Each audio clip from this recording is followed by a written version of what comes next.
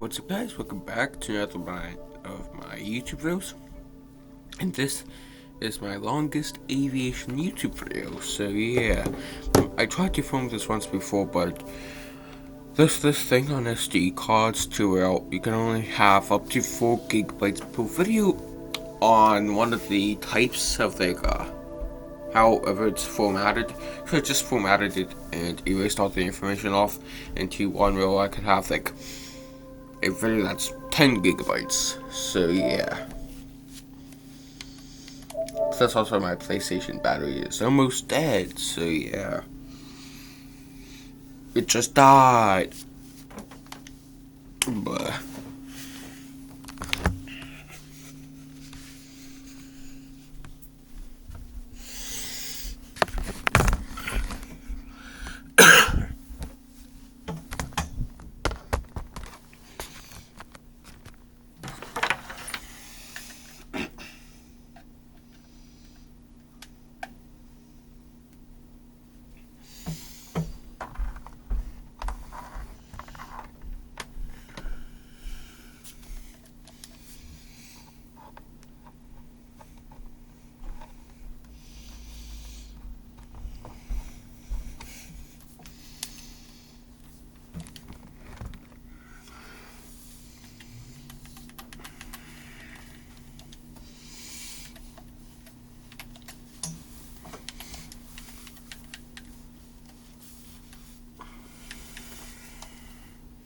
now I just gotta find the channel with the content on it, or at least one of them.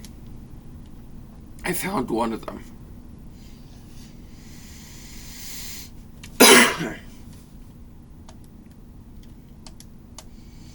But it's only one video, so I might do that at the end of this video. But I don't know.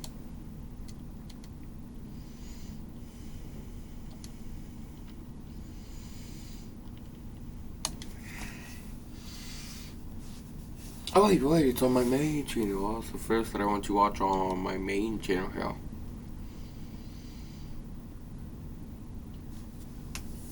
Why? I don't have premium. Why is it showing me premium features when I don't have premium?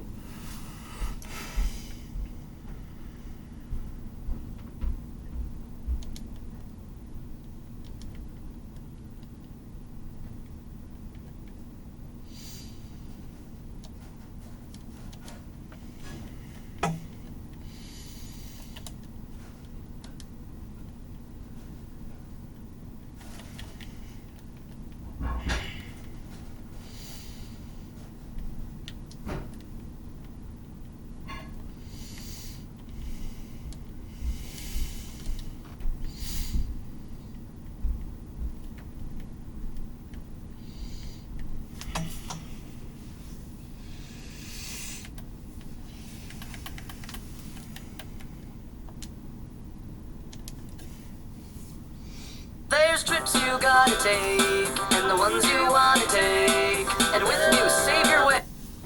Two F-117s are approaching their target over Baghdad. Below the cloud cover, radar-guided surface-to-air missiles scan the sky for signs of an imminent threat, but see little more than a small blip that fades into the background of noise. The payload bay doors open, revealing 2 GPS-guided bombs, destined for the assumed location of the then Iraq President, Saddam Hussein. This simple act may well have revealed the stealthy aircraft to radar below. Its exterior was molded by precise mathematical equations, every facet designed to disperse and absorb the electromagnetic energy surrounding the skies around them. With the bombs delivered and their location potentially given away, the defenseless planes quickly turned to escape enemy airspace. This was a highly specialized aircraft, designed to carry just 2 bombs in its payload bay. A plane that looked like a fighter jet, but if it met enemy fighters, the subsonic plane, armed with bombs meant for ground targets, stood little chance. It relied entirely on stealth to get behind enemy lines and strike without being seen. Something it did time after time during the Gulf War, striking 1,600 high-value targets without losing a single aircraft. The design began as a simple diamond that aerodynamicists of Lockheed's Skunk Works dubbed the Hopeless Diamond, a template for stealth, a shape that the famous former Skunk Works leader Kelly Johnson doubted would ever be able to fly. Turning this concept into a functional aircraft would take the very best aerodynamicists, propulsion engineers, structural engineers, and radar specialists that Skunk Works had to offer. They carefully chipped away at this simple but revolutionary shape to form a masterpiece. This is the insane engineering of the F-117 Nighthawk. The F-117 Nighthawk's journey began here, on the desk of Ben Rich, the newly appointed director of Skunk Works, taking over from the eminent Kelly Johnson. This paper, a Russian scientific paper translated by the Air Force's Foreign Technology Division, held the key to a new generation of aircraft. War is an ever-evolving game of cat and mouse, and in the past decade, aircraft had switched roles from predator to prey. The development of Soviet radar-guided missiles caught the US industrial machine by surprise, a sudden realization during the Yom Kippur War of 1973. Israeli pilots, armed with the latest and greatest American attack aircraft, lost 109 planes over just 18 days. These planes were mostly shot down by Soviet-supplied surface-to-air missiles supplied to the Egyptian and Syrian armies. These crews required a fraction of the training that was required to train a fighter pilot, and the systems themselves were vastly cheaper. The Russians had invested billions into the development of radar-guided surface-to-air missiles like the SA-5. These missiles could reach 125,000 feet in altitude and could even be armed with nuclear warheads to blast would-be raiders out of the sky. The extreme altitude would mean Russians on the ground would be shielded from the heat and shockwaves, and the strong winds of the upper atmosphere would carry the fallout to Western Europe. The effectiveness of these missiles was not down to speculation. The balance of the battlefield had shifted towards the Soviets.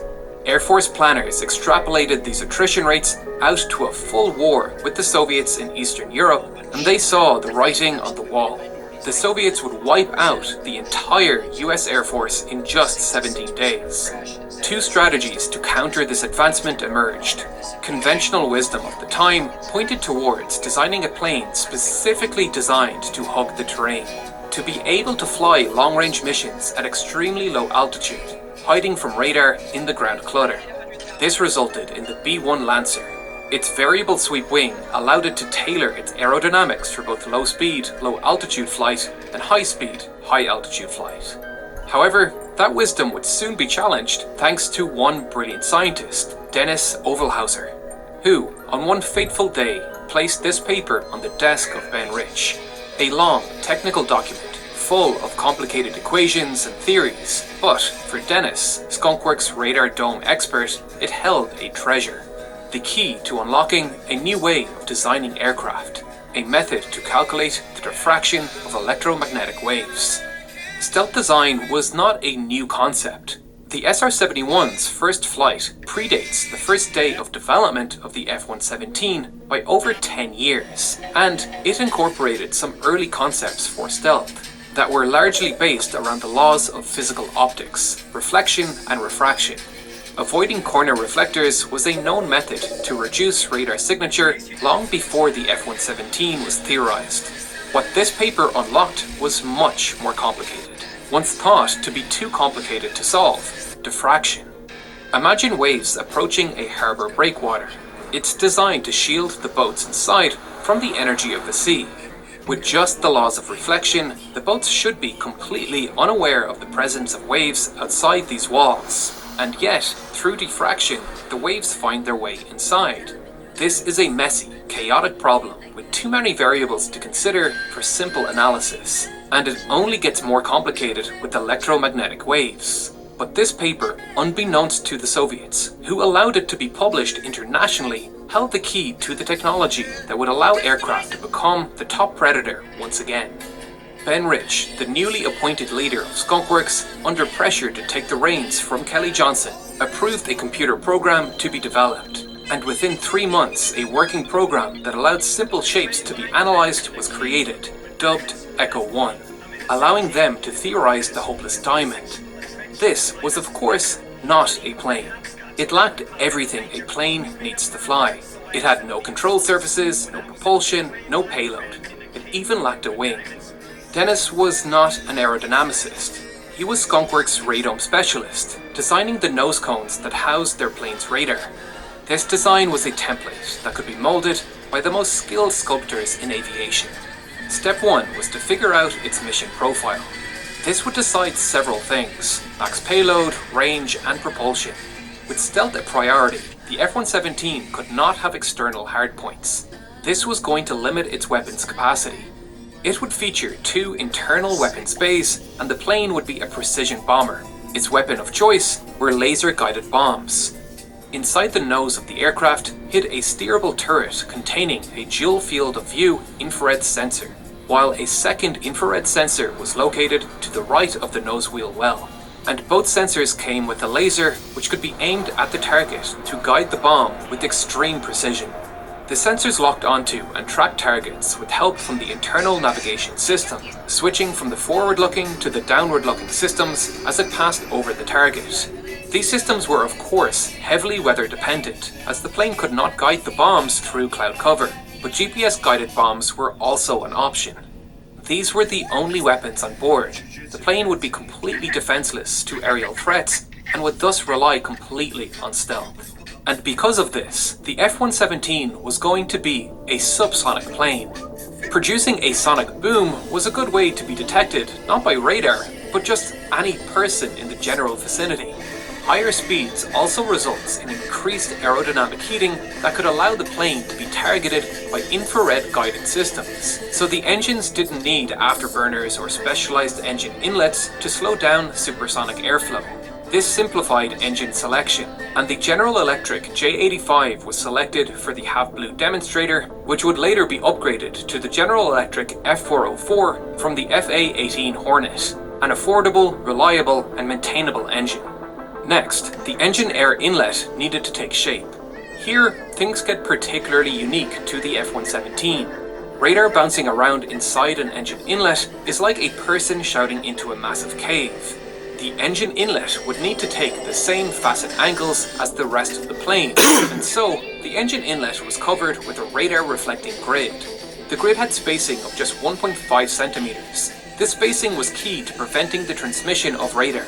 The passage of any wavelength larger than the gaps in the mesh would be impeded.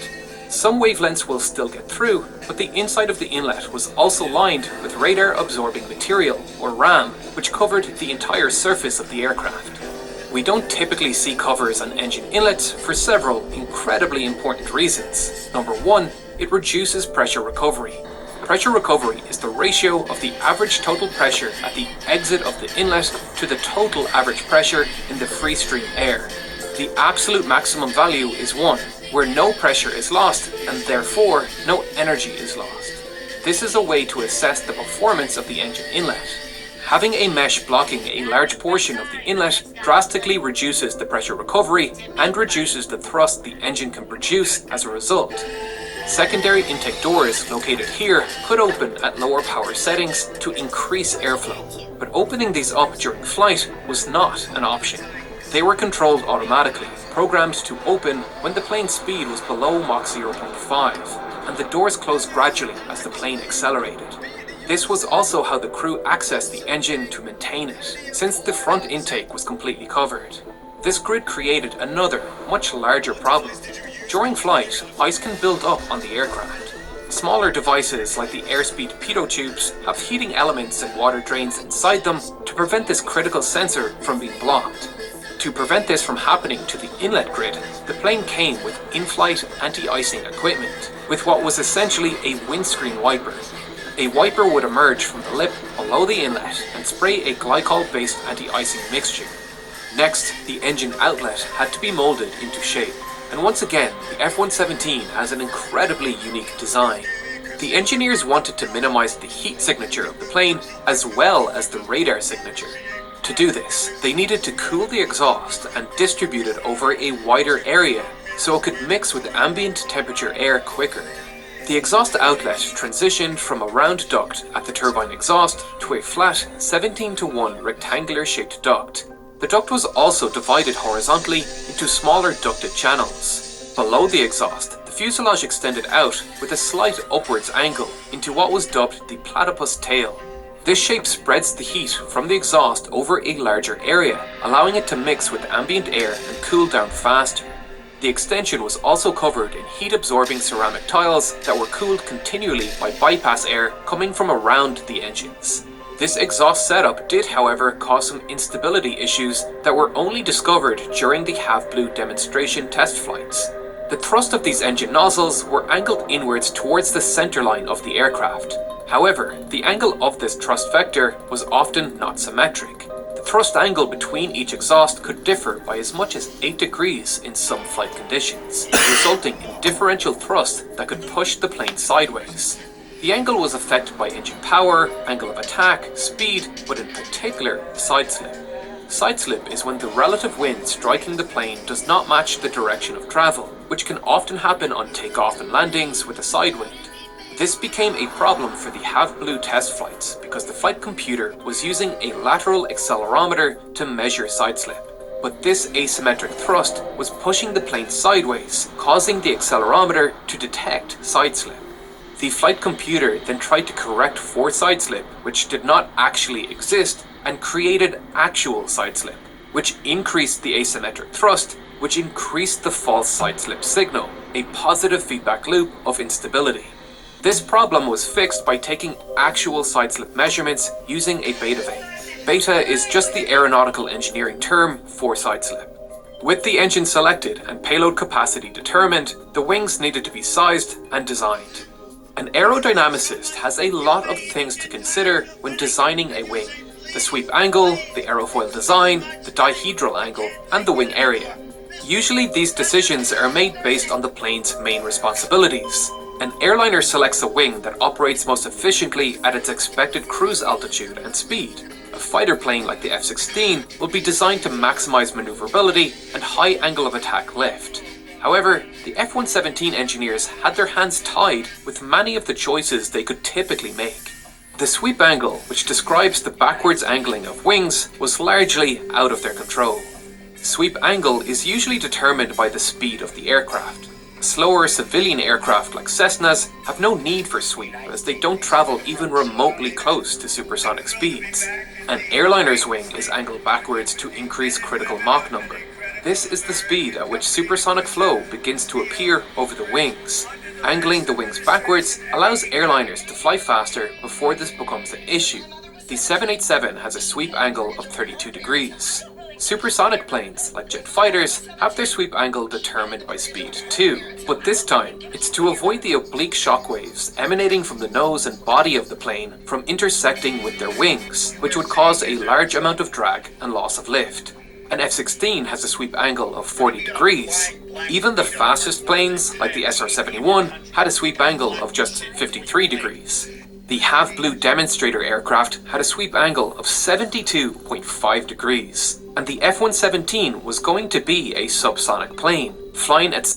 To those who never got over Olive Garden's braised beef tortelloni, and those who rallied to bring back ravioli to Portobello, we're obsessed that you're still obsessed. So we're bringing back fan favorites for a limited time, starting at $12.99.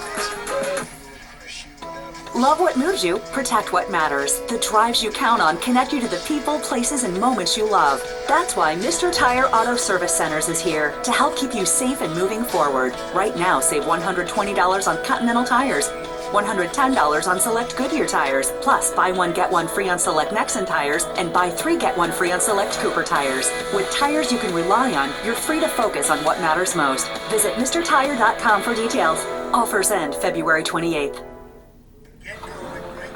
It's just me and you, girl.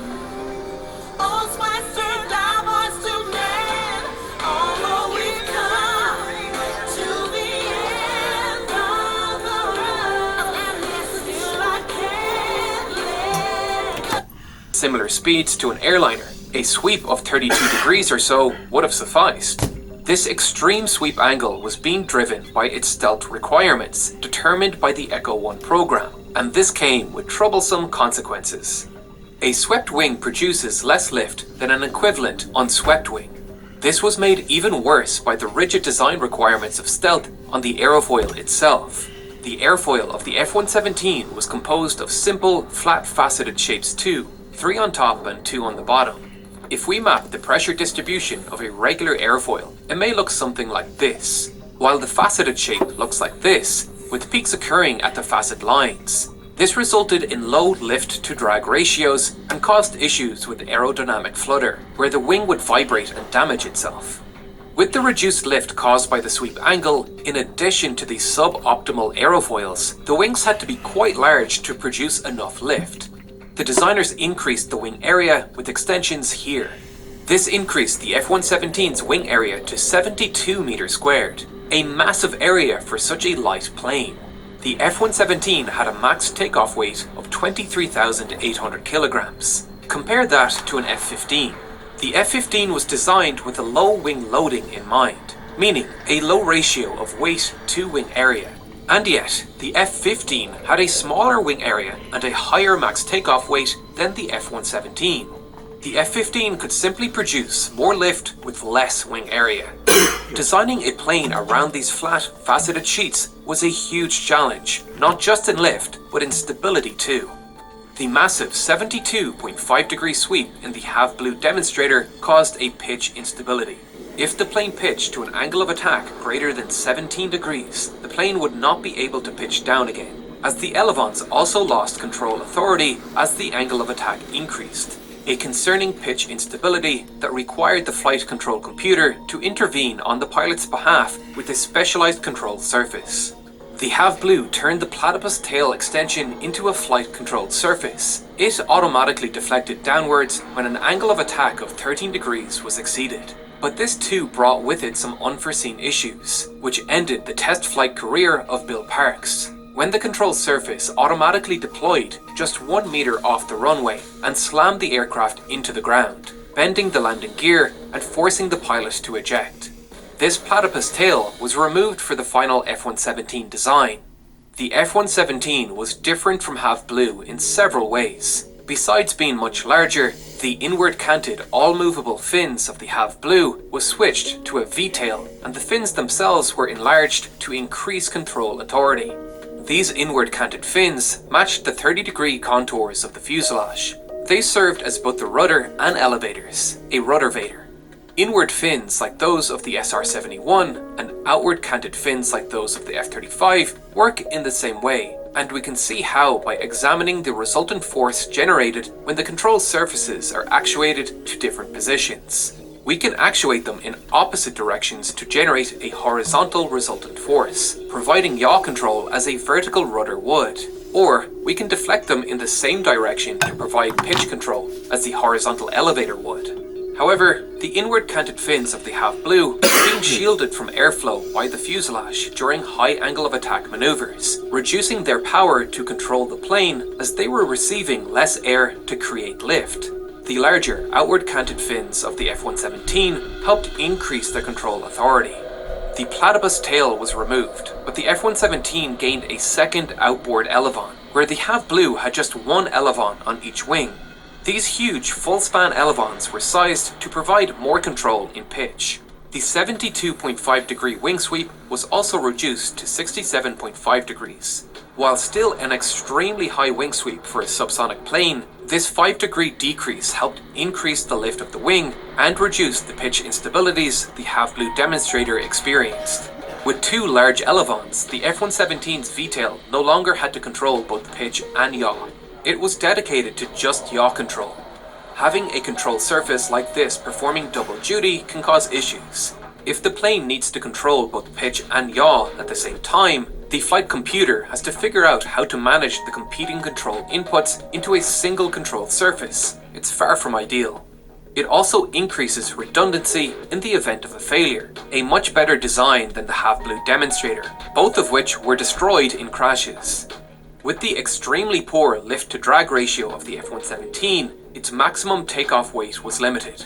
Fuel tanks were located above and behind the main weapons bay, with additional storage in the wings, for a total fuel capacity of 8.2 metric tons of JP-8 fuel, giving the plane a range of 1,720 kilometers. To reach enemy territory, the plane needed frequent aerial refueling. The original trip from Langley Air Force Base to Saudi Arabia for Operation Desert Storm took 15 hours and required 7 refuelings along the way. Air-to-air refueling receptacles were mounted in the upper fuselage and rotated into position. With the plane's poor low-speed flight characteristics, it stood little chance of taking off and landing on aircraft carriers. Lockheed did in fact propose a carrier version of the Nighthawk, the F-117N, which added a tailhook, lowered the wing sweep, added an all-moving horizontal stabilizer, increased power with a larger afterburning engine, and increased payload capacity with more hardpoints. The proposal was rejected, however. The F-117 was a moment of inspired brilliance that the United States Air Force ultimately knew would have a limited shelf life. They kept it under wraps for as long as possible to maintain its advantage, but once its adversaries knew of its existence, counter-strategies began to be developed. Taking the simple template of stealth and trying to adapt it for the next generation of multi-role fighters was never going to work, the worst of both worlds. Ultimately, an entirely new generation of aircraft were needed. During Desert Storm, the Air Force based 36 F-117s in Saudi Arabia, and they only needed refueling tankers as support. These planes operated over heavily contested airspace with impunity. On the first night of their deployment, they struck 26 high-value targets, many of which included the country's surface-to-air missile defense systems. The F-117s were so effective that the Iraqi air defense system was powerless to stop them. What was once a Soviet trump card was rendered useless. Not a single F-117 was lost. This infographic was produced by the Air Force after Desert Storm to illustrate the value of this new technology, estimating the 20-year cost of procurement and operation of this precision and stealth doctrine at $1.5 billion. The standard package of aircraft needed before stealth was developed was much more costly, requiring specialized bombers, fighter escorts to protect them, electronic jamming aircraft to suppress air defenses, and a much larger fleet of refueling tankers to support all of them, costing $6.5 billion. However, the Air Force was well aware this golden period of stealth was going to be short-lived. With its existence known, it was only a matter of time until the enemy developed strategies and technologies to counter stealth. A large part of the F-117's mission planning revolved around knowing the positions and types of radar systems.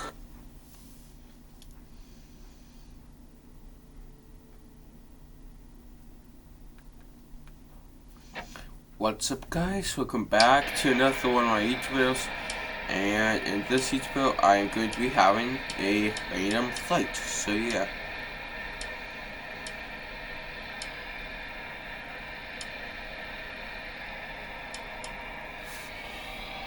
In enemy airspace, and planning a route through them that kept the plane out of range. The first and only F-117 was shot down over Serbia in 1999. Here, a tactic was used that involved moving radar and missile launchers regularly and only turning them on for a short period of time so their positions could not be tracked, making it impossible to plan a route around them. This tactic allowed them to successfully lock onto the F-117 and destroy it. The pilot was rescued, but the military made no attempt to destroy the plane wreckage. At this point, the F-22 had already made its first flight, developed with the very latest in stealth technology while being a true fighter aircraft, capable of defending itself and incorporating even more advanced technology that the public are likely still not aware of. Today, the F-35 employs an entirely new doctrine of interconnected battlefield information, a hive mind of stealth aircraft swapping information between each other. The F-117 was the first true stealth aircraft, but as stealth technology has advanced, stealth is not something expected as a specialization, but is expected as standard. With modern technology, targets can be hit from mind-boggling ranges. The key to survival is to strike before you are seen. The B-2 Spirit was the next rung on this evolutionary ladder, and it was one of the most sophisticated and expensive planes ever produced. We don't have a video on the B2 Spirit, but our friends over at Mustard do, and it's available exclusively on Nebula. The 20-minute video is beautifully animated and tells the story of how the B2 came into existence. Before I go into an entire spiel about how great Nebula is, I know many of you are sick of signing up for yet another subscription service. So, if you simply want to support our channel and get lifelong access to all of Nebula's exclusive programming, we are offering lifetime memberships for a limited time for $300. Unlike other subscriptions, you can buy once and never pay again. This helps fund original programming like our 5-part Battle of Britain series, where we recreated the central command room of the Battle of Britain to show you in intricate detail how Britain won their most impactful victory. We show you how incoming raids were plotted on the huge central map with color-coded tiles, and how the commander kept track of what squadrons were available using a light-up board mounted on the walls. We spent over a month recreating this room using archived footage and photos for reference. An investment of time for a single animation asset that we simply can't afford on YouTube. For less than the price of a cup of coffee per month, you can get access to all of Nebula's originals, along with our entire catalogue without any ads. You can also easily download videos to watch on the go for just $2.50 a month. This channel depends on the funding Nebula provides us. If you've been subscribed to this channel for more than 3 years, you've seen the huge increases in production quality that Nebula has facilitated, growing from 2D animations that myself and Mike taught ourselves how to do, to having a full team of incredibly talented 3D artists that rival any TV production. This is expensive work, and we would love to grow our team even more, something we can only do with your support, as YouTube ad revenue simply does not cover the bills. Last year, we actually made a small financial loss for 3 months in a row. YouTube is simply a volatile platform where we depend on the whims of advertisers. Nebula is a life raft in a volatile sea of social media. This is a common theme across YouTube creators. We created Nebula to enable and level up our entire roster of creators, to remove the financial uncertainty that forces us to rush projects, to remove the algorithms that force us to analyze data points instead of what really matters, the audience on the other side of the screen. So, if you want to check out all of the fascinating, exclusive content on Nebula, go to nebula.tv/real-engineering or click the link in the description to get 40% off our yearly subscription today for the incredibly low price of $2.50 a month for the whole year.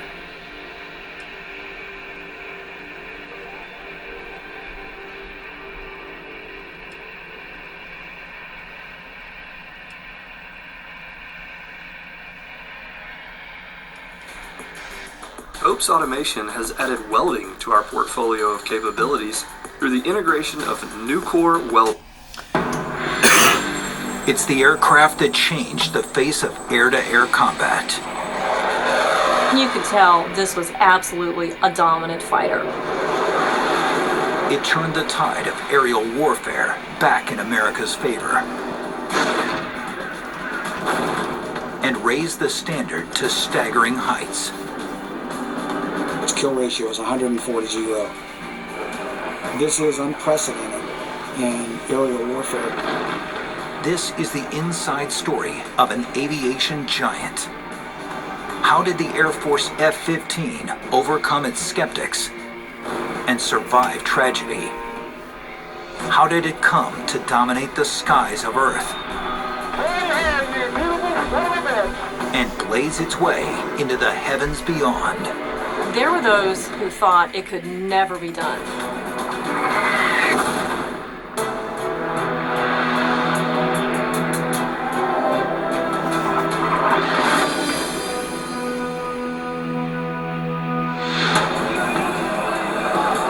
January 1999.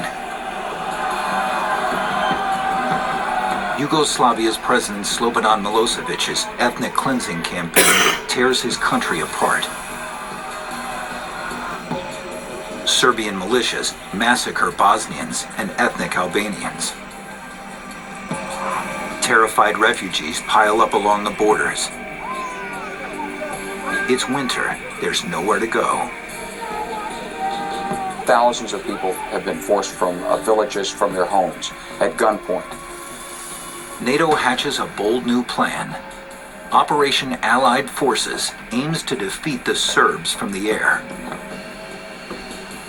NATO was very afraid to get into a quagmire of a European ground war. Lieutenant Colonel Michael Schauer was the weapons officer of an F-15 squadron used in Operation Allied Force. It was really the first time in history that we've tried to do this strictly by air power, to attack a country and not have any ground forces involved. An air war is imminent, but there's a problem. Serbia's air defense system is formidable, thanks to the country's close ties to Russia. The Russians sold military hardware to the Serbians. A lot of their training was from Russian forces. So they're very tied heavily with the Russian military in general. NATO's air war could stir up Cold War tensions, but there's little choice. The risk of not taking action is far greater than the risks of what we're doing. March 1999. Night one of the war. 16 coalition planes head towards Serbian airspace, ready to rumble. To lead this charge, the Air Force leans on its go-to fighter jet, the F-15. Sleek, swift, and very deadly. It's the Air Force's weapon of choice when there's any real chance of air-to-air combat. The F-15 was designed for the primary purpose of establishing air dominance. Two Pratt & Whitney turbofan engines give the F-15 a top speed of Mach 2.5. That's 2.5 times the speed of sound. This is where all the thrust comes from. You can see it's slightly charred. That's because there's a lot of heat and a lot of energy coming out of these. The F-15 can fly 3 times as fast as a 747 passenger jet. Its massive engines generate over 50,000 pounds of thrust. Thrust is the amount of push behind the aircraft, providing us the speed so that we can outclimb an opponent. Back in Eastern Europe, 2 F-15s escort 10 F-117 stealth fighters and 2 B-2 bombers into Serbian airspace. $10 billion of high-end aircraft, all under the guard of the F-15. The bombers are specialists in hitting ground targets, but can do little air-to-air. If Serb fighters detect them, the F-15s may be their only hope of survival. It only takes one to get through, and we didn't see him until he gets behind one of our guys and shoots him down, and that's a big deal. They could put a stop on the whole air war. Sure enough, minutes into his flight, Lieutenant Colonel Michael Schauer spots an unidentified aircraft.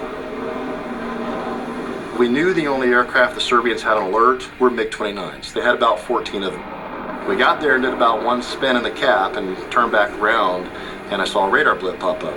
I go, somebody's flying. A few miles down the way, he turns around, and now I see that radar blip. Instead of staying about the same place, starts getting closer to me. And I go, whoop, 25 miles away now. Schauer is in the hot seat, complicated by a unique set of circumstances. The air war over Kosovo was very different from the war in the desert a few years earlier. Author Dr. Rebecca Grant is one of the foremost civilian experts on Air Force history and aircraft. The coalition aircraft flying for NATO were operating in a much smaller airspace. Over Kosovo, the MiGs from the Serbian Air Force were able to mix in much more closely than we would have liked with friendly aircraft. In such close quarters, there's no margin for error, and time is not on your side. Let's say 2 fighters are both going about Mach 1, so they're about Mach 2 closure. You're closing a mile about every 3 seconds. So you don't have very long, even if you're starting at 25 or 30 miles apart. You might have 15, 20 seconds to work on this before it's getting really, really dangerous. Schauer has just seconds to determine whether he's facing an enemy or a friendly aircraft. he turns to the radar, housed in the F-15's long nose. The radar sends a coded electronic signal requesting information from the unknown aircraft. That radar can tell you a lot of detail about an aircraft, and not just altitude, speed, heading, etc., but maybe what kind of aircraft is it? Is it a MiG-29, a Su-27, is it a 747? Pilots call the signal reply or die. If the challenging aircraft is friendly, it responds immediately. The plane racing toward Michael Shower, however, stays silent. Immediately I go, within just about 2 seconds I go, that's a MiG-29, I know.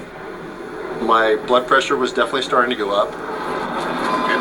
Shower quickly realizes that the MiG is not closing in on him, but on one of the precious F-117s behind him that he's charged with protecting. Shower has to aim his missile with pinpoint precision.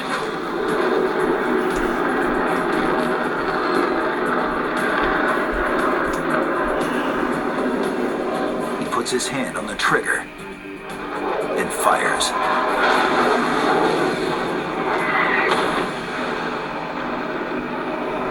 It goes into a big fireball. So I see the fireball, and I watch the aircraft kind of spiral into the ground. And obviously I say splash one on the radio, and watch it impact the ground. Quiet, slow, better, secure, stop. Splash one means not only a hit, but a kill.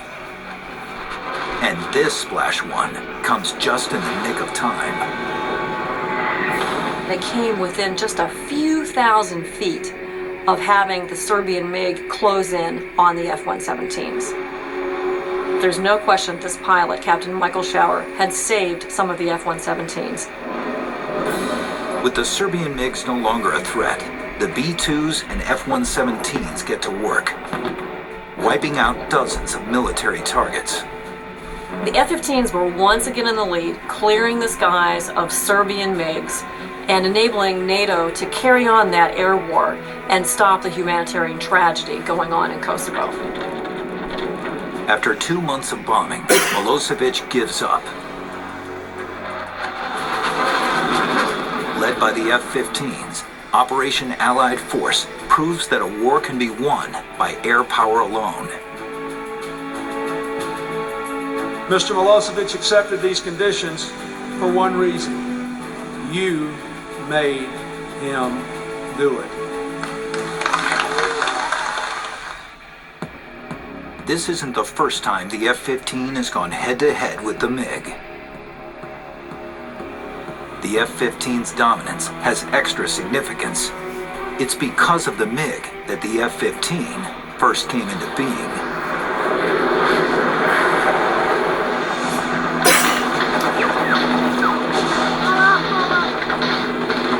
May 1967. The United States is 2 years into an ugly war with North Vietnam.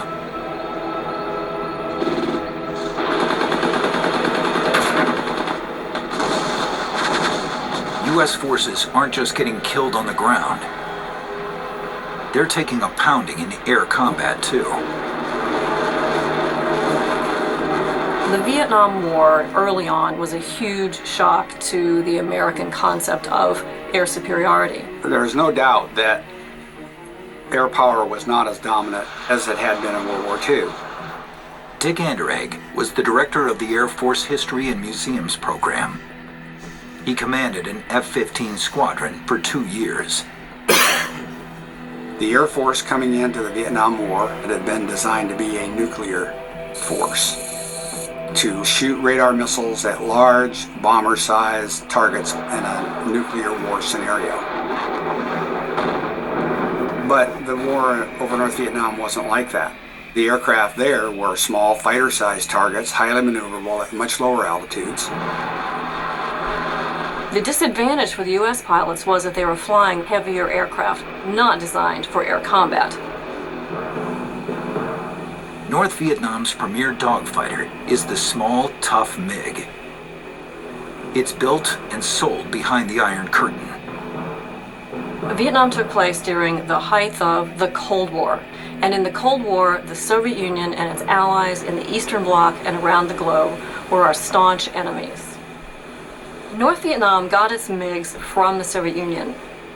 The MiGs were small, very agile, and their pilots, although few in number, were quite well trained.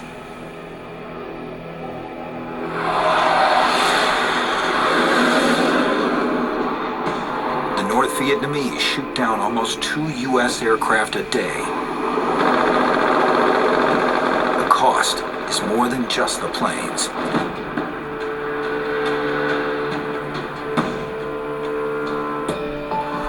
The demographic of the prisoner of war population in North Vietnam and Hanoi was almost totally airmen. In the Hanoi Hilton and other prisoner of war camps in North Vietnam, the population there were almost exclusively Air Force, Navy, and Marine Corps airmen. Inadequate planes, thousands of pilots captured or killed. It's a big wake-up call for the U.S. Air Force. Pizza! We're trapped by dishes! Don't worry, they've got new Dawn Power Suds. It traps, locks, and removes 99% of grease, so it doesn't get passed from dish to dish. Ooh, clean and stacked. Like ducks in a row. New Dawn Power Suds.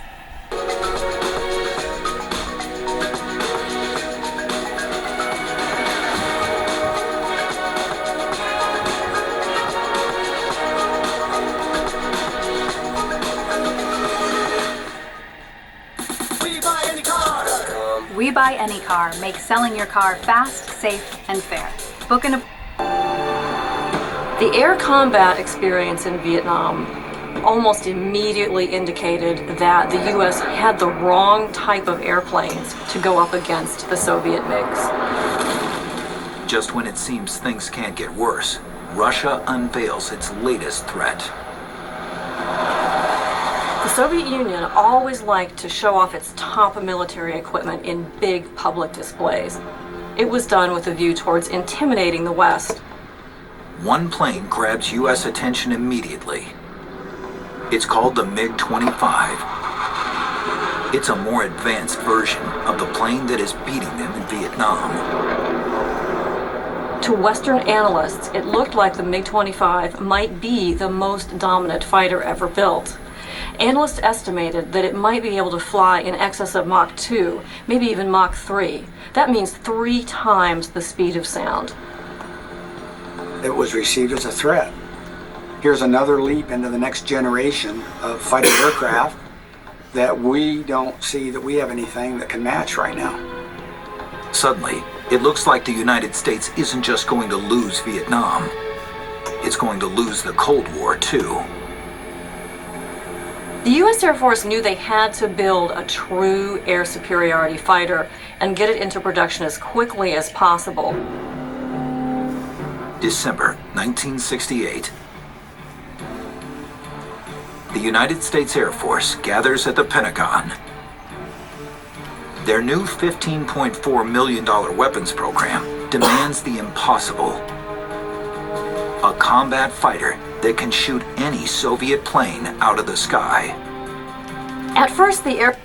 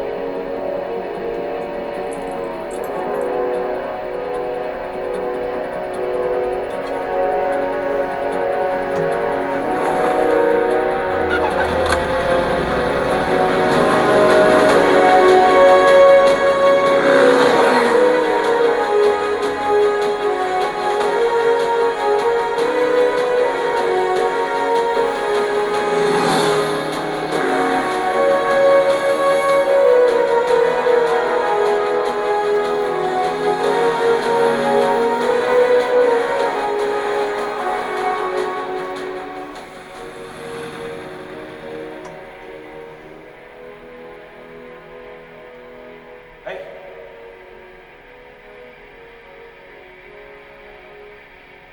What is it? What? We've been ordered to stand down. They're scrapping the program. They say we fell short. The contract threshold is Mach 10. Mach 10. This is supposed to be in 2 months. Today's test point is Mach 9. Well, that's not good enough. Says who? Admiral Kane. The drone ranger. He wants our budget for his unmanned program. He's on his way to kill the test and shut us down personally. Well,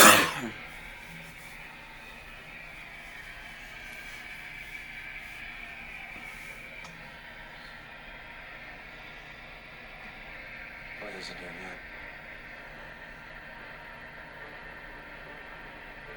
yet. Mach 10? Let's give Mach 10.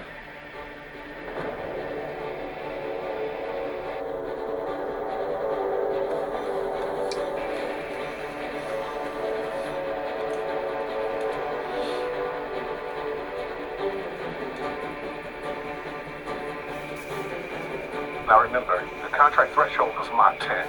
Not 10.1, not 10.2, Mach 10. That should keep the program alive. I don't like that look, man. It's the only one I got.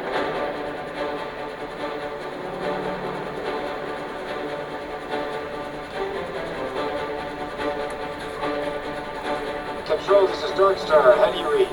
Dark Star control out and clear. How me? Loud and clear. Takeoff pre-checks complete. Ready for APU start. Ready left engine start. Ready right engine start. Fellas for taxi.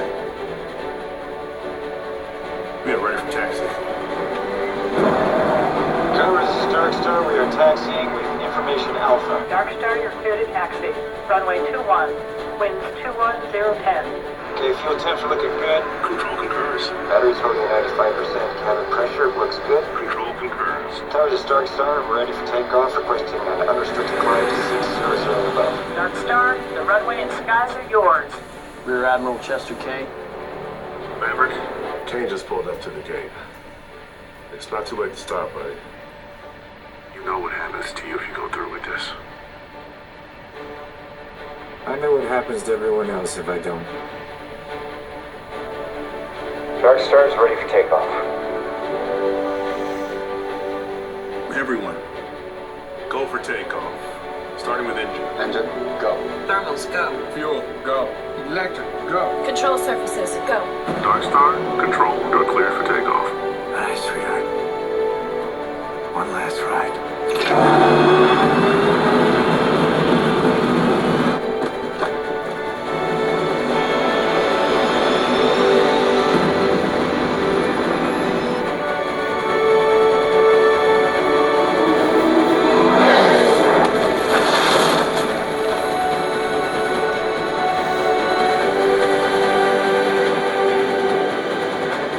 Dark Star, you are cleared above 600.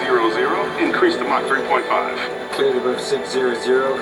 Increase to Mach 3.5.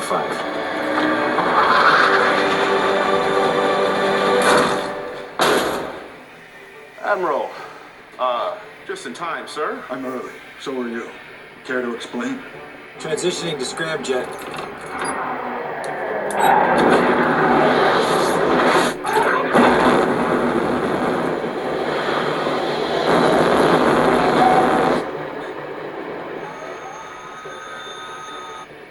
Mav, Admiral Kane is asking... Ordering that we bring her down. Alpha 3-0. Passing Mach 5.4 and tightening position 6. This is where we've had trouble with comms, sir. It's the Earth's curvature. Yeah, it's called Earth bulge. Did anyone offer you a coffee?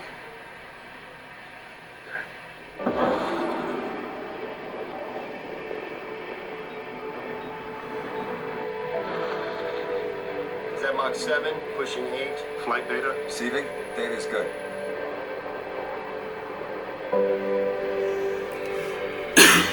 Temperature's climbing. Response is still stable.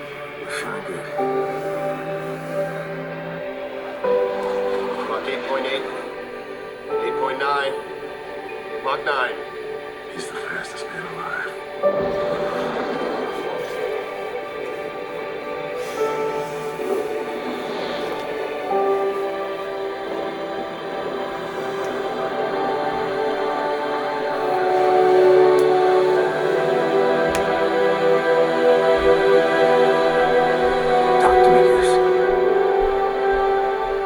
Mach 9-1. 9-2.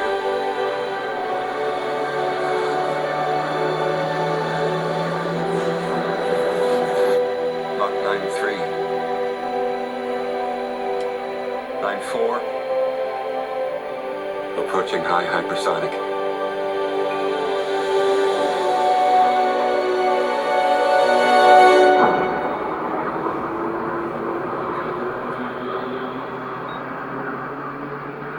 Windshield hot caution.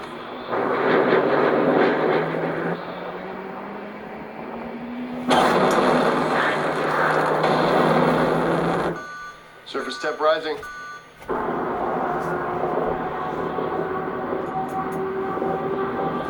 Come on, sweetheart, just a little more. Just a little.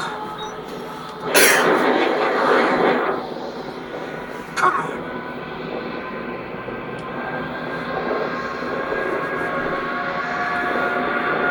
Come on!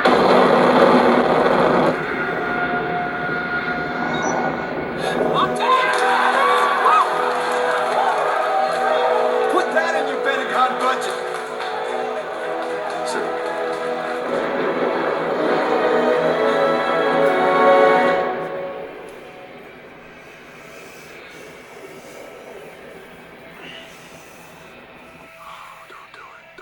Just a little push. Holy shit.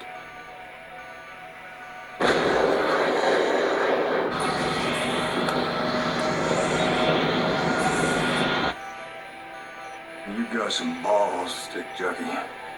I'll give you that.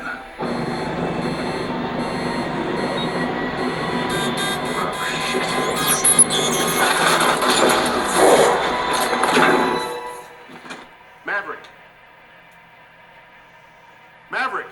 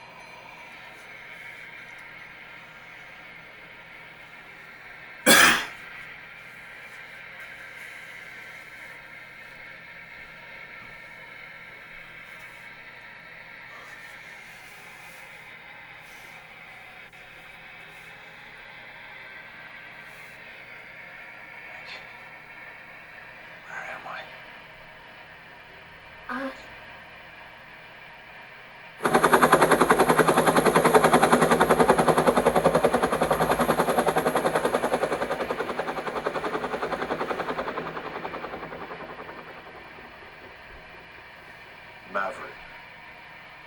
30+ years of service. Combat medals. Citations. Only man to shoot down 3 enemy planes in the last 40 years. Distinguished. Distinguished. Distinguished. Yet you can't get a promotion.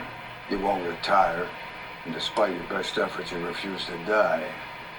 You should be at least a 2-star admiral by now. Not a senator. Yet here you are. Captain. What is that? It's one of life's mysteries, sir. This isn't a joke. I asked you a question. I'm where I belong, sir. Well, the Navy doesn't see it that way. Not anymore. These planes you've been testing, Captain, one day, sooner than later, they won't need pilots at all. Pilots that need to sleep, eat, take a piss. Pilots that disobey orders, All you did was buy some time for those men out there. The future is coming, and you're not in it. Escort this man off the base.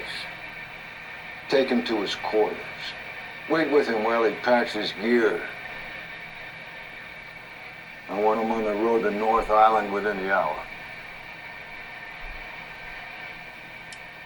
North Island, sir?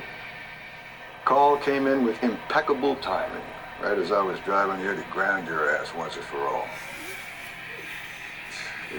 It galls me to say it. For reasons known only to the Almighty and your guardian angel,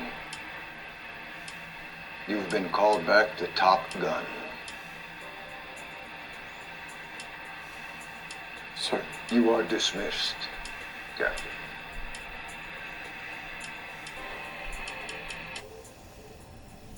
The end is inevitable, Maverick. Your kind is headed for extinction. Maybe so, sir. But not today.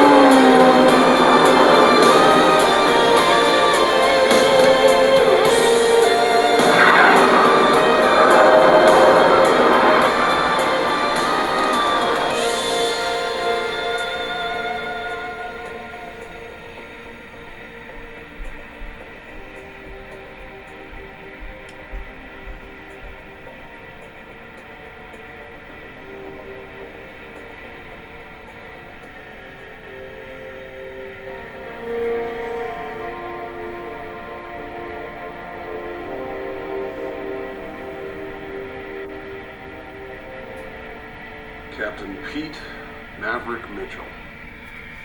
Your reputation precedes you. Thank you, sir.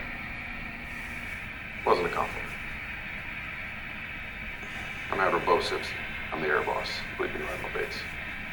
Well, sir, must admit I wasn't expecting an invitation back. They're called orders, Maverick. You two have something in common. Cyclone here was first in his class back in '88. Actually, sir, I finished second. Just want to manage expectations.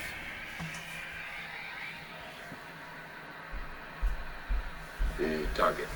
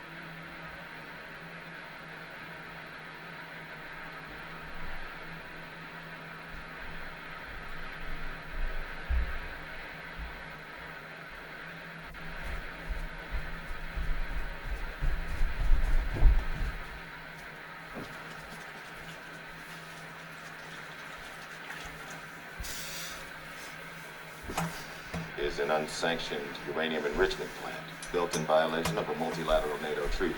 The uranium produced there represents a direct threat to our allies in the region. The Pentagon has tasked us with assembling a strike team and taking it out before it becomes fully operational. The plant sits in an underground bunker at the end of this valley.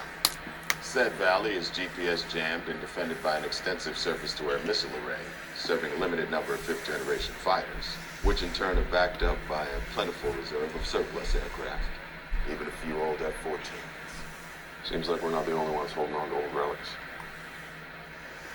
What's your read, Captain? Well, sir, normally This would be a cakewalk for the F-35 stealth, but the GPS jamming negates that. A surface air threat necessitates a low-level laser-guided strike, tailor-made for the F-18, I figured. 2 precision bombs, minimum, makes it 4 aircraft, flying in pairs. That is one hell of a steep climb out of there, exposing all the surface-to-air missiles. If you survive that, it's a dogfight all the way home. All requirements for which you have real-world experience. Not the same mission, sir. Yeah.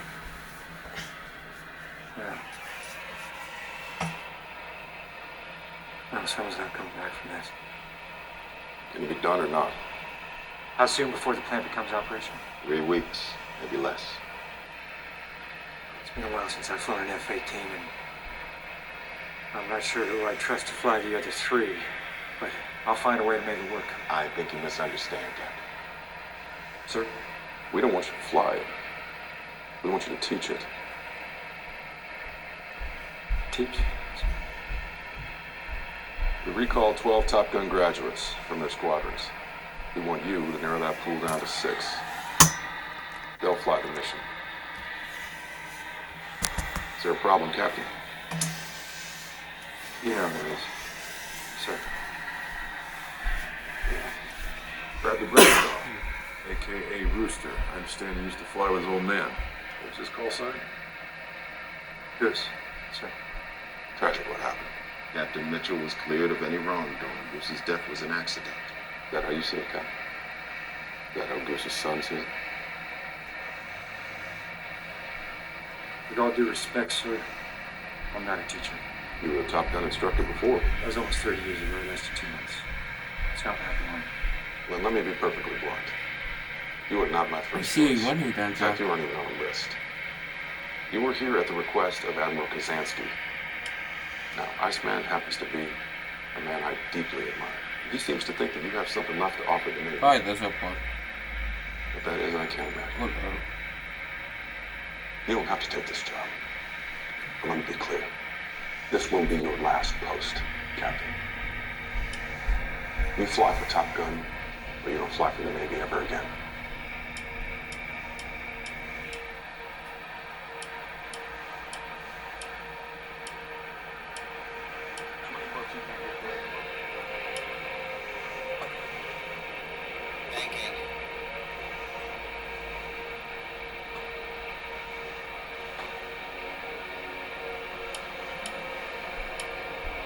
Since I want this flight to be short, I'm going to be acting like there's much of anything.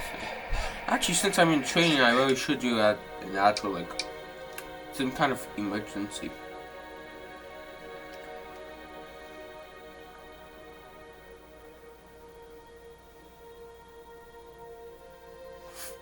Brake, and engine. Oh, you gotta be kidding me.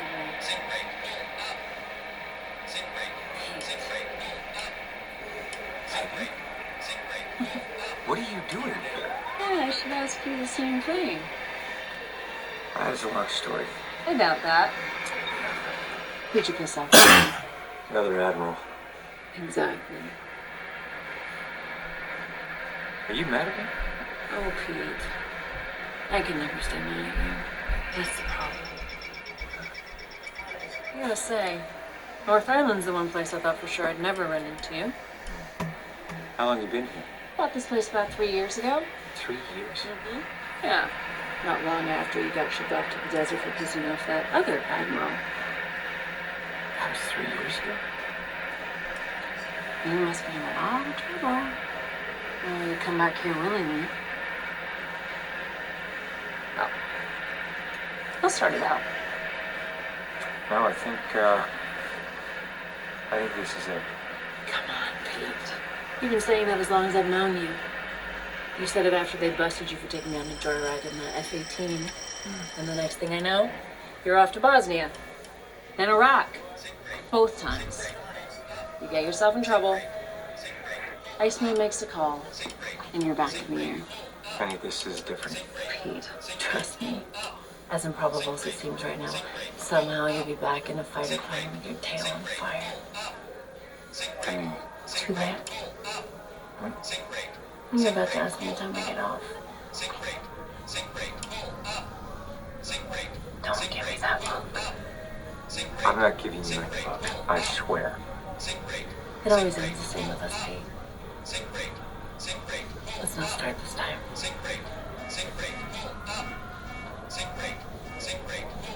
Okay. Okay.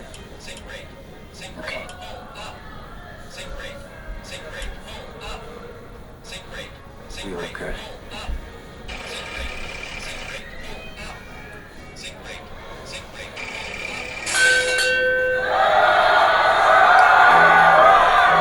Much appreciated, pal. What am I missing? Disrespect a lady, the Navy, or put your cell phone on my block. I need to buy around. For everyone? I'm afraid rules are rules. You're lucky it's early. Oh, come on. What do we have here? If it ain't Phoenix. Here I thought we were special, Coyote. Turns out, the invite went to anyone. Fellas, this here's Bagman. Hangman. Whatever. You're looking at the only naval aviator on active duty with a confirmed air-to-air kill. Stop. Mind you, the other guy was in the museum piece from the Korean War. Cold War. Different wars. Same century. Not this one. Who are your friends? Payback. Fanboy. Hey, Coyote. Hey. Who's he? Who's who? When did you get in? Oh, I've been here the whole time. Well, man's a stealth pilot. Literally. Weapon systems officer, actually. With no sense of humor. What do they call you? Bob? No, your call sign. Bob. Bob Floyd. You're my new backseater? From Lemoore. Looks like it, yeah. I'm Bob. Rack 'em. Okay. Penny, my dear. Yeah. I'll have 4 more on the old timer.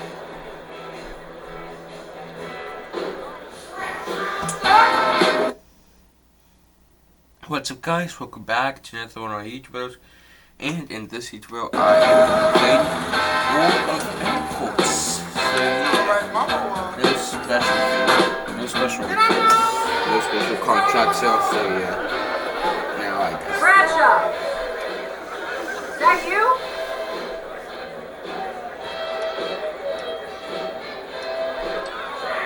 This is how I find out you're stateside? Yeah, I just thought it'd surprise you. Oh. I guess I surprised you back. It's good to see you. Good to see you too. Here you go. Thank you. Much appreciated, Pops.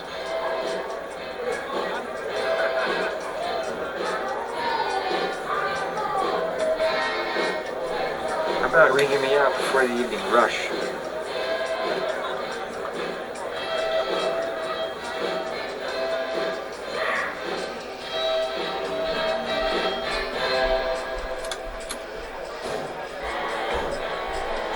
Bradshaw, as I live and breathe. Hangman? So, I was looking at my analytics. I don't get that good of retention on my videos for some reason. So, maybe I'm not talking enough or whatever. Maybe I'm not having enough, like, talking. Like I said, I think I'm talking enough in videos, but, I'm still not having enough attention. So I might start a series, or just, you know, watch my own content. So I got my second. I could use one of my I could sacrifice one of my channels to where I could use one of the, like my 4th or 5th YouTube channel. I could use one of them to just watch my own content and to, like, you know, press the like button on my own content and just do that to where then I'll have some good, better stuff, some better retention and all that. So yeah, but I don't know. You look good. Well, I am good, Rooster. I'm very good. In fact, I am too good to be true. So, anybody know what this special detachment is all about? No, mission's a mission. They don't confront me. What I want to know, who's going to be team leader? And which one of y'all has what it takes to follow me? Hey man, the only place you'll lead anyone is an early grave. Whew.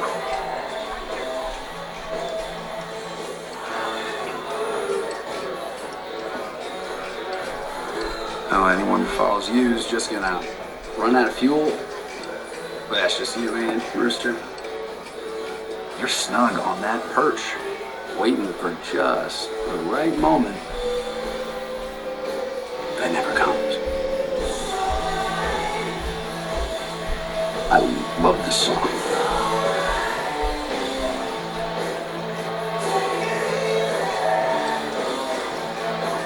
Well, he hasn't changed. Nope, sure hasn't.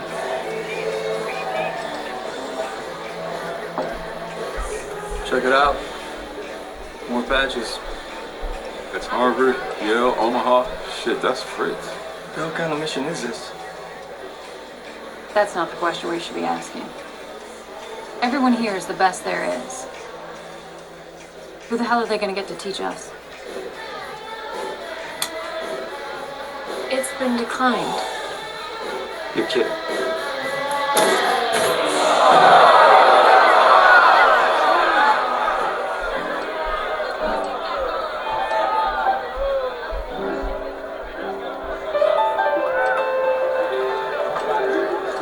Hey guys.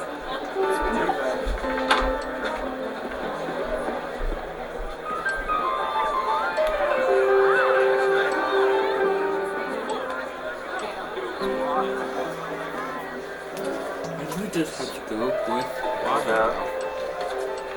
If I don't That won't find cover a it. contract that I want.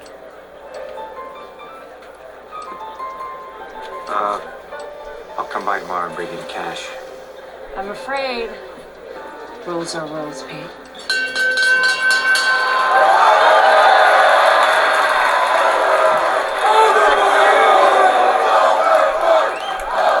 Really?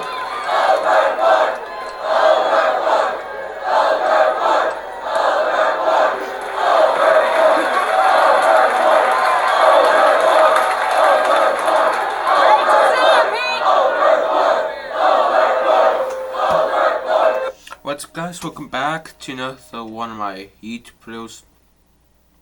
And in this YouTube video, I am going to be doing random crap, so yeah.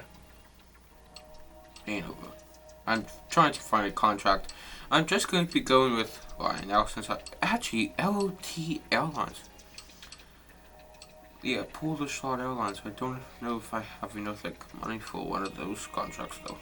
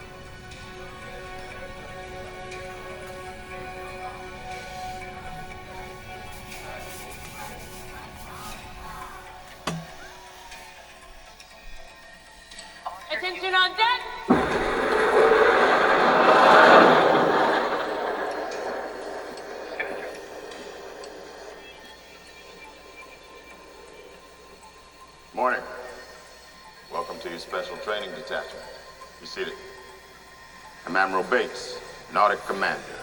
You're all Top Gun graduates. Elite. The best of the best. That was yesterday. The enemy's new fifth-generation fighter has leveled the playing field. Details are few, but you can be sure we no longer possess the technological advantage. Success, now more than ever, comes down to the man or woman in the box. Half of you will make the cut. One of you will be named mission leader. The other half will remain in reserve. Your instructor is a Top Gun graduate with real-world experience in every mission aspect you will be expected to master. His exploits are legendary. And he's considered to be one of the finest pilots this program has ever produced. What he has to teach you may very well mean the difference between life and death. I give you Captain Pete Mitchell. Call sign, Maverick.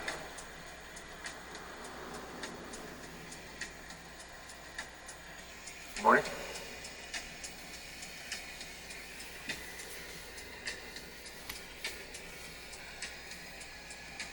The F-18 NATOPS. Contains everything they want you to know about your aircraft. I'm assuming you know the book inside and out. Damn right. Yeah, I'm straight. Got it.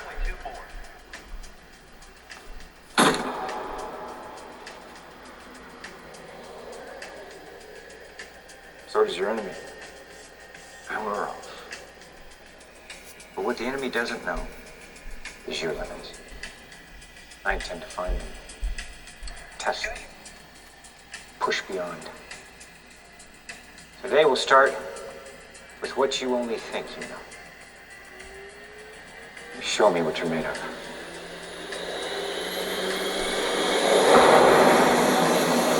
Brewster. Bradley. Lieutenant Bradshaw. Yes, sir. Let's not do it like this. You gonna wash me out? That'll be up to you, not me.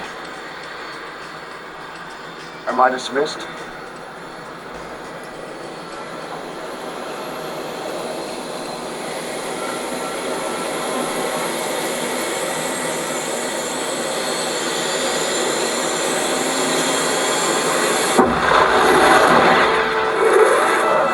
Good morning, aviators. This is your captain speaking. Welcome to Basic Fighter Maneuvers. As briefed, today's exercise is dogfighting. Guns only, no missiles. We do not go below the hard deck of 5,000 feet. Working as a team, you have to shoot me down or else. Or else what, sir? Or else I shoot back. If I shoot either one of you down, you both lose. This guy needs an ego check. We'll see to that. Let's say we put some skin in the game. What do you have in mind? Whoever gets shot down first has to do 200 push-ups. Guys, that's a lot of push-ups. Well, they don't call it an exercise for nothing, sir. You got yourself a deal, gentlemen. Lights on. Let's turn and burn. Fanboy, you see him? Nothing on the radar up ahead. He must be somewhere behind us.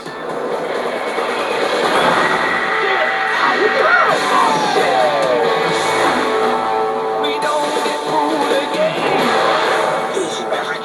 Let's try not to get fired on the first day. Tally! Maverick's coming in! Right left! Right and left! Hey, man, where's your wingman? Rooster, where are you? I got you, man. I'm coming. Hang in there. Hurry up, man. Hurry up. Look at that. Break. Break it right. Rooster just saved your life, fellas, but it's gonna cost him. Not this time, old man. Don't let him get you, Maverick.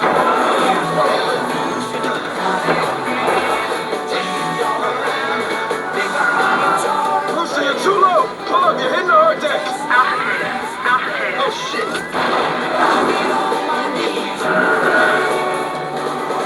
That's a kill. 109. Damn. 110. Should be us down there. But it's not. And now you know a little something about Rooster. Wow! Hey, hold that tarmac down till we get back, brother, alright? Hey, get in here. That's a kill. Smoked. It was all fun and games, that selfie, wasn't it? Damn! Say, Phoenix, now how's about we tell everybody Bob stands for something? Other than Robert, I mean. Don't take the bait, Bob. Want to know why we call him Hangman? Alright, I got it. Baby on board.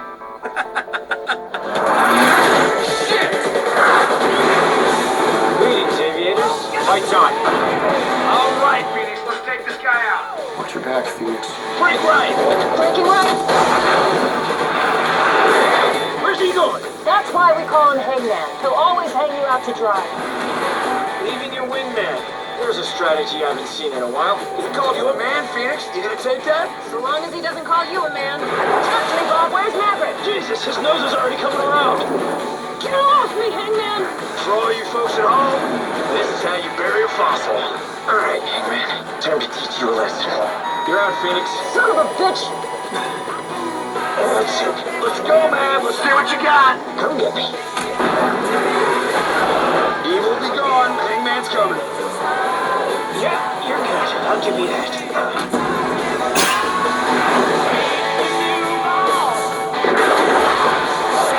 Shit.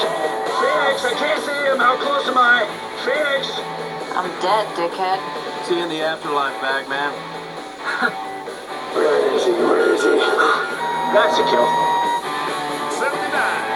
Down. 80. Down. Let's go. Who's next? I got you, Damn it. Lights out, Coyote. Copy kill.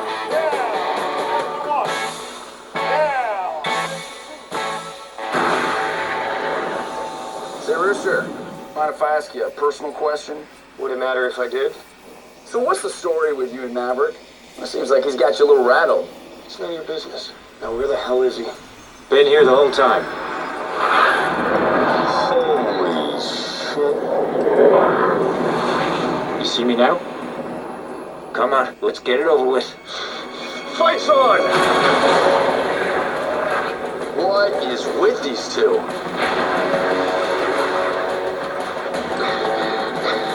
All right, you put us here.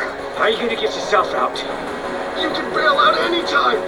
How low you wanna go, Rooster? I can go as low as you, sir, and that's saying something.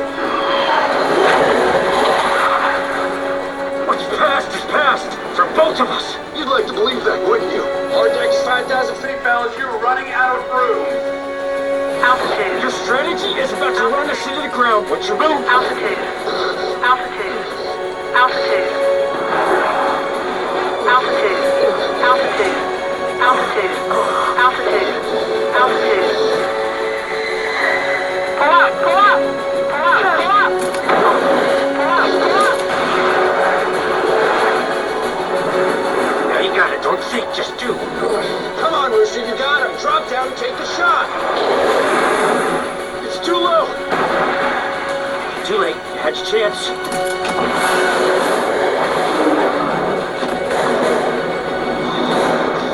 That's a kill. Knock it off. Damn it. Same old Rooster. Go see Hondo about your push-ups.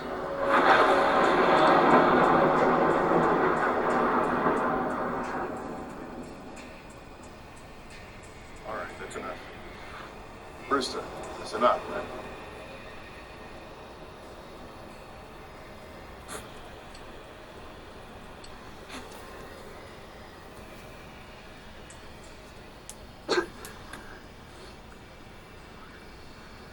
Breaking the hard deck? Insubordination? Are you trying to get kicked out? Don't worry about it.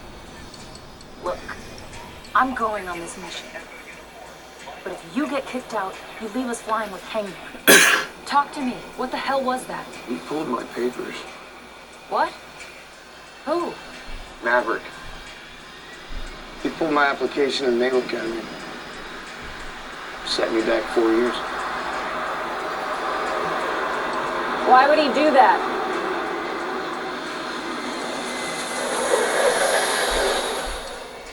The hard deck is 5,000 feet above ground level. Our perimeter is set not just for the safety of our pilots, but for the safety of their aircraft 5,000 feet is not just a rule. It is a law, as immutable as gravity. The hard deck will be much lower for the mission, sir. And it will not change without my approval.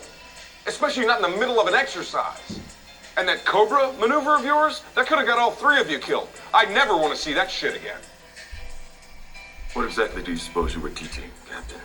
Not as good as they are, sir. They still have something to learn. You were talking about the best fighter pilots on the planet, Captain. And they've been told that their entire career, while they've been dropping bombs from a high altitude with little to no dogfighting. The parameters of this mission call for something they have never encountered. Okay, something you have less than 3 weeks to teach them how to fight as a team and how to strike the target. And how to come home.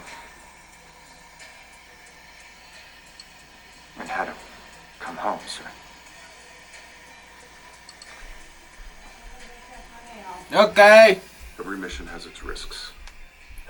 These pilots accept that. I don't, sir. Every morning from this day forward, you will brief us on your instructional plans in writing. And nothing will change without my express approval. Including the hard deck, sir? Especially the hard deck, Captain. Sir. What is this? It's a request to lower the hard deck, sir, to practice a low-level bombing run per the mission parameters.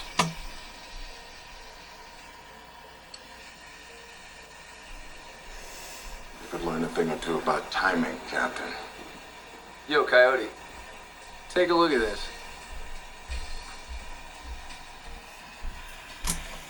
The man, the legend. There he is. No. Next to him. It look familiar to you? What have we here? Bradshaw. As I live and breathe.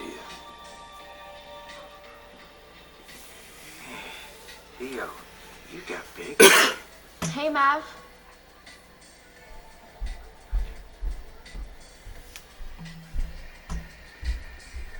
Amelia? I know. I got big. Yes. Bar opens at 5. No, I just came by to pay off for debt. Mom!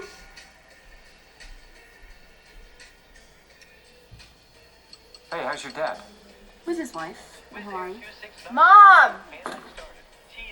Mav says he owes you money. Oh, don't worry about it. I insist. Thank you, Captain. Consider your tab closed. Captain? Still?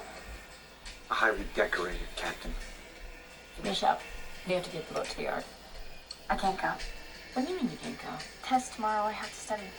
They only told us today. Well, I can't sail her alone. Just use the engine. Why are we taking her to the yard? To fix the engine. I can help.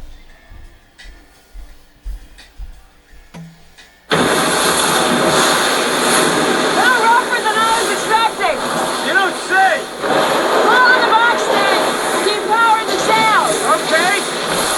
What does that mean? You're supposed to be in the Navy! I don't sail boats, Penny. I land on them. It's sort of like raising the flaps on an airplane. So how do I do that? You pull on that green line up there. Green line. Yep, pull it hard. Yep. Crank that winch right there. Tighten the jib. Crank it, you okay? Yeah. Good. Now, you ready? For what? The afterburner.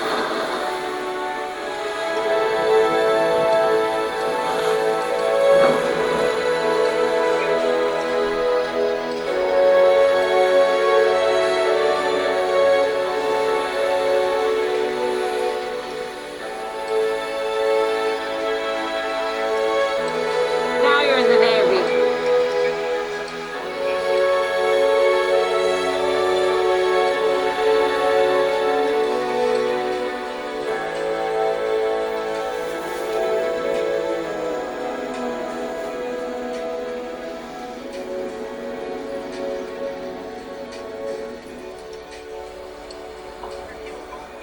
Thanks for helping out today.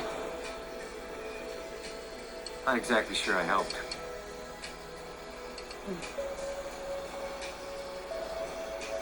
Don't give me that look. What look? That one. Good night, Pete. Hi, Penny.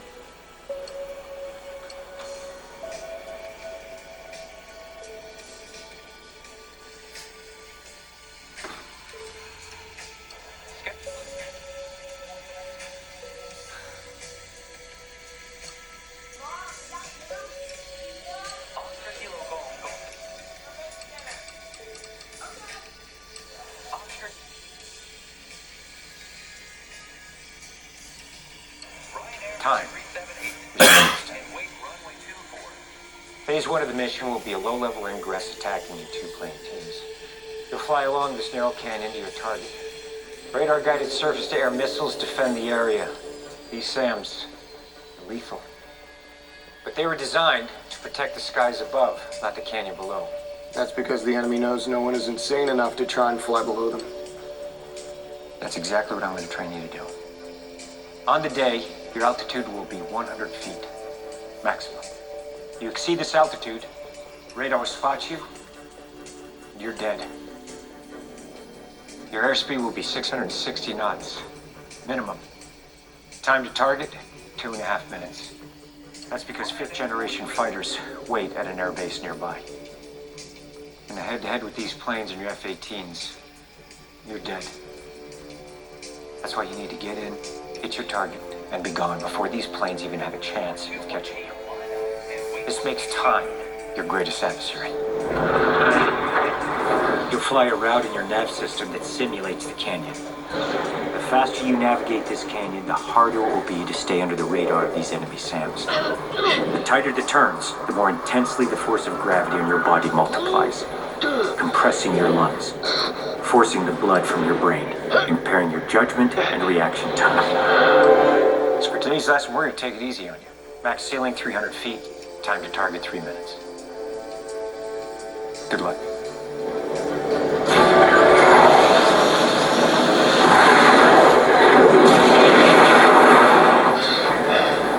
Count the target is 1 minute 30. We are 2 seconds behind. Increase to 480 knots. Gotta move, Coyote. Copy. Increase the speed. Oh, shit. Where are they dead? We broke the 300-foot ceiling. Yeah, Sam took us out. No. Why were they dead? I slowed down and I didn't give her a warning. It's my fault. Was there a reason you didn't communicate with your team? I was focusing on one that their family will accept at the funeral. No, sir. Why didn't you anticipate the turn? You were briefed on the terrain. Don't tell me. Tell it to his family.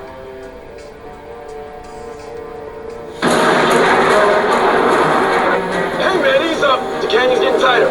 Negative payback. Increase your speed. You're going too fast, man. Well, no harm in being ahead of schedule. Damn it, slow down. I can't stay on the course. Ah, you're gonna hit the wall. Watch out, watch out, watch out. What happened? Well, I flew as fast as I could. Kind of like my ass depended on it. And you put your team in danger and your wingman's dead. They couldn't keep up.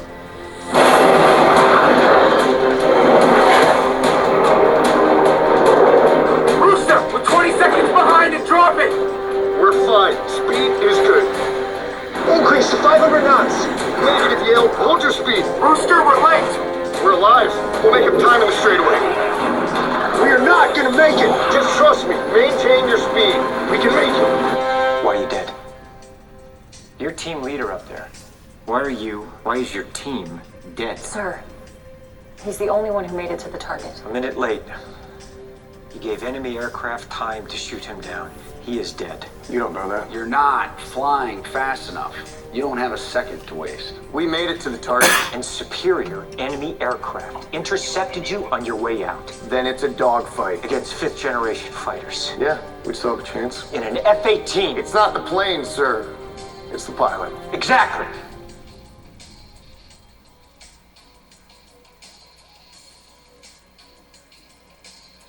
There's more than one way to fly this mission.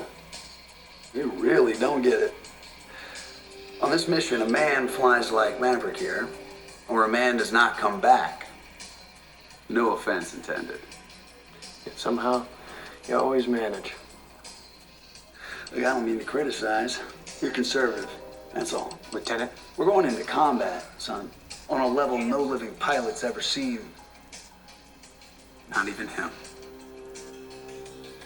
That's no time to be thinking about the past. What's that supposed to mean, Rooster? I can't be the only one that knows that Maverick flew with his old Lieutenant, man. that's enough. Or that Maverick was flying when his old man... Lieutenant, that's enough. That's enough! You son of a bitch! Come on! I'm cool. Hey. That's enough. He's not cut out for this mission. It's enough. You know it. You know I'm right.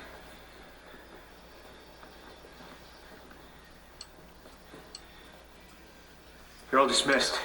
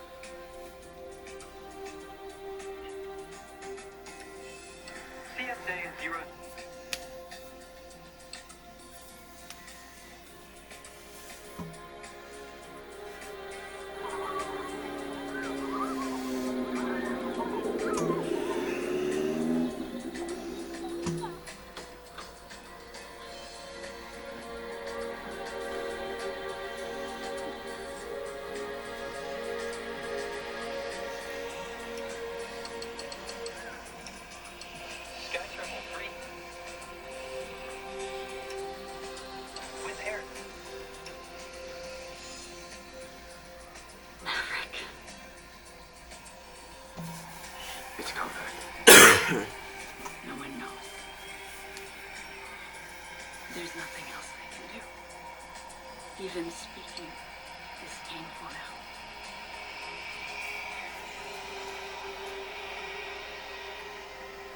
I'm so sorry.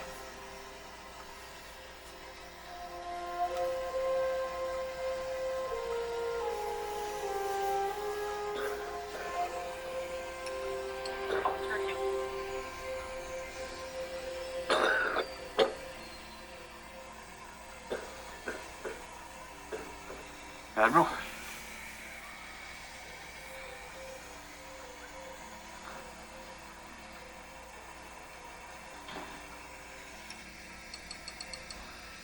That's my wingman.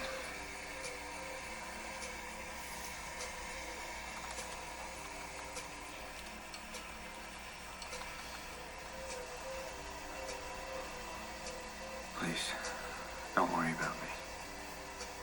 What can I do for you?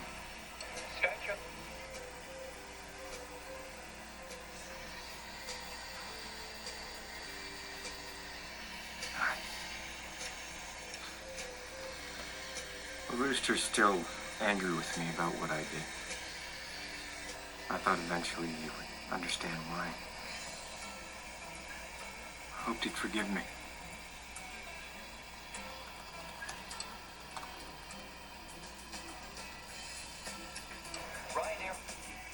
The mission is less than 3 weeks away. The kid's not ready.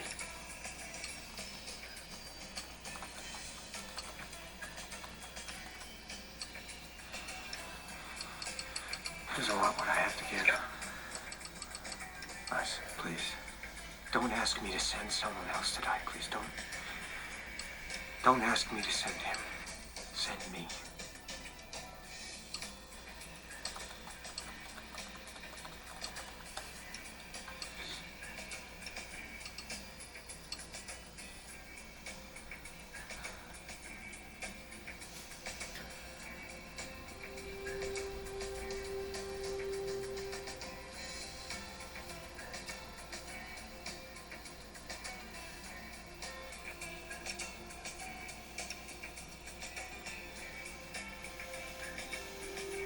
I don't know how.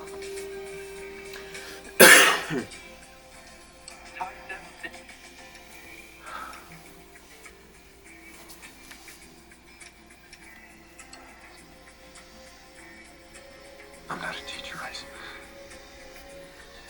I'm a fighter pilot. aviator. It's not what I am. It's who I am.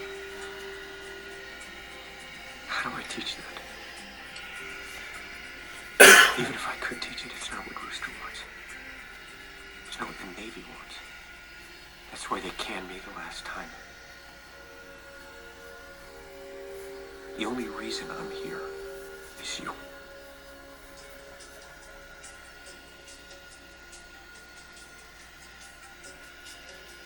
If I send him on this mission, he might never come home. And if I don't send him, he'll never forgive me. Either way, I could lose him forever.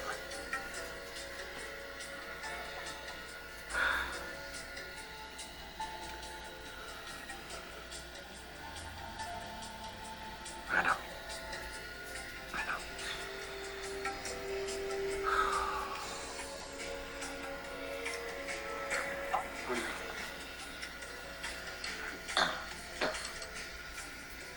The Navy needs Maverick. The kid needs Maverick. That's why I fought for you. That's why you're still here.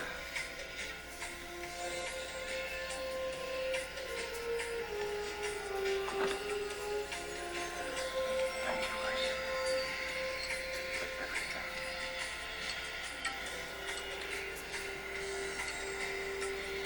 One last thing.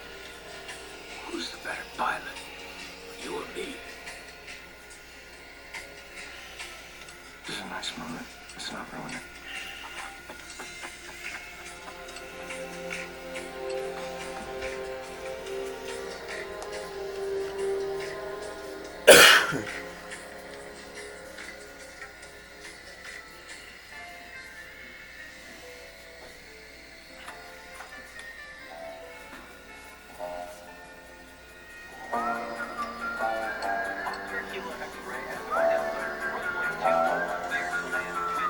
I don't know what you've been told.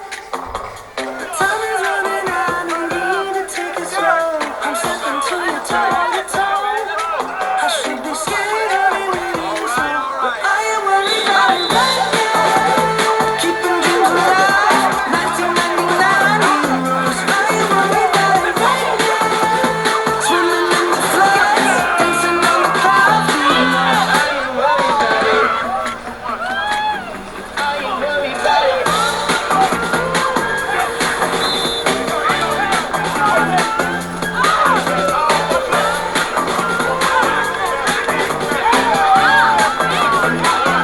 I don't know what you've been told. The time is running out, so spend it like it's gold. I'm living like I'm non-zeros. Got no regrets, even when I'm broke. I am worried about it right now. Keeping dreams alive, 1999 heroes. I am worried about it right now. Swimming in the floods, dancing on the clouds. Heroes. I am worried about it.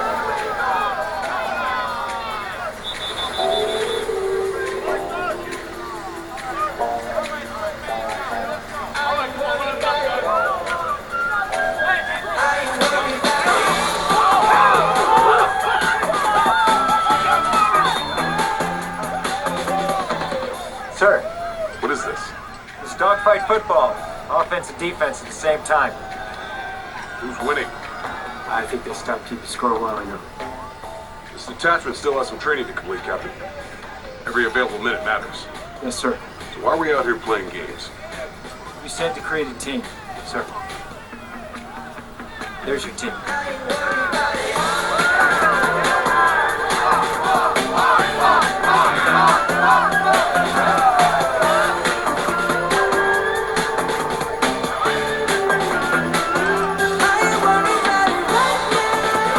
Keeping dreams alive, 1999 heroes. I am worried about it right now. Swimming in the floods, dancing on the clouds. Heroes. I am worried about it.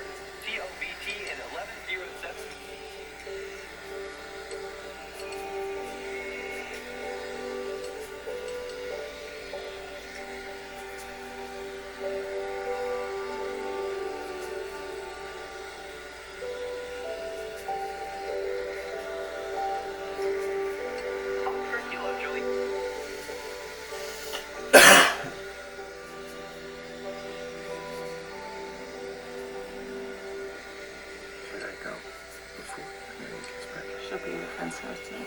Good. You ain't a million, you see. A lot closer than on that last sight. Yeah. And you manage. Well, you know, she always wanted more freedom than I thought she was ready for. Where'd she get that from? I wonder. Yes, I realized. I also had to trust her. She makes her own mistakes sometimes. Not an easy choice.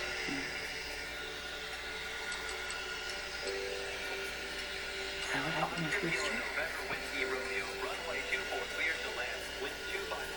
I pulled his papers from the Naval Academy. Took years off his career.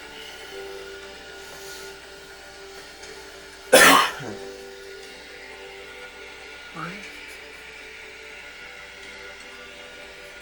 Mother never wanted to fly, not after what happened to Goose. She made me promise before she died, so... Does Rooster know that? He will always resent me for what I did. Why should he resent her too?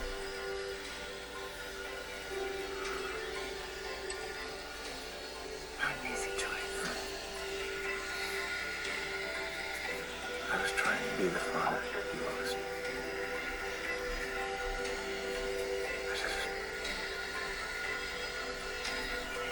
I wish I would have done it better. The truth is, I didn't think he was ready. Is he ready now? Yeah. I thought you were staying at Karen's tonight. I should go. You should go. Have you had dinner yet? No, it's okay. I'll make you something. I'll be down at the set. Wait, not that way. Look, I have an example of set. I can't be bringing guys home on a first date. This is not our first date. You know what I mean. Okay. Fine. This is the last time I let you wing up. We'll see. No, I mean it. I'm never even leave you again. Oh, shut up. Go on, get out of here.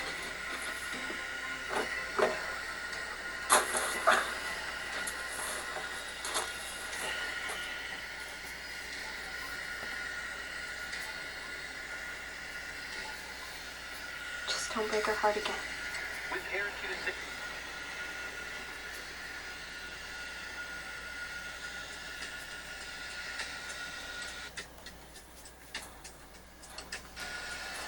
Good morning. The uranium enrichment plant that is your target will be operational earlier than expected. Raw uranium will be delivered to the plant in 10 days' time. As a result, the mission has been moved up 1 week in order to avoid contaminating the target valley with radiation. Sir, no one here has successfully flown a low-level course. Nevertheless, you've been ordered to move on. Captain. We have 1 week left to focus on Phase 2. It's the most difficult stage of the mission. It's a pop-up strike with a steep dive requiring nothing less than 2 consecutive miracles. 2 pairs of F-18s will fly in a welded wing formation. Teamwork, precise coordination of these aircraft is essential to both the mission's success and your survival. As you know, the plant rests between 2 mountains. On final approach, you'll invert directly into a steep dive. This allows you to maintain the lowest possible altitude and the only possible attack angle. Your target is an impact point less than 3 meters wide. The 2-seat aircraft will paint the target with a laser bullseye. The first pair will breach the reactor by dropping a laser-guided bomb on an exposed ventilation hatch. This will create an opening for the second pair. That's miracle number 1. The second team will deliver the kill shot, and destroy the target. That's miracle number 2. If either team misses the target, That's a miss. the mission is a failure. Damn it. Egress is a steep, high G climb out to avoid hitting this mountain. A steep climb at that speed, you're pulling at least 8 Gs. 9, minimum. The stress limit of the F-18's airframe is 7.5. That's the accepted limit. To survive this mission, you'll pull beyond that, even if it means bending your airframe. You'll be pulling so hard you'll weigh close to 2,000 pounds. Your skull crushing your spine. Your lungs imploding like an elephant sitting on your chest. Fighting with everything you had just to keep from blacking out. And this is where you'll be at your most vulnerable. This is Coffin Corner. Assuming you avoid crashing into this mountain, you'll climb straight up into enemy radar while losing all of your airspeed.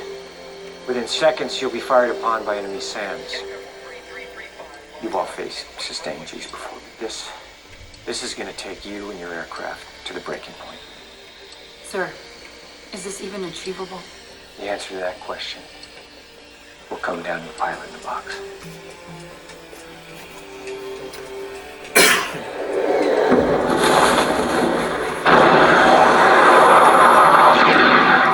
Talk to me, Bob. We are 12 seconds late on target. We gotta move.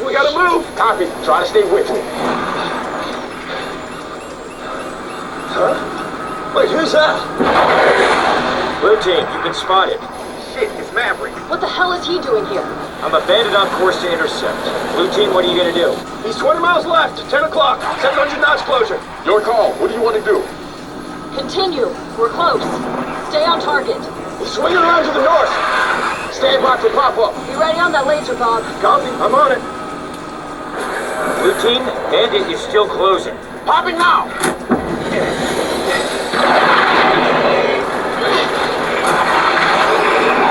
Talk to me, Bob. Where's Maverick? He's 5 miles out. He's coming fast.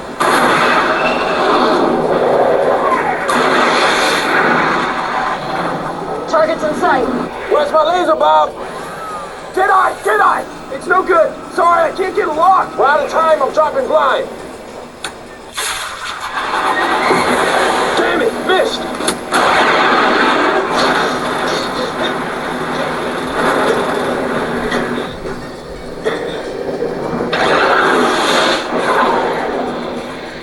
That's Tone. Maverick's got missile lock on us. Shit, we're dead.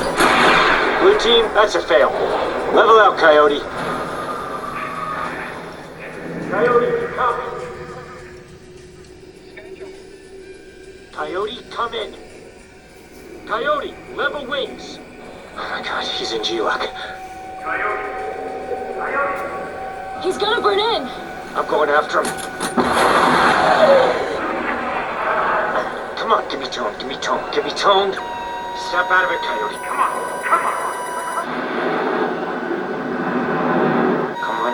Come on. Come on.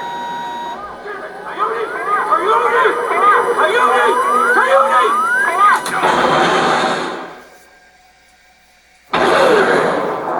Coyote, you okay? I'm okay. I'm good. Good. That's enough for today. That was close. Too close. Bird strike! Bird strike!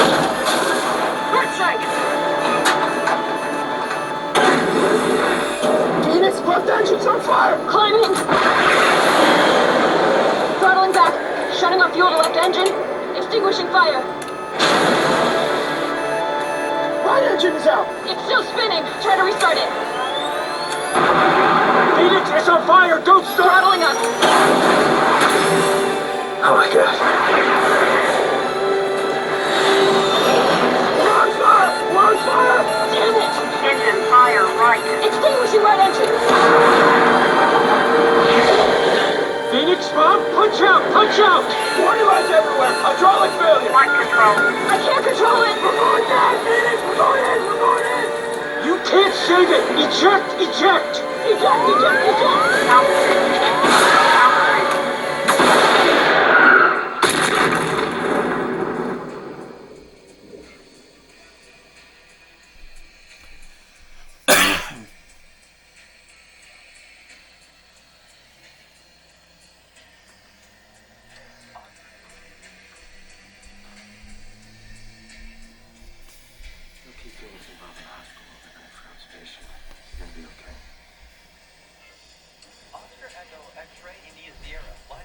It's good. Hi. I've never lost a wingman. You're lucky. Fly long enough, it'll happen.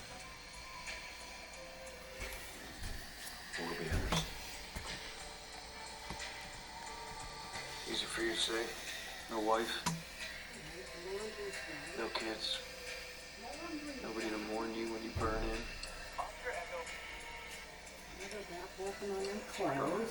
Okay. Let's get some sleep. Why'd you pull my papers at the academy? Why did you stand in my way? You weren't ready. Ready for what? Huh? Ready to fly like you? No. Ready to forget the book. Trust your instincts. Don't think. Just do. You think up there, you're dead. Believe me. My dad believed in you. I'm not gonna make the same mistake.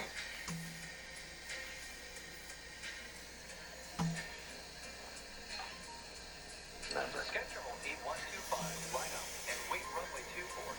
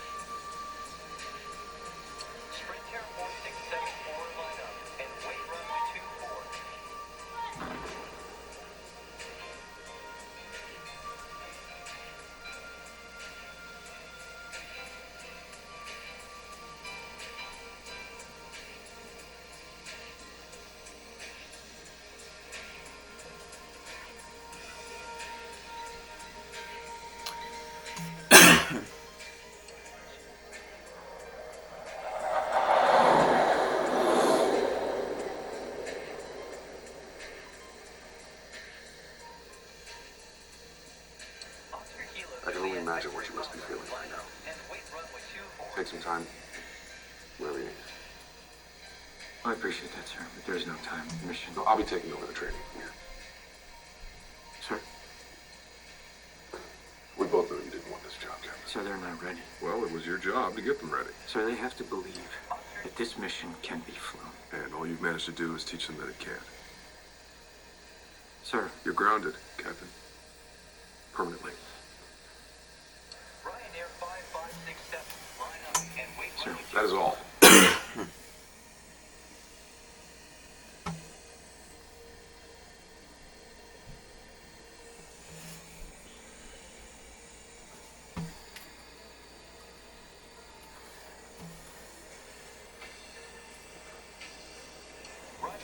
There.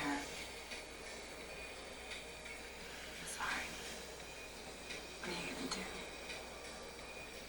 Ice is gone. What choice do I have? You'll have to find a way back on your own. Well, Penny. I'm out. Well, that is probably going to be... Yeah, that's going to be the end of this video, and bye. Man up there, you keep fighting. You wouldn't just give up. Those are your pilots. If anything happens to them, you will never forgive yourself. I don't know what to do.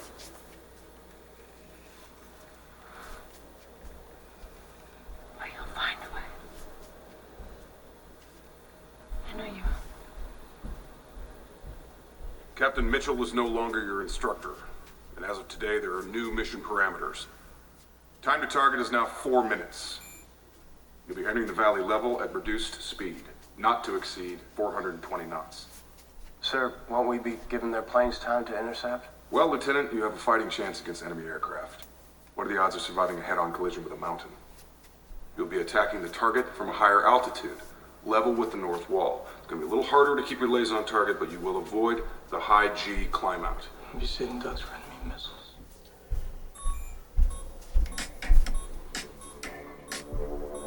Who the hell is that? Maverick to range control. Entering point Alpha. Confirm green range. Maverick, range control. I'm going to go to the bathroom, so yeah.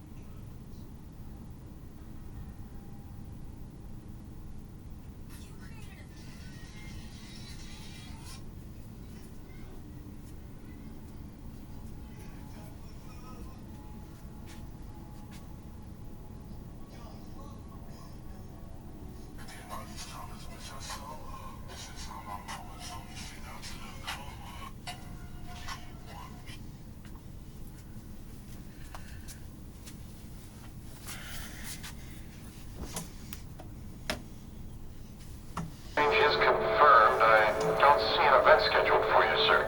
Well, I'm going anyway. Setting time to target, 2 minutes, 15 seconds. 2:15, that's impossible. Final attack point. Mavericks inbound.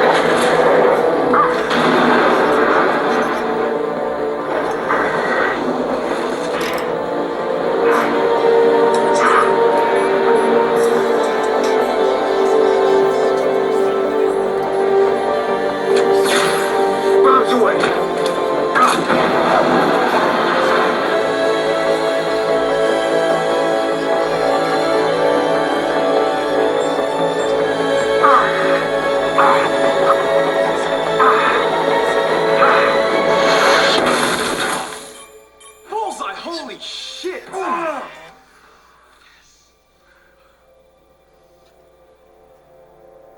Damn. The Porsche engineers there.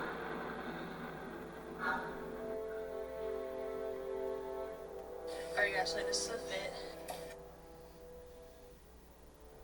You have put me in a difficult position, Captain. On the one hand, you have demonstrated that this mission can be flown. Perhaps the only way it can be survived. On the other hand, you did it by stealing a multi-million-dollar military aircraft and flying it in such a manner that it may never be airworthy again. Where exactly? Iceman is no longer here to protect you. I have everything I need to have you court-martialed and dishonorably discharged. So what do? Risk the lives of my pilots and perhaps the success of this mission. Or risk my career by appointing you team leader. Sir, I think the Admiral's asking a rhetorical question.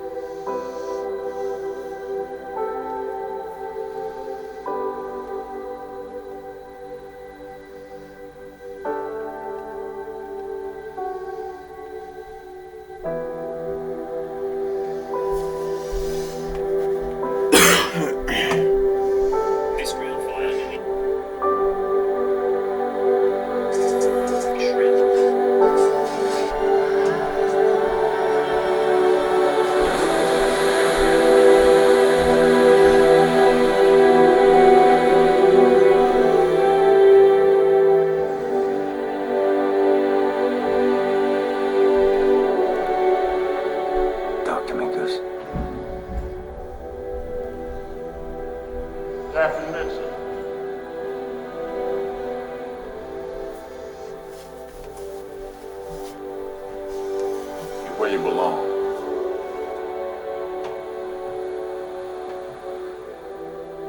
Make us proud.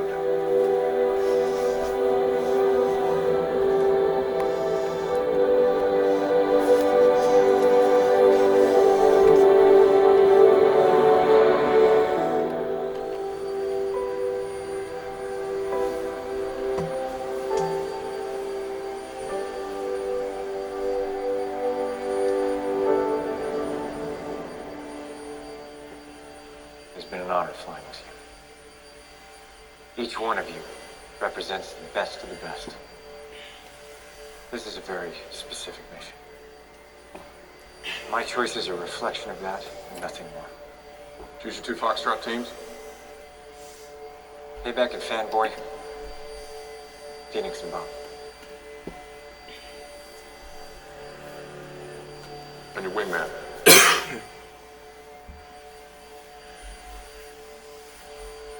Booster.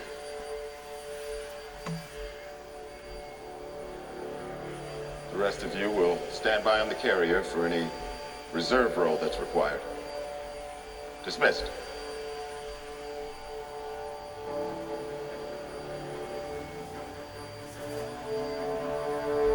Your target is a clear and present threat. A secret uranium enrichment site under Pearl State control. There's an underground bunker tucked between these two mountains. The route of interest is heavily defended by surface-to-air missiles backed up by fifth-generation fighters. Once your F-18 strike team crosses the border, Tomahawk missiles from the U.S. Atlantic Gulf will launch a synchronized strike on the enemy's airfield here. This will knock out their runway.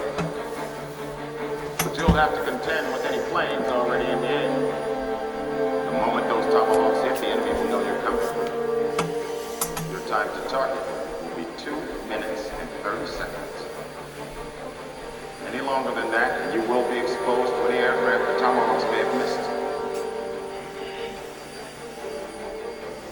This is what you've all been training for.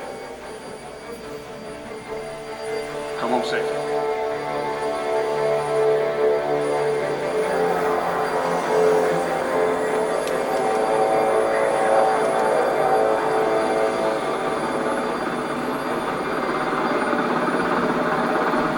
You give him hell!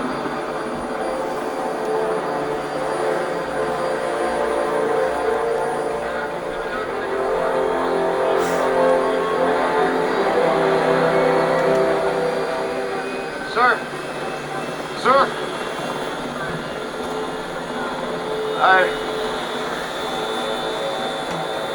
I just want to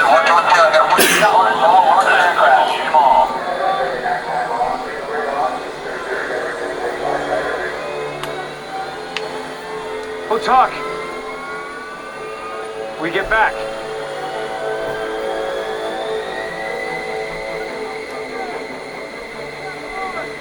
Hey, Bradley! Hey. You got this.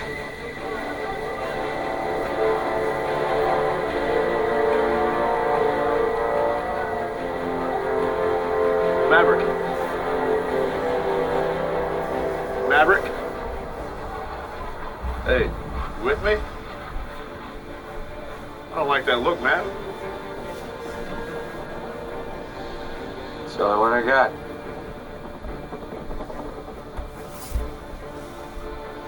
Thank you. If I don't see you again, Hondo, thank you.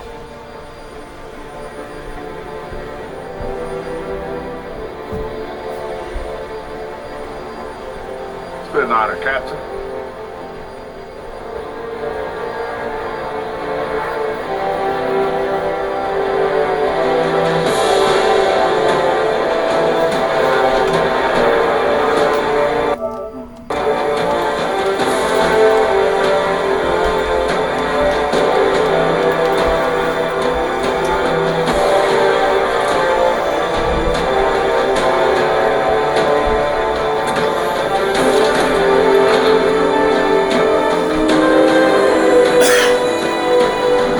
Dagger 1, up and ready on catapult 1.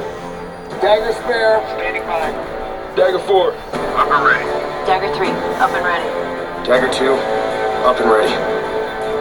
Support assets airborne. Strike package ready. Standing by for launch decision. Some.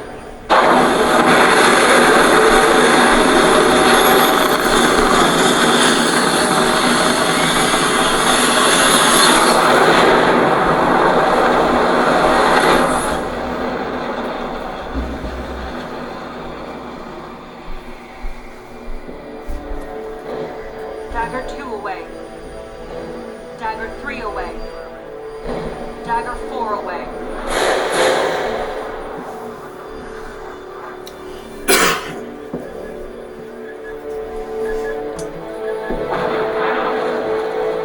Comanche, Dagger 1, standby check-in. Comanche 1-1 set. Picture clean. Recommend Dagger continue. Copy. Dagger's descending below radar.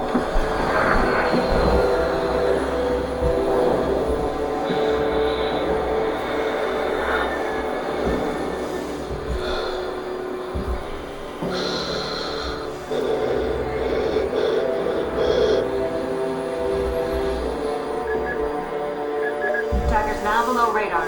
Switching to E2 picture.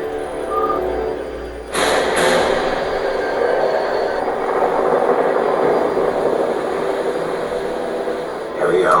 Enemy territory up ahead. Feet dry in 60 seconds. Comanche, Dagger 1, picture. Comanche, picture clean. Decision is yours. Copy.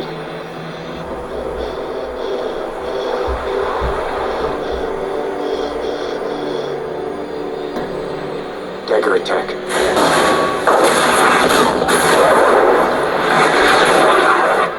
Tomahawk's airborne. No turning back now.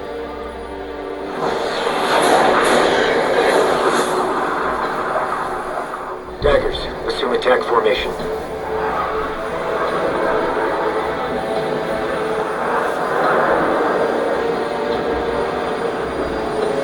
Daggers set, proceeding to target. 2 minutes and 30 seconds in 3, 2, 1, mark. 2 mark. 3 mark. 4 mark.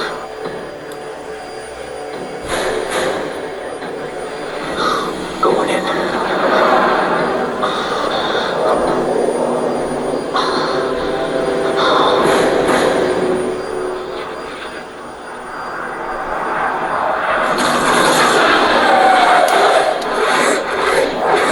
First SAM site overhead.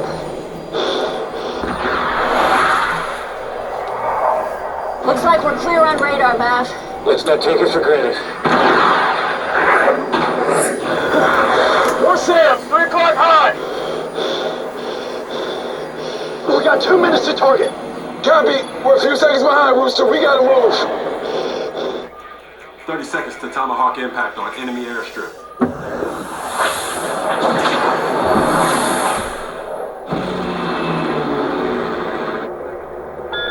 Dagger, Comanche, we're picking up 2 bandits. Single group, 2 contacts. Where the hell they come from? Long range patrol?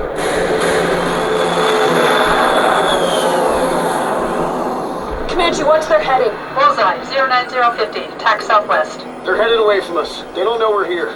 The second those Tomahawks hit the airbase, those bandits are gonna move to defend the target. We have to get there before they do. Increase speed. We got you, Mav. Don't wait for me.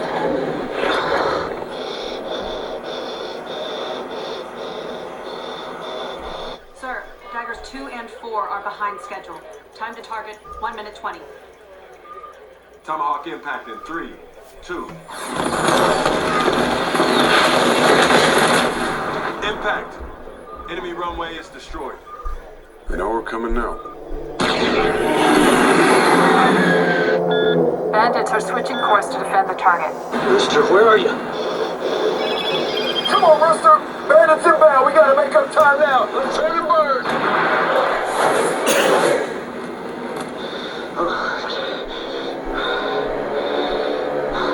Heads up, Phoenix.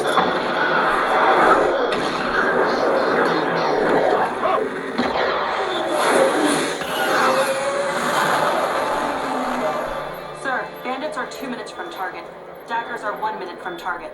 Come on, Rooster. Move it or lose it. Guys, we're falling behind! We really gotta move! If we don't increase our speed right now, those bandits are gonna be waiting for us when we reach the target! Talk to me, Dad. Come on, kid, you can do it. Don't think. Just do it.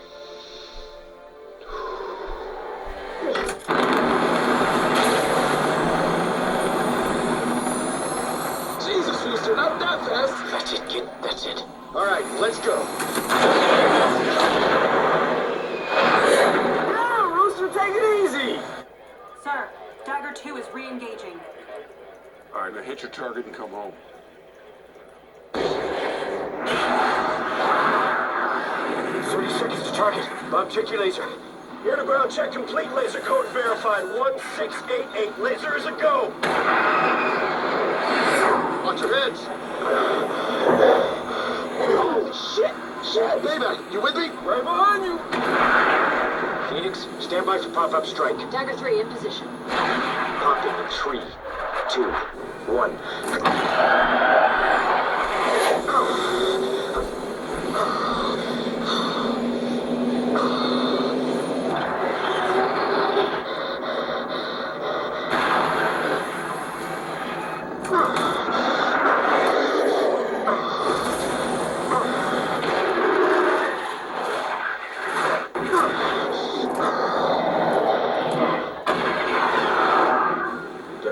target, Bob. Tiger 3! Stand by, Mav! Come on, Bob, come on. Stand by! I've got it captured! Target acquired, Bob's away.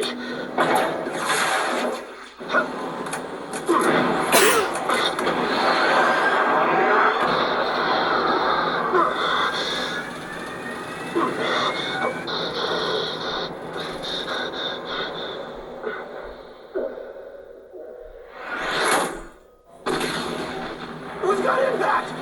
Check direct hit! That's miracle number 1. Dagger 2, status! Almost there, Matt. Almost there. Fanboy, where's my laser?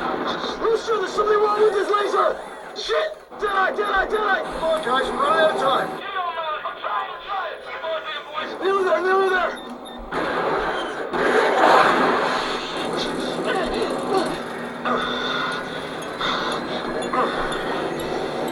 Come on, bad boy, get it online! There's no time. I'm dropping blinds. Rooster, I got this! I got time. this! Push away! Bombs away!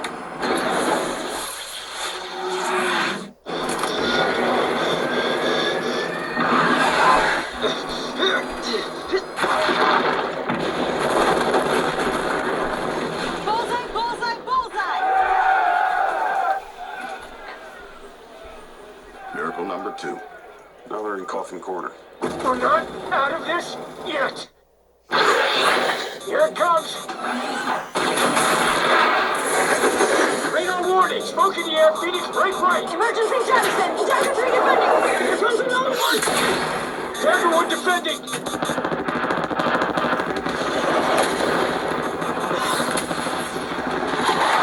Rooster status.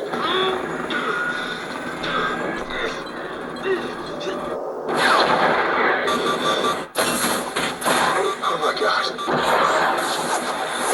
Smoke in the air! Break right! Break it right! Oh my God, here they come! Damn, what you fix, Rooster!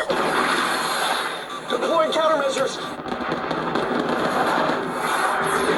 Negative contact. Dagger 1 defending. Talk to me, Bob! Break right, Phoenix! Break right! 9 o'clock! Rooster, 2 more on your 6! Dagger 2 defending!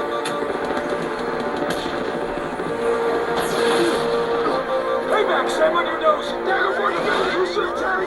Talk to me, Bob! Dagger 2 defending! Phoenix, break right! I see it!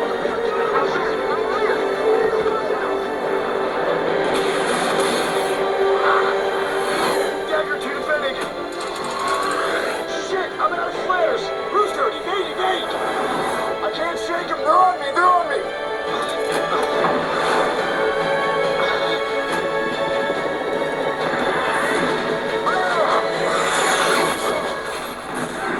Mav, no!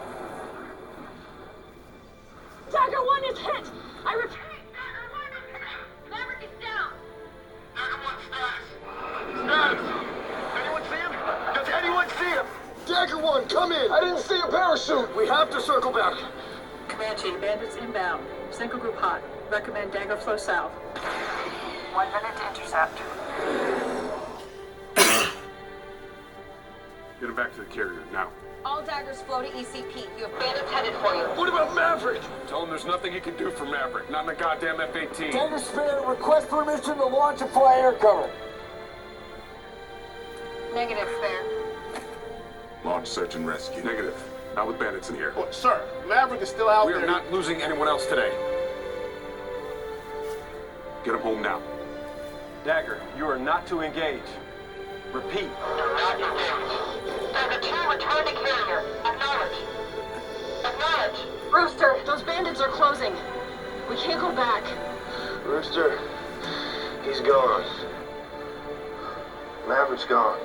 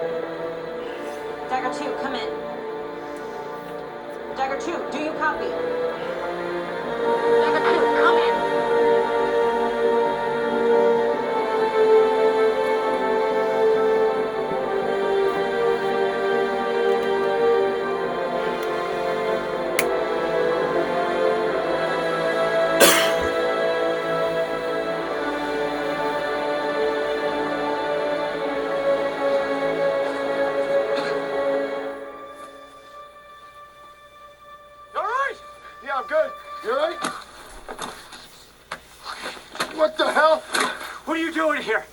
What am I doing You here? think I took that missile? So you could be down here with me? You should be back on the carrier by now. I saved your life. I saved your life. That's the whole point. What the hell were you even thinking? You told me not to think.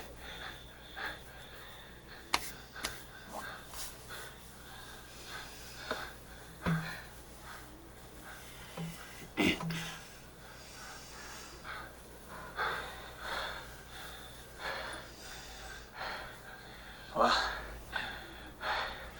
it's good to see you. It's good to see you too. So what's the plan?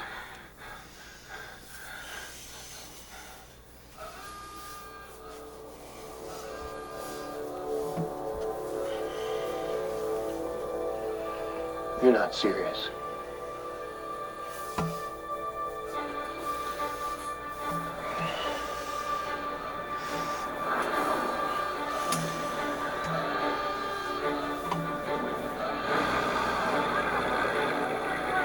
You've got to be shitting me. And F-14? I shot down 3 MiGs and one of us. We don't even know if that bag of ass can fly. Let's find out. Matt! Okay.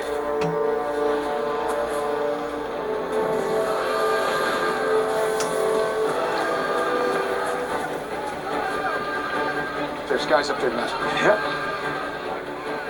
There's more over there. Okay. Let's start running. Yeah, run.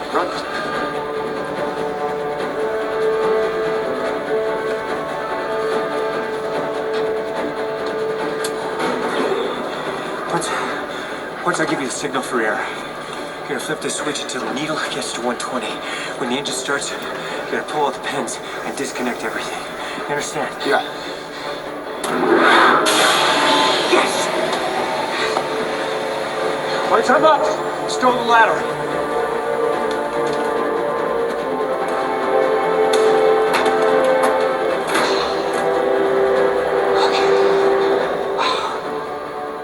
It's been a minute, huh, Matt?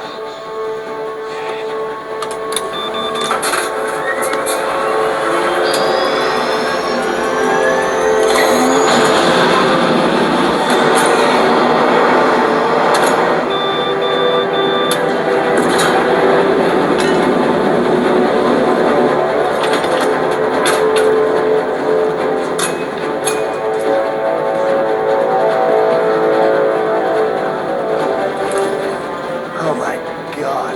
This thing is so old.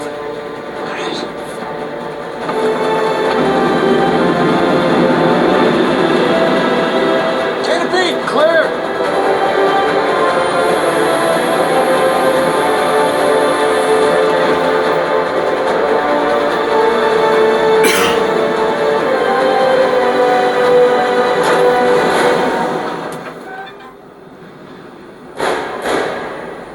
Both runways are cratered.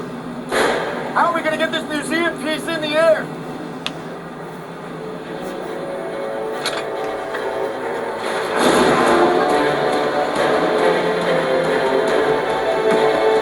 Where are the wings coming out, Matt?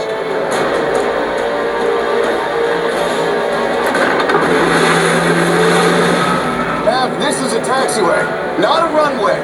This is a very short taxiway, Matt. You just hang on. Holy shit!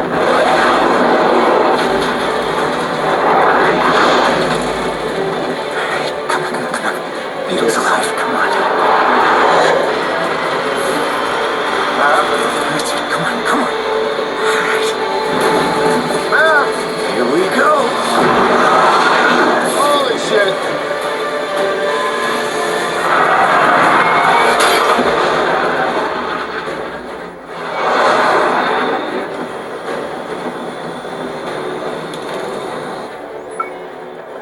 Sir, we're receiving a signal from Rooster ZSAT. There seems to be a malfunction. Have you lost him? No, sir. He's supersonic. He's airborne. In what? Sir, Overwatch reports an F-14 Tomcat is airborne and on course for our position. Can't be. It can't be. Maverick. Okay, Rooster, get us in touch with the boat. I'm working on it. Radio's out. No radar. Everything's dead back here. What do I do? Talk me through it. Okay, first the radio. Throw the UHF-2 circuit breaker. Try that. There's 300 breakers back here. Anything more specific? I don't know. That was your dad's department. I'll figure it out. Mav, tally 2, 5 o'clock low.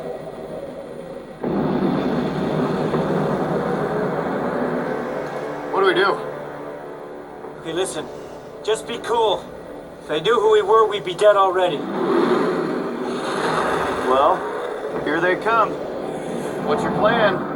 Just put your mask on. Remember, we're on the same team. Just wave and smile. Just wave and smile.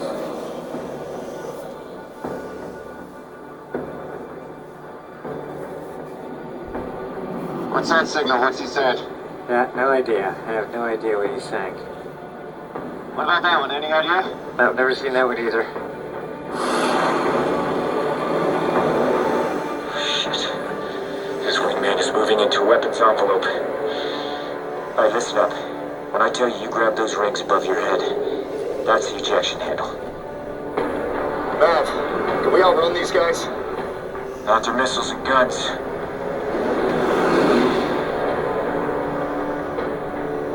Then it's a dogfight. An F-14 against 5th Gen fighters? It's not the plane, it's the pilot. You'd go after him if I wasn't here. But you are here. Come on, Mav. Don't think. Just do.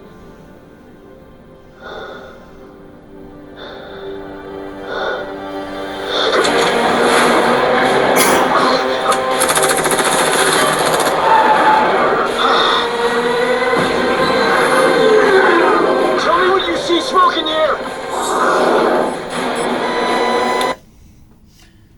I'm going to go do something, so yeah.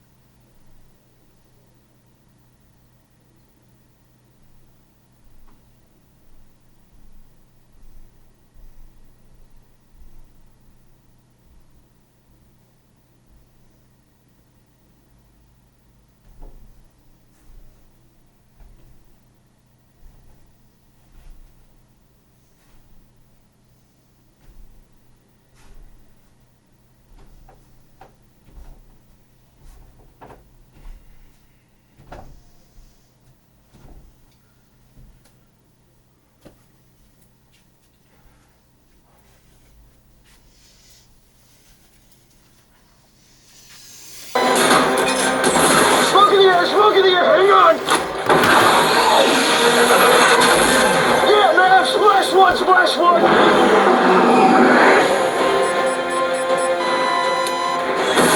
Here comes another one! Booster flares! No, no, no! Splitting the throttles?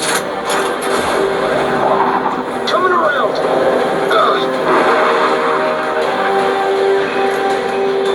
Give me towed. You got him, Mav, you got him! Taking a shot!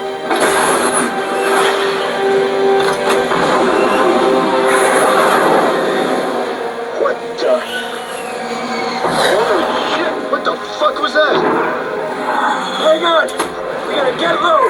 The terrain will confuse his targeting system. Here he comes!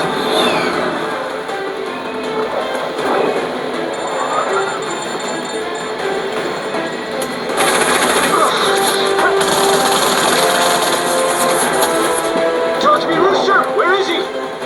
He's still on us!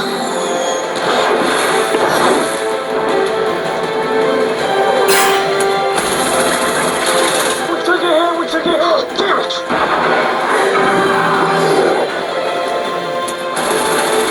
Come on, man! Do some of that pilot shit! Brace yourself!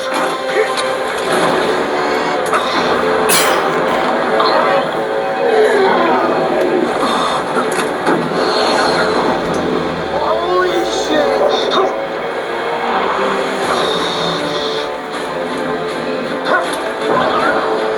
I got towed! Taking a shot! Damn! Out of missiles! Switching guns!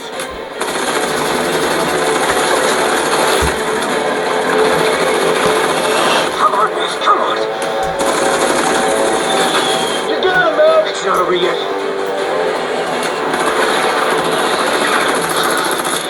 One last chance. You can do this! Come on, Maverick.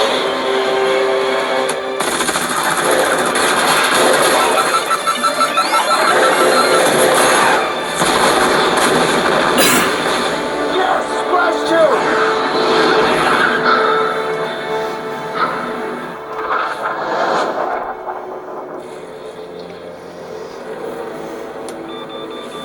Mav, I got the radio on! Outstanding. Get us in touch with the boat. Copy that. Oh my god. Where the hell is this guy? He's on our nose. Damn it, we're out of that one. Smoke in the air! Rooster flares! That was close! We're out of flares, Mav! Shit, he's already on us!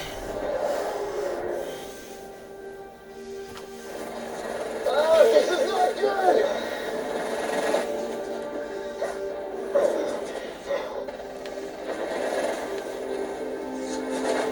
We took another hit! No, no, no, no, no!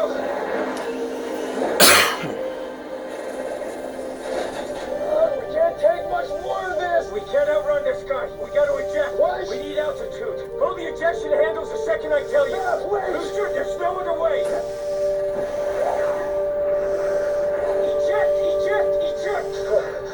Rooster, pull the handle! Eject! It's not working!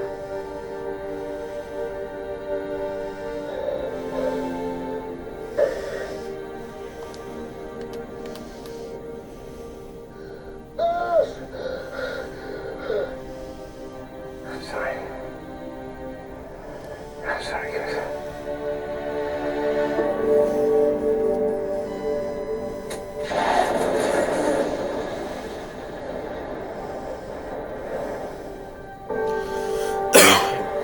Good afternoon, ladies and gentlemen. This is your sailor speaking. Please fasten your seatbelts, return your tray tables to their locked and upright positions, and prepare for landing. Hey, Hangman, you look good. I am good, Rooster. I'm very good. I'll see you back on deck.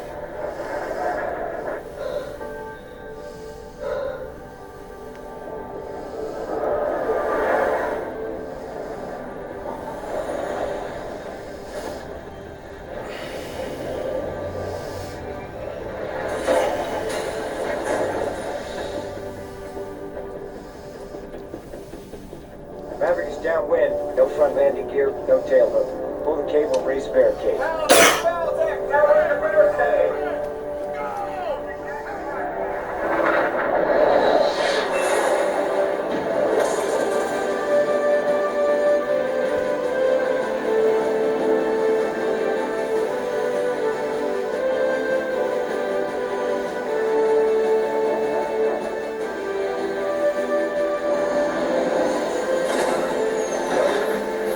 Please don't tell me we lost an engine.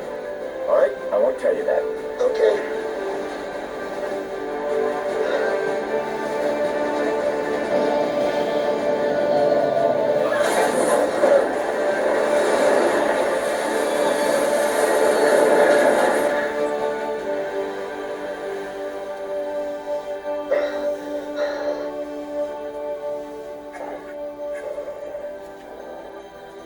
You good? Yeah, I'm good.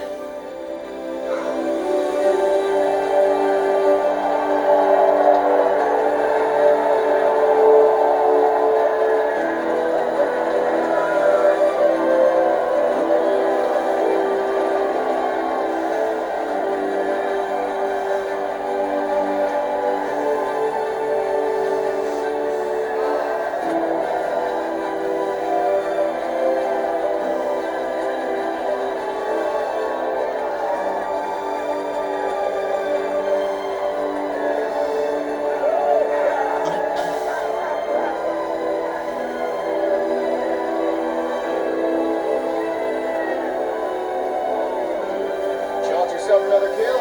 The next two. Matt has 5. Makes him an ace.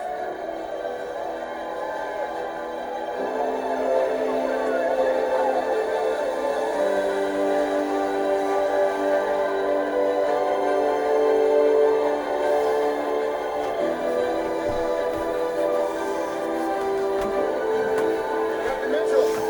Captain Mitchell!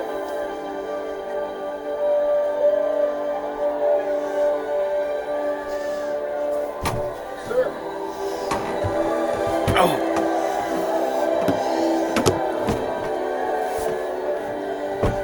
Thank you for saving my life. That's what my dad would have done.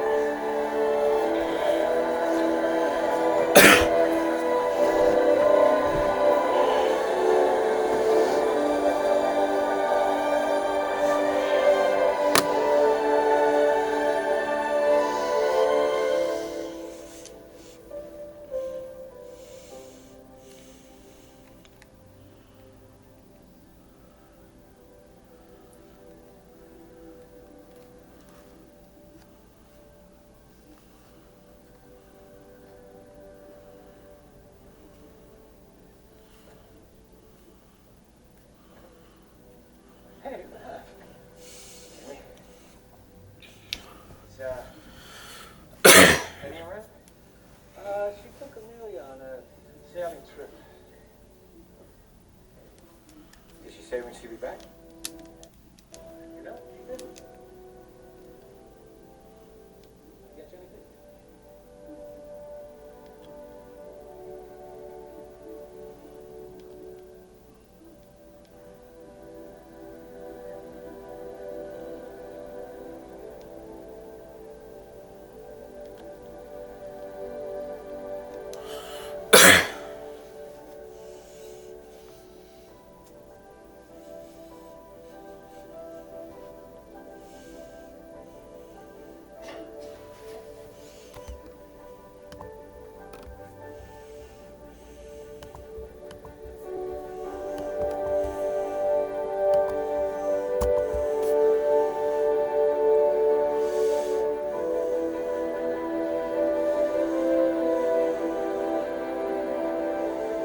Hold my hand, everything will be okay.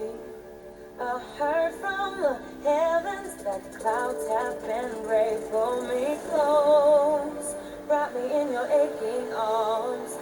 I see that you're hurting, why you take so long to tell me you need me. I see that you're bleeding, you don't need to show me again. But if you decide to, I'll run in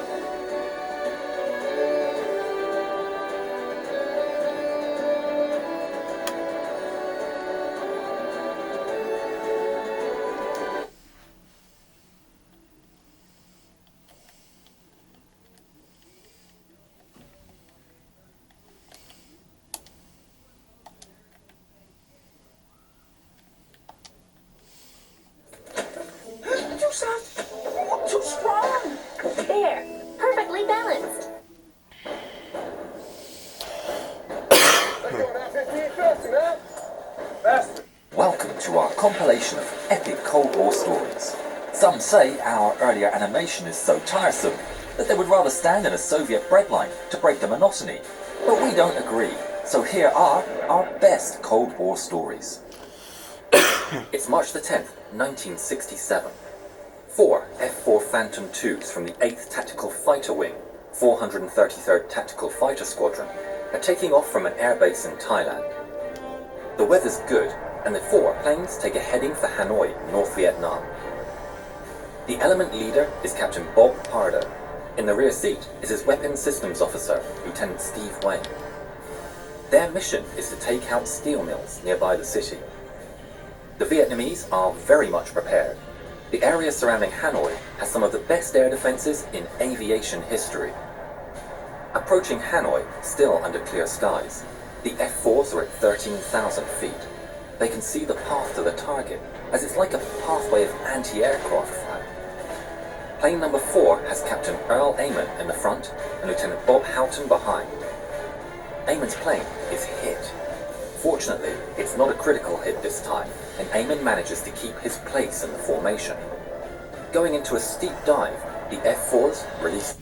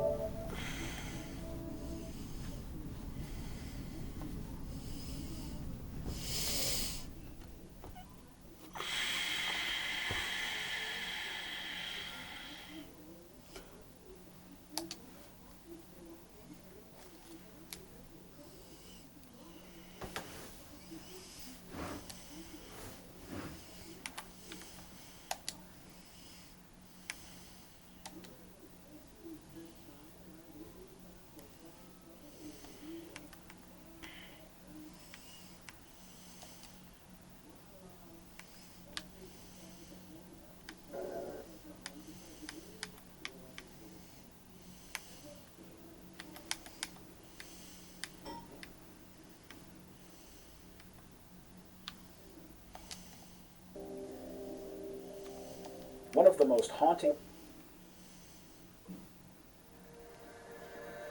Our responsibilities are focused on safety and quality of life. Small things like where the lights point or how quiet the engines are at night, that's what respect looks like in a town like this. We're helping where we can, listening, and showing that safety is baked into everything we do. LeGrand is a place people come because there's value in knowing your neighbors and in choosing a life that's built on community. You move here to belong.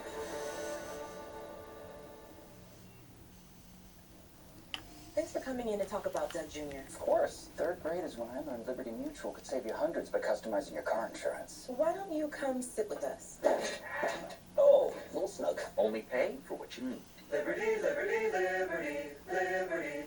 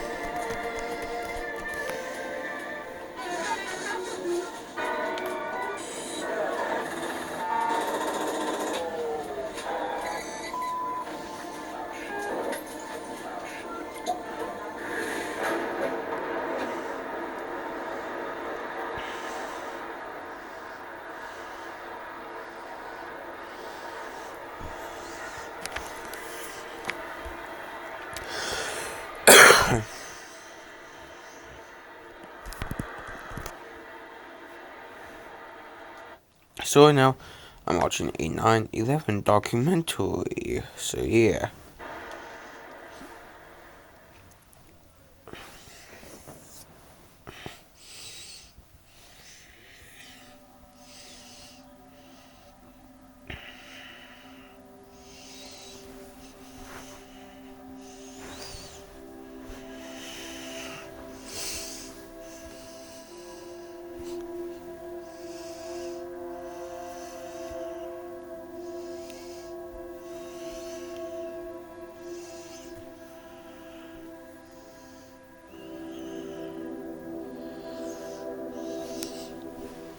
As a day like any other. The sun rose over New York City, casting its first light over a city in motion. A city of nearly 9 million lives intertwined in a routine as familiar as breathing. The world was alive with routine. Parents hurrying to get their kids ready for school. Office workers making their way into towering buildings. Travelers settling into seats. Fastening seatbelts for flights that would carry them across the country. Here, people gathered their dreams and their futures, entwined in the tapestry of a city that never stopped moving.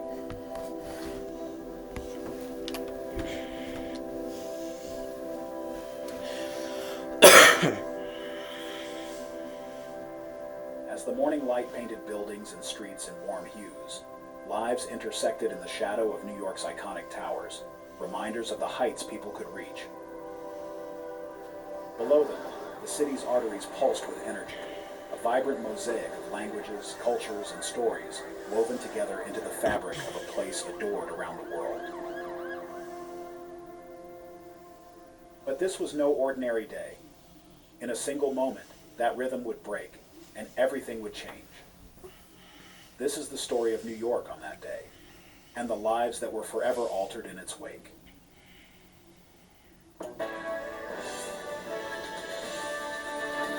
It is 8 a.m. in Salisbury, North Carolina, 7 a.m. in Chicago, 5 a.m. in Calaveras County, California, where the news is being made on this Tuesday, September 11th.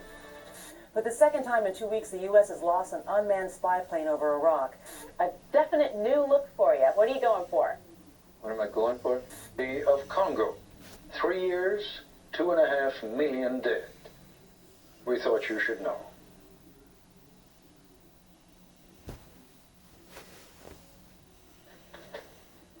We want to tell you what we know as we know it, but we just got a report. He was absolutely the most amazing man that America has ever created, ever. Okay, I have got to interrupt you right now. Sorry. Richard Hack, thank you very much. We appreciate the book is called Hughes. We want to go live right now and show you a picture of the World Trade Center, where I understand, do we have it? No, we do not. We have a breaking story, though. We're going to come back with that in just a moment. First, this is Today on NBC.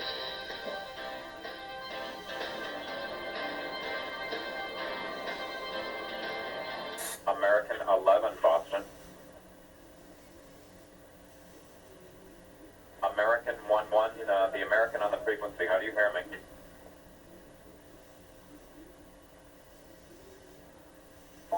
This is Boston. I turned American 20 left and I was in a cloud. He will not respond to me now. At all. Like he's turning right. Yeah, I turned him 20 right. Oh, okay. And he's only going to, I think, 29.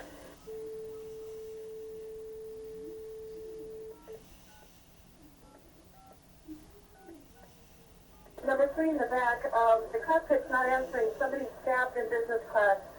And I think there's mates that we can't breathe. I don't know. I think we're getting hijacked. Which flight are you on? Flight 12. Info seat are you in?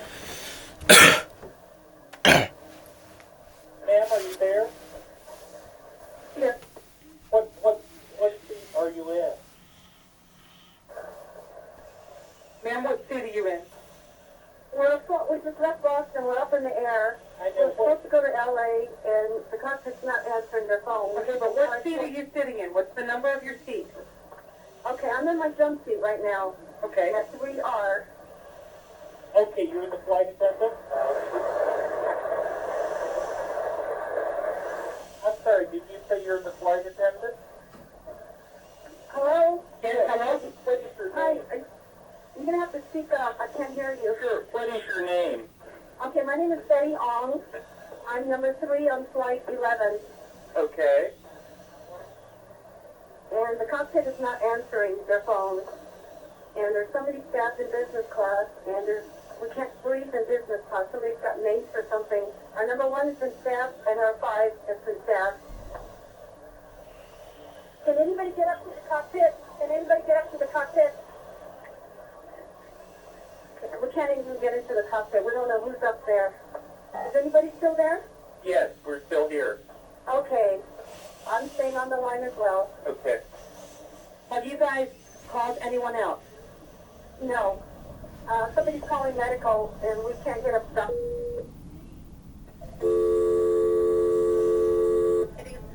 American Airlines emergency line, please state your emergency.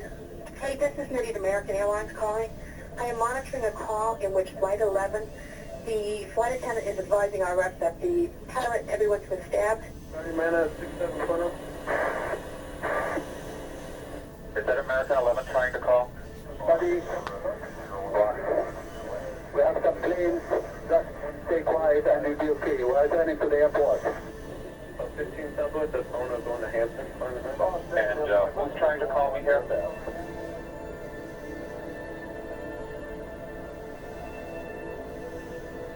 American 11, are you trying to call? Nobody move. Everything will be okay. If you try to make any move, you danger yourself and the airplane. Just stay quiet.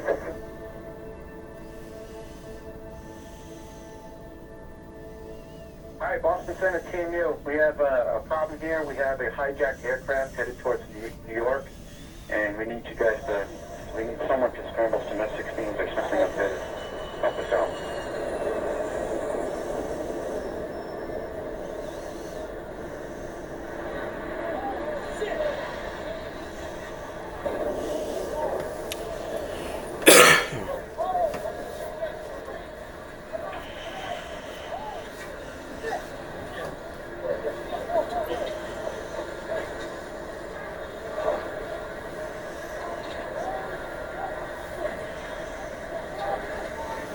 Kennedy Tower reports. Kennedy Tower reports that there was a fire at the World Trade Center, and that's the area where we lost the airplane.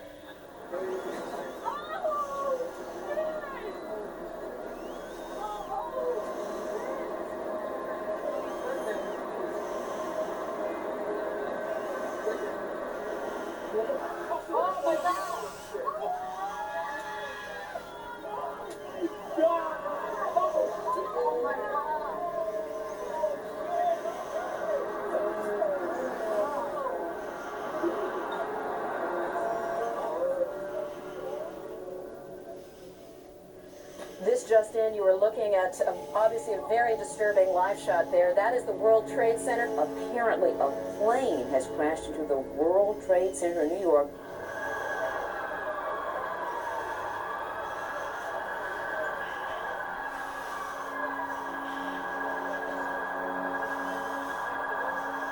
(8:46 a.m.) 5 hijackers deliberately crashed American Airlines Flight 11 into the World Trade Center's North Tower.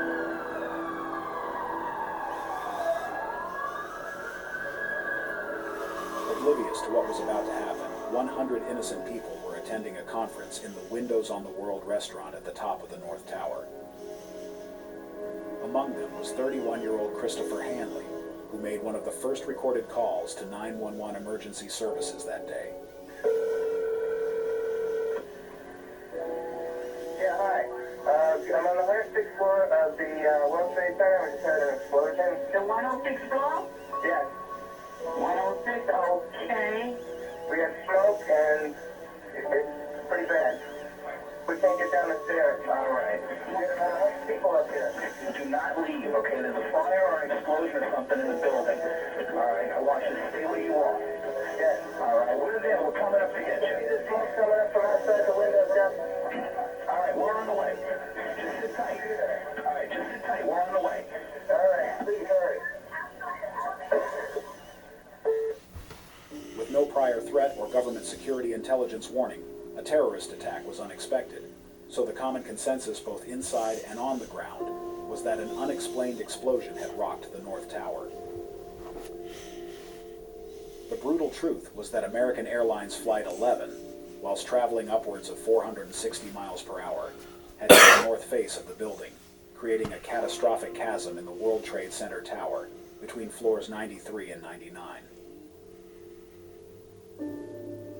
Flight 11's trajectory reached the very center of the North Tower, cutting through the 3 blocks of staircases in the process. Above the impact point on floor 93, every person's route to safety was destroyed. The reality, 1,344 lives were in mortal jeopardy. The plane's tanks erupted with 90,000 liters of jet fuel upon impact with the North Tower, igniting a ferocious blaze that consumed the building's interior. Office materials fed the flames, creating an overwhelming inferno of searing heat, choking smoke, and intense fire, rendering the environment uninhabitable for human life. Adding to the horror, now damaged elevator shafts provided a lethal conduit for the burning jet fuel to rage through the floors of the building as far as the entrance lobby. An estimated 8,000 people who could evacuate from the floors below the 93rd story point of impact were faced with a chaotic and frightening scenario. The World Trade Center towers were not designed to accommodate a large-scale evacuation. Each of the twin towers was equipped with only 3 narrow stairwells leading to the ground level. When the plane struck, the force of the impact caused the structures to shift, jamming doors in their frames and blocking stairwells with debris from shattered walls.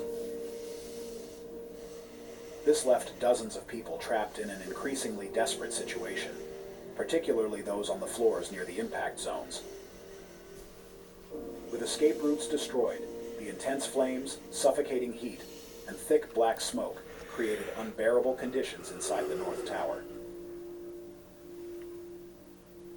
In a heartbreaking attempt to escape the inferno, it is estimated that between 100 and 200 people chose to jump to their deaths rather than succumb to the flames consuming the building. Have you seen any evidence, Elliot, of people being taken out of the building? You say that emergency vehicles are concerned is human loss. Oh my God, another plane has just hit. Holy shit, Juan. That's the other building. That's terrorists. Other building? That's terrorists, bro. That's fucking terrorists.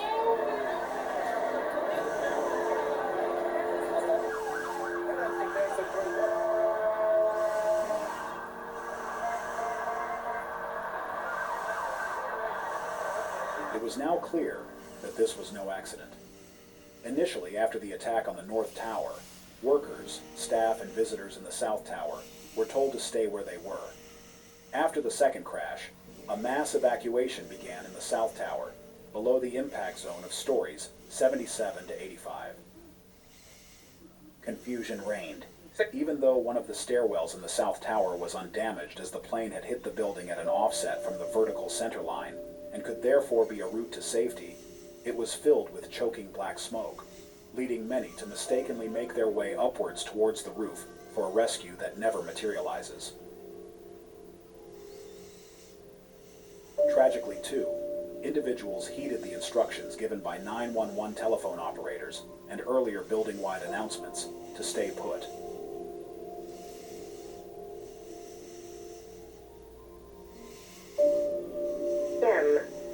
Sean, it's me. I just wanted to let you know I love you and I'm stuck in this building in New York. A plane hit the building or a bomb went off, we don't know, but there's lots of smoke and we just wanted you to know that I love you always. For those fortunate enough to be below the impact zones of the Twin Towers, escaping was a harrowing ordeal. They navigated through collapsed ceilings, shattered partitions, and cascading water from broken pipes. Fires and dense, suffocating smoke further obstructed their path, reducing visibility and increasing the peril. For those trapped above the impact zones, conditions were dire and rapidly deteriorating. The sealed windows of the World Trade Center, not designed to open, left many without access to fresh air. Some windows were shattered by the force of the plane impacts, while others were broken by occupants desperately seeking relief from the encroaching smoke and intense heat.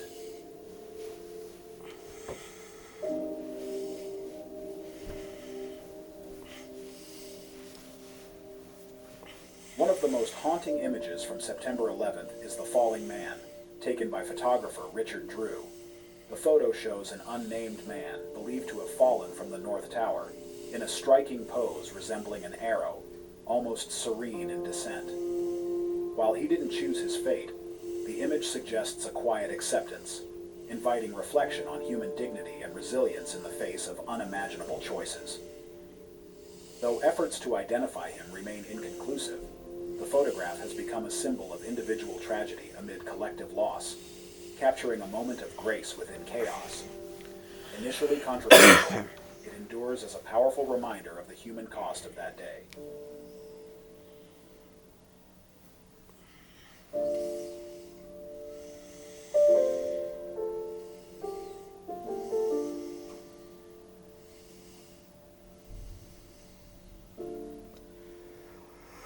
Upon their completion in 1973, the Twin Towers briefly held the title of the tallest buildings in the world, and by the time of the 2001 terrorist attacks, they remained among the top 5 tallest.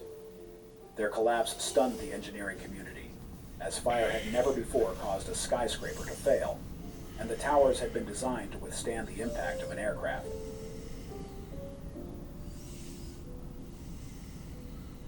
John Skilling, the lead structural engineer for the World Trade Center, had speculated on such a scenario after the 1993 bombing. Reflecting on the potential consequences of a plane crash, he remarked, "Our analysis indicated the biggest problem would be the fact that all the fuel from the airplane would dump into the building. There would be a horrendous fire, a lot of people would be killed, but the building structure would still be there." Tragically, his assumptions would be proven wrong just 8 years later. His calculations had not accounted for the devastating effects of a jetliner flying at high speed, or the intense, large-scale fires fueled by thousands of gallons of aviation fuel. No design had been prepared for such extraordinary circumstances.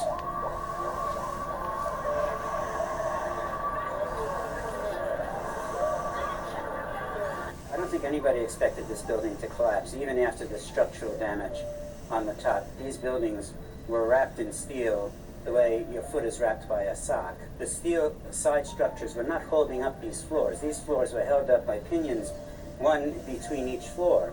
And so when the first 2 floors gave way, the weight of that was sufficient to collapse every pinion and every floor, straight down to the bottom.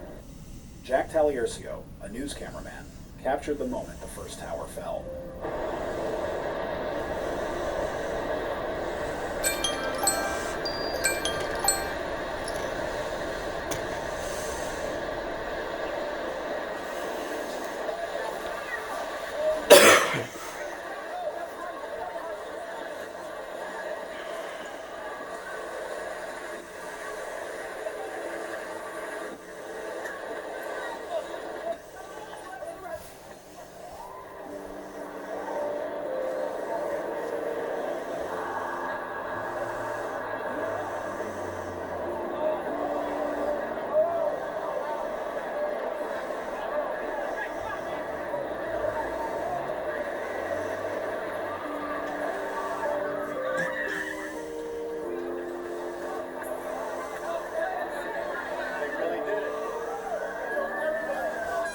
A massive global audience watched in shock as the Twin Towers were destroyed, their collapse broadcast live on television and radio. When the deafening roar of the falling towers subsided, dense clouds of gray-white pulverized concrete and gypsum surged through the streets of Manhattan. Initially, many believed a new explosion or impact had caused the billowing smoke and debris that obscured the South Tower. But as the winds cleared the haze, the grim reality emerged. The towering structure was gone. This video was captured by the Naudet brothers from inside the North Tower as the South fell.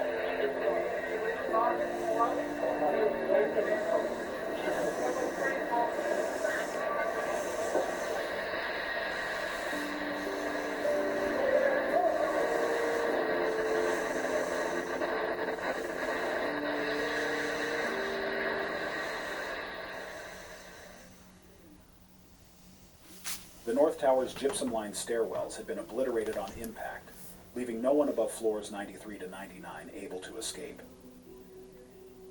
Though the smoke and flames told part of the story from the outside, the harrowing calls from within revealed the unseen reality, an essential window into the anguish and courage of those trapped inside. Mom, it's Steven.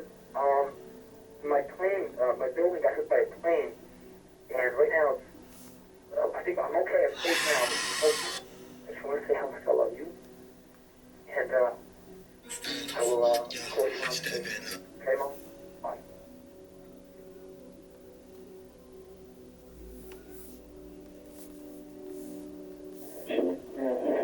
Just hanging. Just breathe slowly through the towel. You breathe into the towel. Everything's fine. Everybody's fine. Everybody's very calm. Everything's going to be fine. You have to stay calm. Everybody here is calm. I promise you.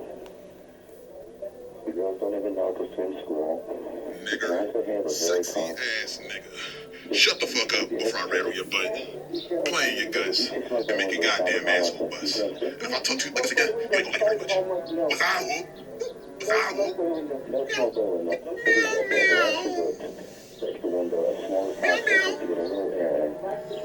Okay, you found? Yeah. Okay, how's that? They said the last two doors we should open the window just a little bit to get some air in. But you playing on your phone? No, I'm not playing on my phone. I'm taking care of it. Yeah? Okay, chill. Break the window as little as possible. Just get a little air. Just get a little air in. Okay. Because you're running out of air. Yeah, we should do that. Okay. Okay?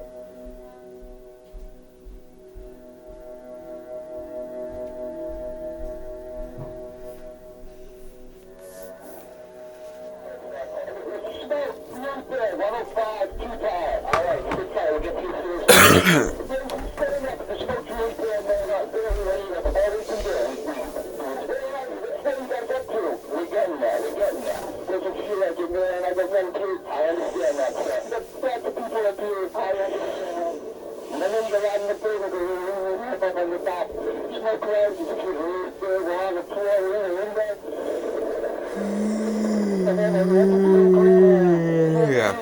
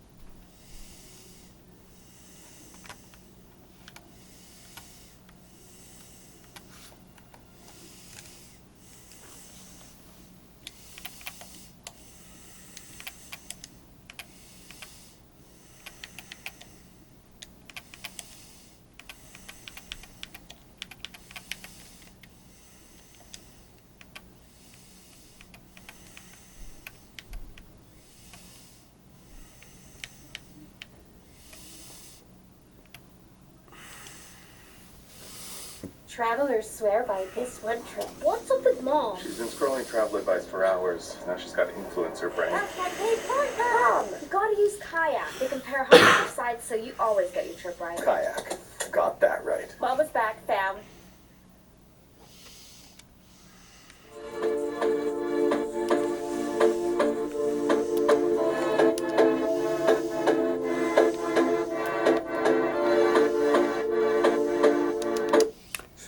So now I'm watching people build paper airplanes.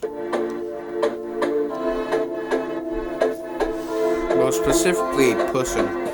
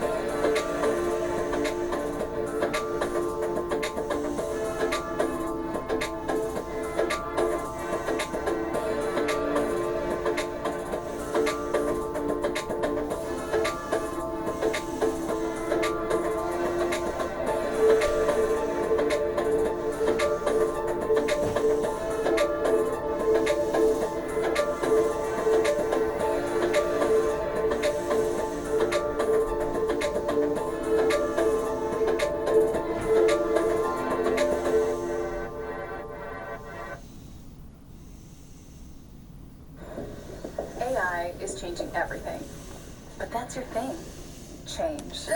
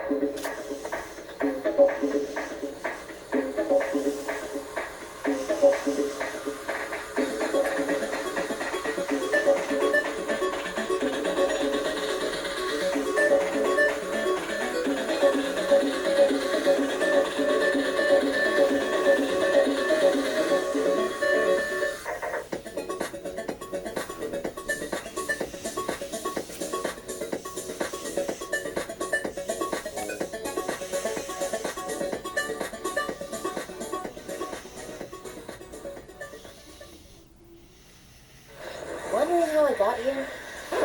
Well, when you get a taste for something different.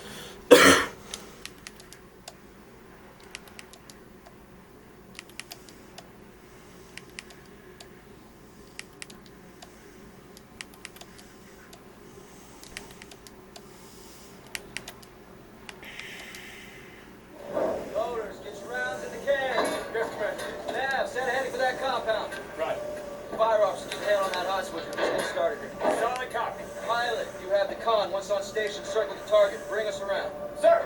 Con, get me General Shepard. Raj, stand by. Shepard's up, sir. Gold Eagle Actual, this is Shadow 1. How copy? Loud and clear, Shadow 1. Send traffic. I had to bail your boys out. Luckily, they have friends in high places. That's what you're there for. Tell me something good. We got a hit on Hassan. Approaching the target location now. We'll get this bastard rolled up for a little talking to. That's what I like to hear.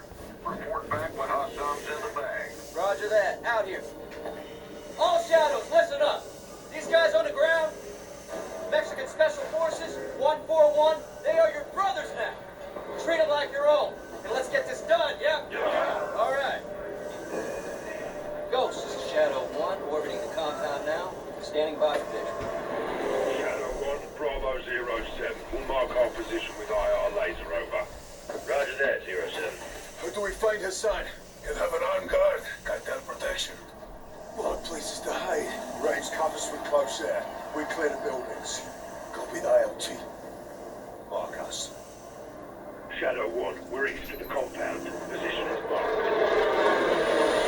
We got some eyes in the sky, baby. Close air. Shadow 1.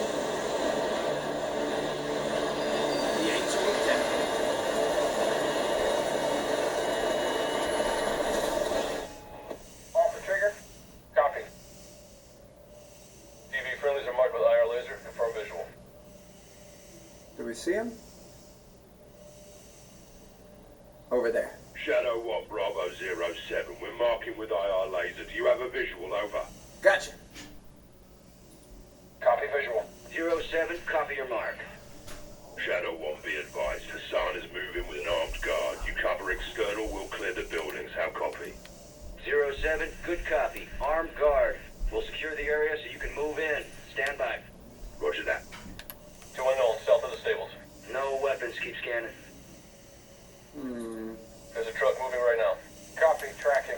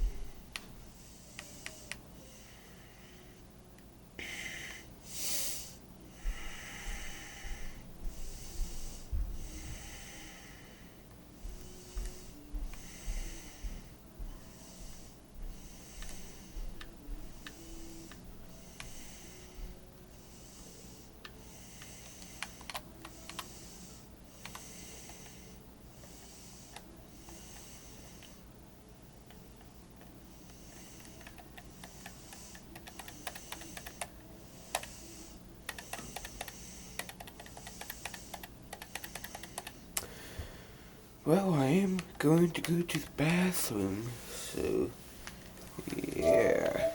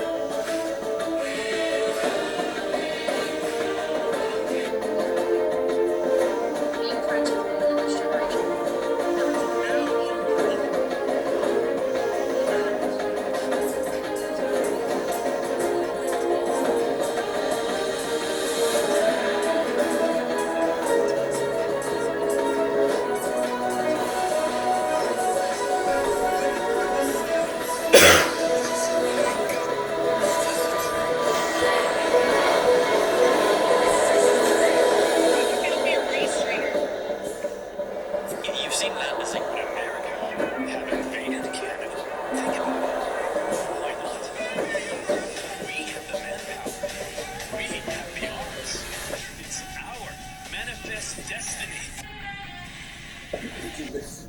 You can be the first millennium to a trip on their phone. How? Feeling silly for crying in the airport after seeing a MAGA hat. So you know you're getting the right flight, hotel, or Rafe has no timeline acting as Kayak, and the Got action that that she's right. talking about is her going to her therapist and crying to the therapist instead. No, the thing is that you never take any of these hosts serious. Why are we MAGA babes? This breath's waves and bright stars through the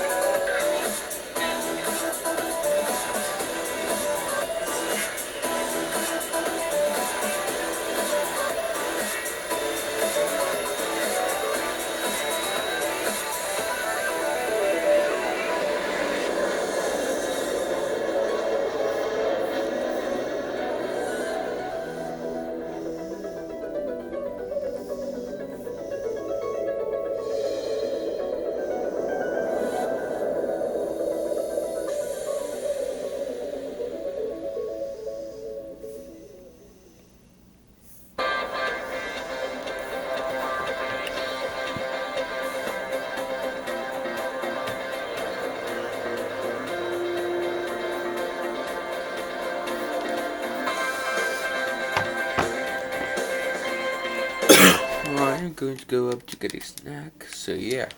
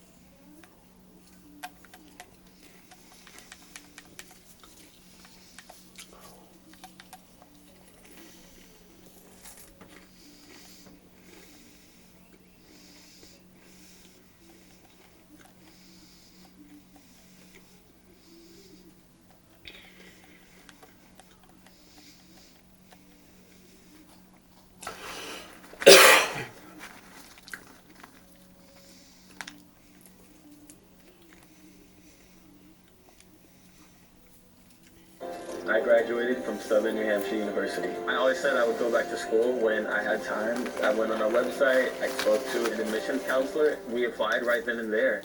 That's when the journey really begins. Going through the program, having the support that I had really helped me understand what I can accomplish. And I learned this just by taking classes at night while working a full-time job. The resources at SNHU were incredible. I think if I was back at the beginning, I would choose SNHU all over again. One claims it's the company's only chance for survival.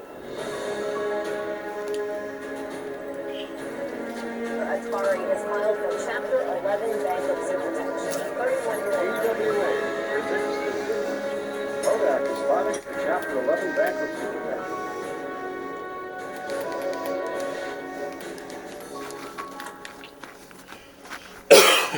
What's up, guys? My name is Jake, and welcome to the 31st episode of Bankrupt. Spirit Airlines started as a humble and small operation in the early 1990s. But in a rather short amount of time, they became the leading ultra-low-cost carrier in the United States, and a favorite of Wall Street with soaring growth and revenue.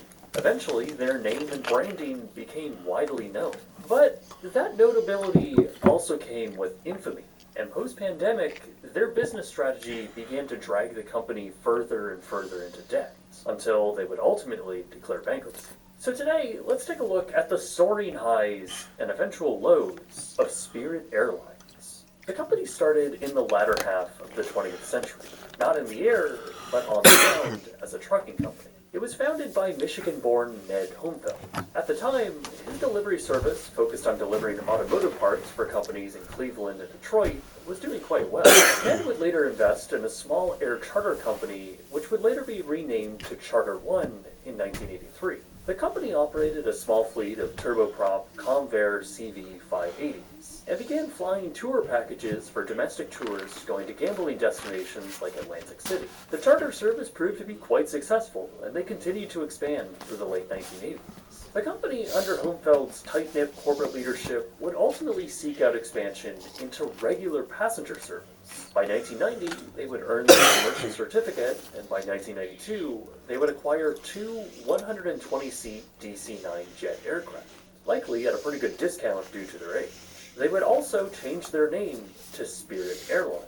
They would put these new aircraft into regular service, still focusing on Atlantic City and other leisure destinations, continuing with what they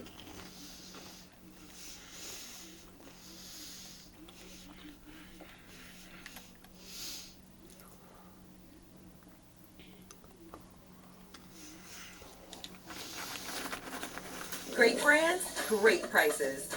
Nordstrom Rack's got them. Up to 70...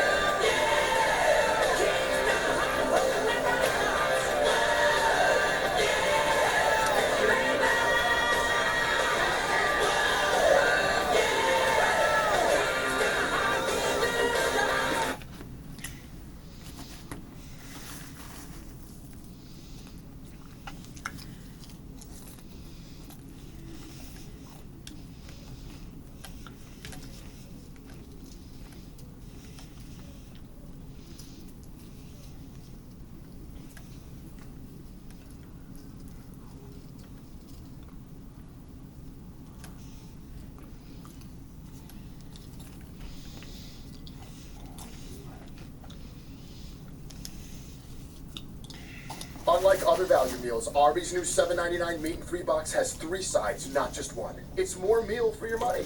Seriously, it's more meal for your money. Where'd that come from? Arby's, we have the meats.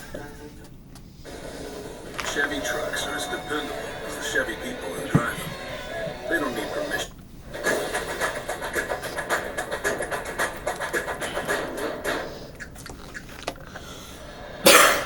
The Airbus A350, the most advanced commercial aircraft in the world. Its construction, nothing short of a masterpiece, on the grand scale and down to the smallest detail.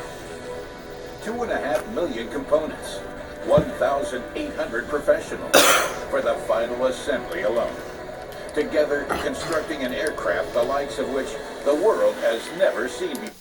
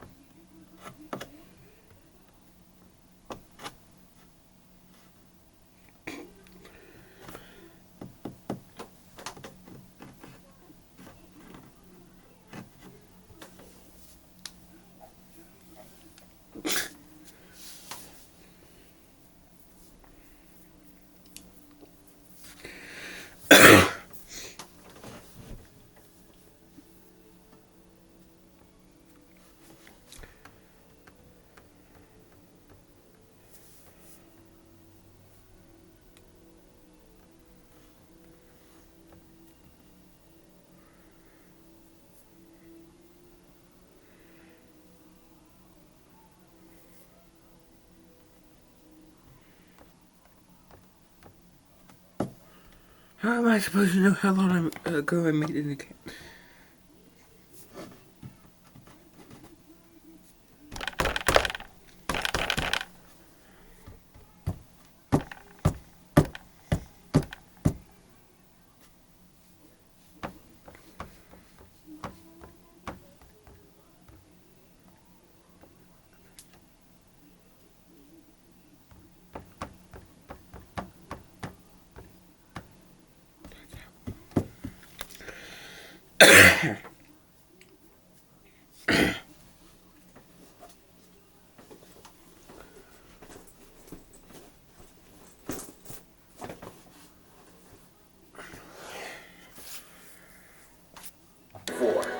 The goal, minimal fuel consumption, maximum range.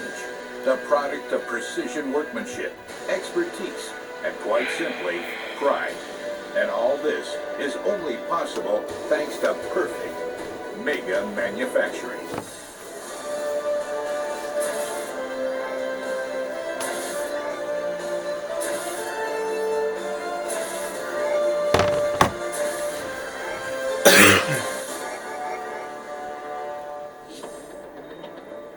Toulouse, France, the headquarters of Europe's largest aircraft manufacturer. In Blagnac, Airbus workers construct the most advanced passenger aircraft in the world, the Airbus A350. 1 o'clock in the afternoon, one of the fleet of Beluga transport aircraft arrives with a delivery of components, so called because its shape resembles that of the white whale. It is key to the construction process. A 1,500 cubic meter cargo compartment and a 47 metric ton payload. An entire fuselage section of the A350 fits in the belly of a single Beluga. Or, as in this case, one of its wings. Measuring 32 meters in length, it would be practically impossible to build the A350 without the Beluga fleet. Baptiste Romet must see to it that his team unloads all the freight within an hour. Every delay triggers a chain reaction, disrupting construction of the world's most advanced passenger aircraft. Unloading the unique Beluga super transporters is Baptiste's dream job.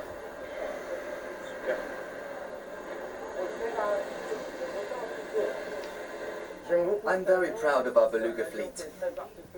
They're key to the entire assembly operation running smoothly.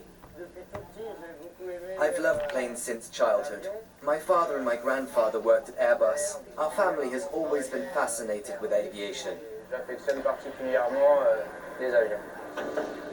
The Beluga fleet flies wings, fuselage sections, cabin furnishing, and vertical tailplanes for the A350 from around Europe to these assembly hangars in Toulouse. 4,500 suppliers and 12 Airbus facilities are involved in its production. The background behind this complex puzzle? Airbus was established in the 1960s as a consortium of companies from across the European continent. Different locations have different areas of expertise to this day.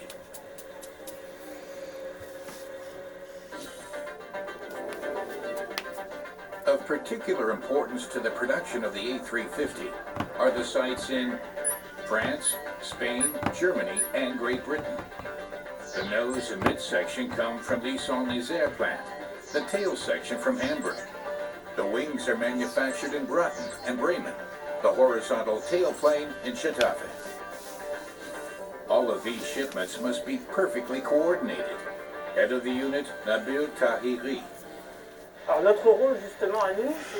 It's our job to ensure that all the parts are transported on time. We have to always make sure that all of the components are on hand here. Thanks to our fleet of transport aircraft, we can get anything that's missing here straight away. We need around 3 hours to pick up a part from anywhere inside Europe. The Beluga provides us with an extremely quick and safe way of getting all the parts we need in a timely manner. Our system is absolutely reliable. Even when everything is running smoothly, the A350 still has to go through 7 stations. With 120 aircraft a year, this demands absolute perfection. Everything begins in Station 59. The first stage of the final assembly line.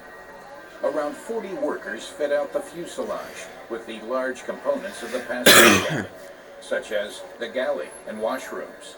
9 such fuselage segments can be worked on in parallel here. Responsible for this work is François-Louis Godard. He oversees each machine for 80 days, from the first assembly step to completion. This is where assembly begins. The sections of the A350 fuselage arrive here from all over Europe. We work on outfitting the passenger cabin from the very first station to the last station. What makes this assembly line unique is that we fit out the passenger cabin and assemble the aircraft in parallel. This change to the workflow allows us to minimize production time.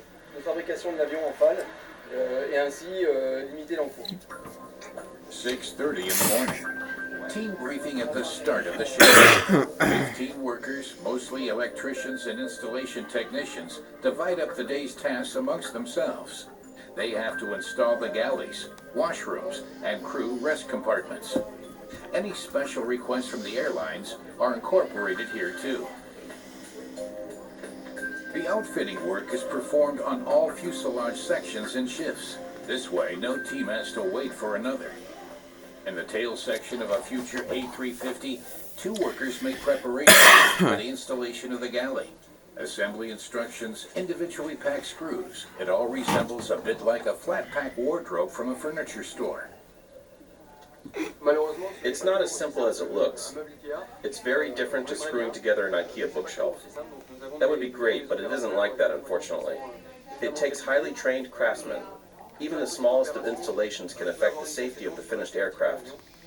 As such, special expertise is required for every single operation. It takes months and often years to train our workers. In contrast with a cupboard from a furniture store, it's critical that nothing can shift, even during the most severe turbulence. No screw may fail. A big responsibility for the workers.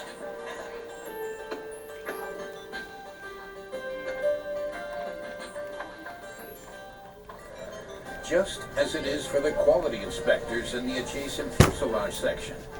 Yeah, sometimes I feel like I'm just talking to a wall when I'm talking to one of my friends. So, because, but sometimes he's dumb.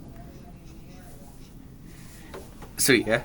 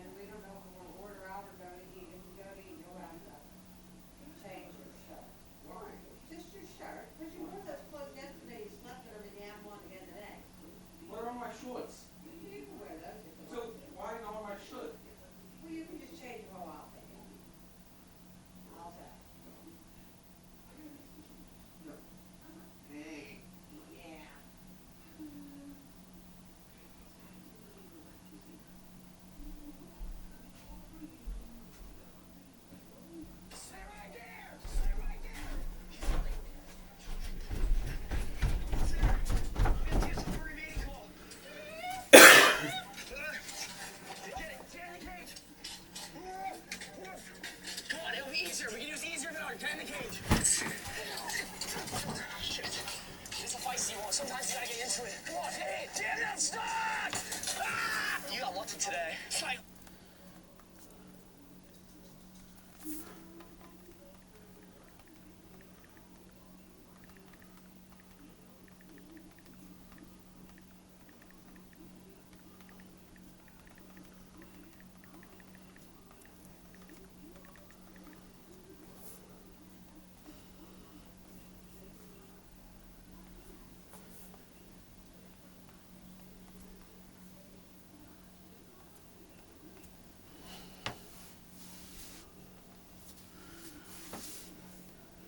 Sexy.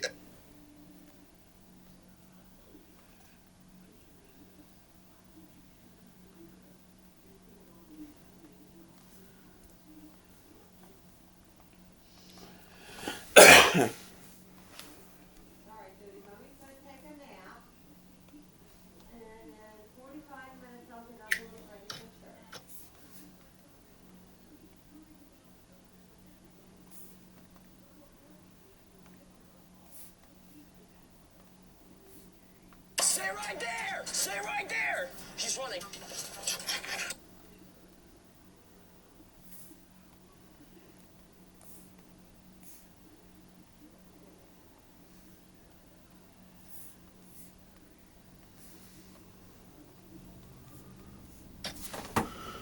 Fuselages for outfitting, but only if every bulkhead, every electrical component, and even the floor is free of defects. The supplier has already ultrasonically inspected it for damage on departure, but a lot could have happened during transport, and nothing can be left to chance. The next fuselage has already been released. Craftsmen seal the floor where the lavatory will later be installed. The film prevents moisture from penetrating the floor. Like everywhere in the aircraft, there are electrical cables there too. And there are more of them in the high-tech A350 than in most other commercial aircraft. There are instructions for every task. Each worker must double-check that the work has been performed to the exacting standard. In the first hangar, the teams install components that would no longer fit through the doors once the fuselage is assembled.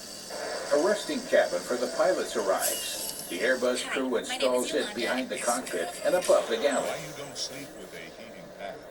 The A350 is a long-haul airliner. It can fly non-stop for up to 20 hours. There are several pilots on board for such flights who take it in turns to rest.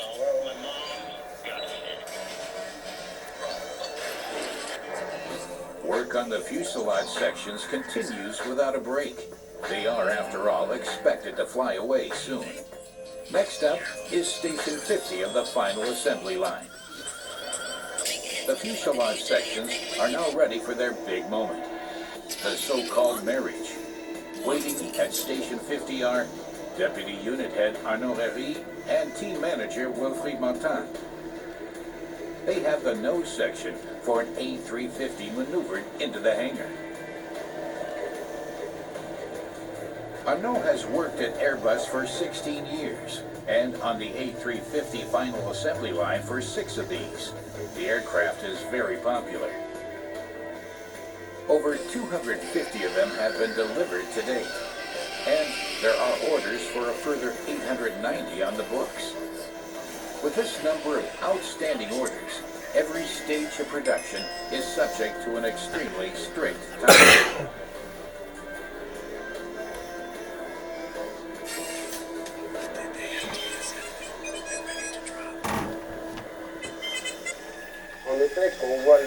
Because of the number of parts that have to be assembled to build an aircraft, and the large number of subcontractors, partners, and factories that supply them to us, there are a whole host of risk factors. We often have to set priorities in order to ensure that the aircraft arrives at the next station on time. We sometimes allow work that has not yet been finished to be completed at the next station. Our overriding priority is to avoid at all costs the next station being prevented from continuing with the assembly work.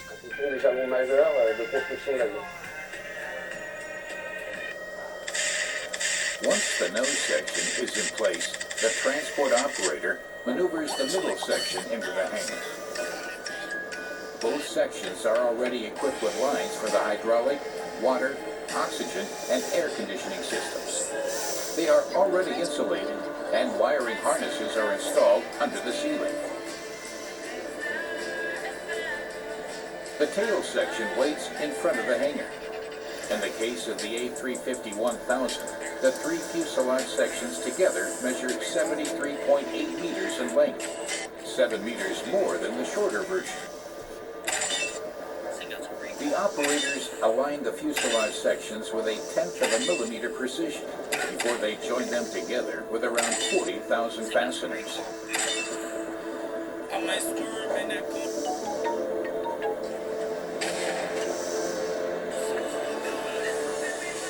As with the rest of the construction, most of this work is performed by hand. Over 10,000 rivets hold the carbon fiber fuselage sections together. No other aircraft uses such a high proportion of carbon fiber as the A350. Because the material is extremely hard, the workers have to use especially high-quality drilling equipment. 53% of the A350 is composed of carbon composite. It's 40% lighter than aluminum and allows much more complex shapes. Each layer consists of super thin plies of carbon fiber, embedded in a synthetic resin matrix. And there are several layers, a process that takes a few days. In the aviation industry, composites are viewed as the materials of the future and are increasingly replacing aircraft aluminum. The aircraft is fitted with its iconic nose gear at this station, all in parallel with the myriad other processes taking place. This component alone is constructed from around 1,000 parts, primarily made from high tensile steel. It too is installed by hand. Every connection is bonded and bolted for safety.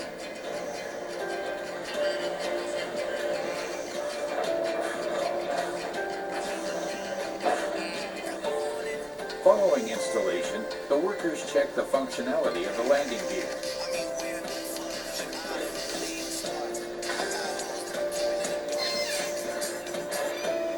Testing which non-naval aircraft can land from an aircraft carrier. It's activated by remote control instead of the pilot pressing a button. The nose wheel must deploy at the same speed it would during approach. Mechanics are going to hate me for this one.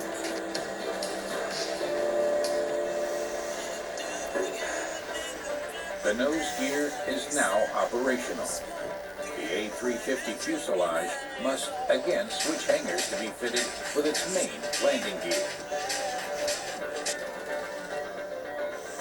The workers hydraulically lower the 32-ton fuselage to rest on its support wheels.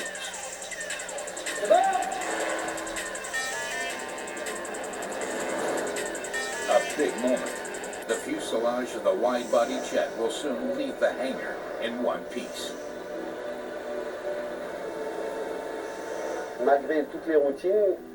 Despite the routine, you're always learning something new, whether at a personal, technical, or organizational level. You start each day in good spirits, happy to be building these amazing cutting-edge products. It requires total dedication at all times from everyone. Wondering how I got here? Well, when you get a taste for something different, different is all you'll live for. Try it. Try different. Dread dealing with your insurance more than weak Wi-Fi? You have insurance. You should have MJM. I discovered my love for music growing up in the church. My father's a drummer, my mother's a singer. It made it so easy to just engulf yourself in music. For me personally, Orlando has a certain feeling to it. You can truly hear and feel while making music. If I was to leave a legacy with my music, truthfully, to feel good and love how you love, that's all I want my music to represent. You can do this. You can be the person who anyone history with a chip on a device that is not their computer. How? Yeah, how? need a big screen to feel safe. Kayak. They compare hundreds of sites, so you know you're getting the right flight, hotel, or rental car. I'm scared. We do it together. Kayak. Got that right.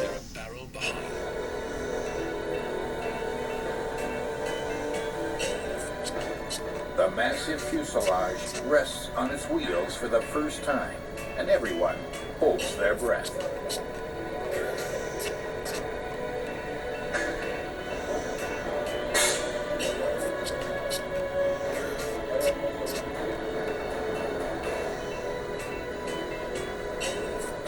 The operator of the aircraft tractor grabs the nose wheel to carefully push it out of the hangar, just like maneuvering around the airport.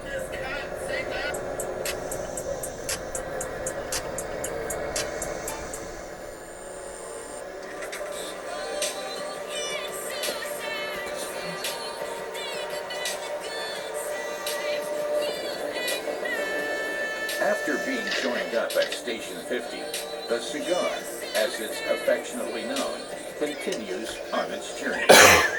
A cigar is what an assembled fuselage without wings is called in aviation jargon. These will be fitted at the next station. So this is not an ad, it completely...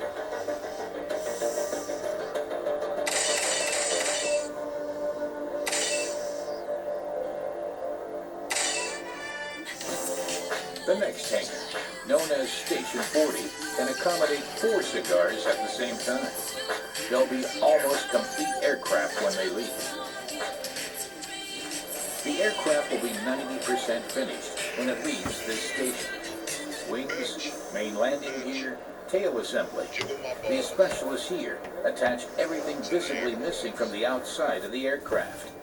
To maintain efficiency, several teams work in parallel at this station too. A crane lifts the wing into position that will later support the aircraft in flight. The 32-meter long and 6-meter wide wings are the largest aircraft components ever to be fabricated from carbon fiber composite material.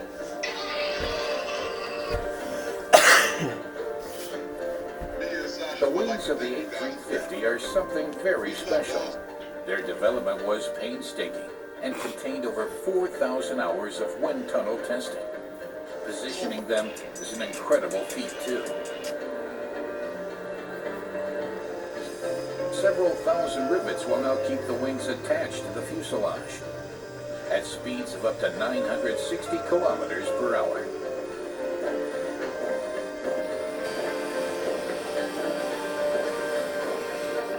Flap design is optimized to reduce vortex generation, resulting in better lift efficiency and improved low-speed performance, while reducing aerodynamic generated noise from the wing. A special droop nose is integrated into the inboard wing leading edge. It helps the aircraft remain flyable even at low airspeeds. This facilitates takeoff and landing. Like the wing, the horizontal tailplane of the A350 is made from carbon too. It has a span of 19 meters and was manufactured in Getafe, Spain. As with the fuselage segments and the wings, all of the electrical and hydraulic systems have already been installed.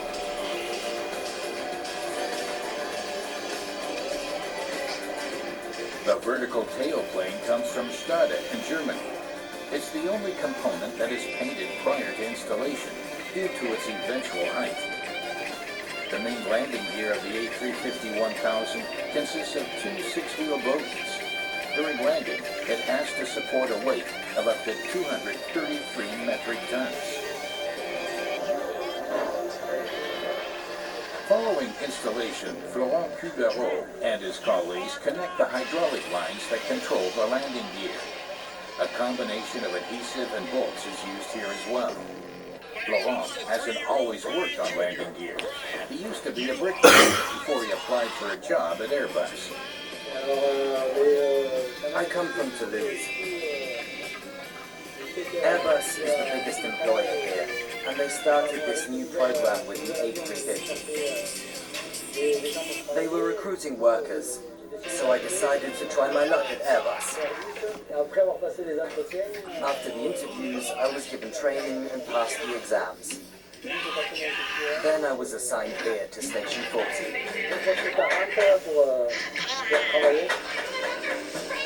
Airbus is not only the biggest employer in Toulouse, aircraft construction is pretty much a part of the regional identity here.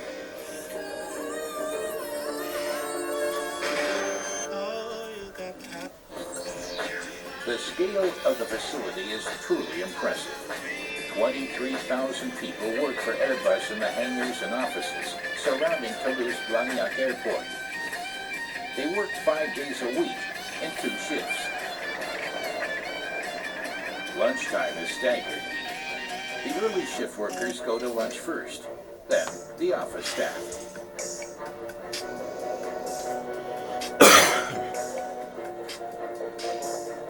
The cooks working in the 15 restaurants around the factory site prepared 2.6 million meals each year, handling 13.5 tons of steak and 10.5 tons of salad in the process.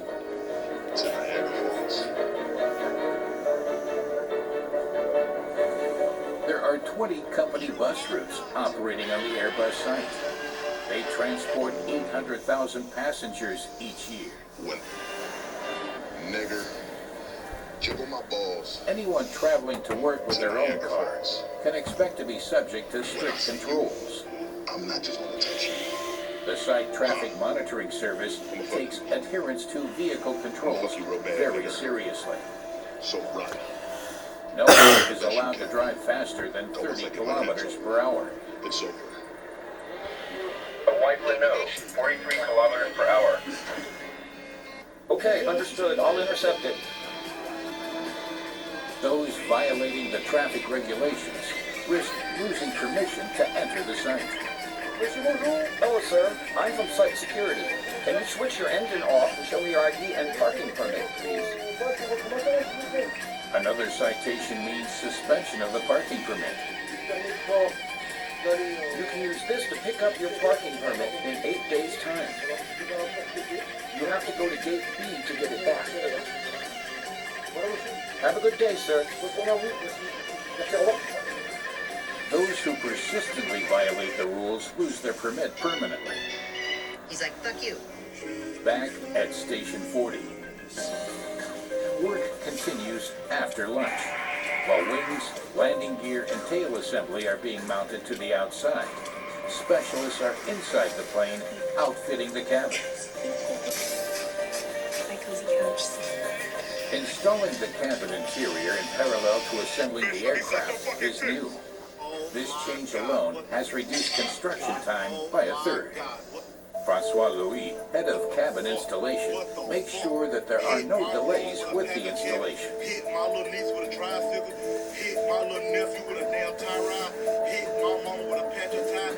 Oh my God. We previously saw the start of assembly, when the large components are installed. Everything that wouldn't fit through the cabin door later, once the fuselage is joined together.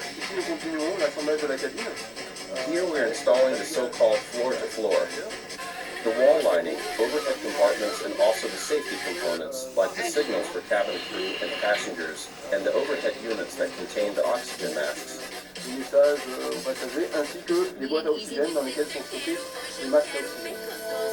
The cabin functions are regulated by a central control unit. In the A350, it ensures 20% higher air humidity and higher cabin pressure than has been usual until now, making you feel a lot closer to normal life on Earth. While the interior is being installed, a worker is in the cargo hold with a rag and brush. Cedric Cabarros. I have to clean this area here before I fix the insulating material in place. Whatever is underneath it will no longer be visible or accessible. Any residues like a metal swath or other dirt that could be hidden behind it must be removed. Only when we're absolutely sure that this area is pristine can we lower the lining and fix in place the insulation between the exterior and interior of the aircraft. Pour avoir cette isométrie entre l'extérieur et l'intérieur de l'avion. Voilà. There are some traces here, for example. I use a cleaning cloth with a special solvent for this. There's something here too. Because you can't drive with you. Now I'm sure everything is clean, and I can close up the insulation.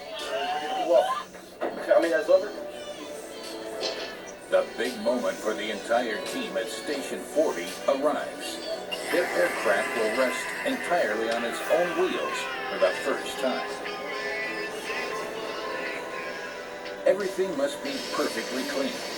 No work residues. No drop of oil is allowed to contaminate the brand new aircraft or its tires. The workers activate the hydraulic system.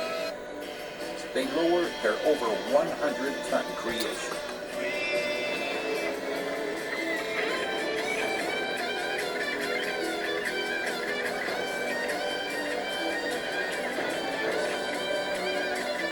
It's an emotional moment for everyone, including for Arnaud. Alors lui, on peut dire que c'est comme You could say it's like the end of a pregnancy, a kind of birth. But there's a birth at a station every 8 to 9 days. Over time, that's an awful lot of babies. There's a part of us in every plane. We all put a lot of energy and dedication into our work. It makes us very happy to have done our bit.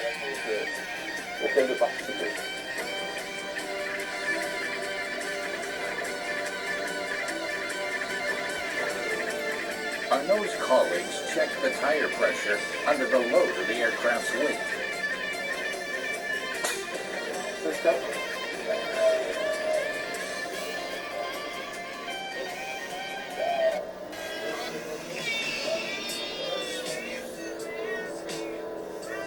The aircraft is about 90% finished. It's time to bid farewell to Station 40.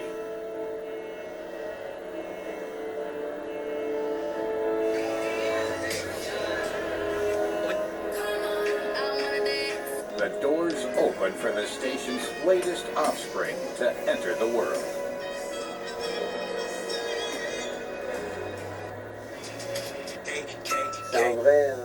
Building aircraft is a real pleasure, and is something I'm proud of. This is matched by the great sense of responsibility we feel when later our families, our children, or friends climb aboard. So we're committed to doing a perfect job every day, never overlooking anything, and building aircraft of the highest quality.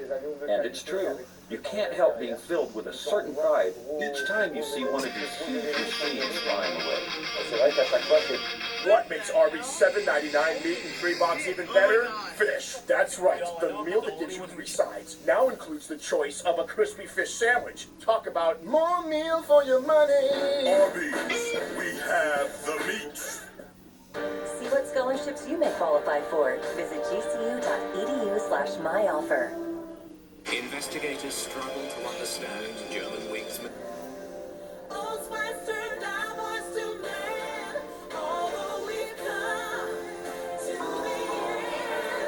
Investigators struggle to understand German wings. This mysterious descent into the mountain. 27 minutes into launch.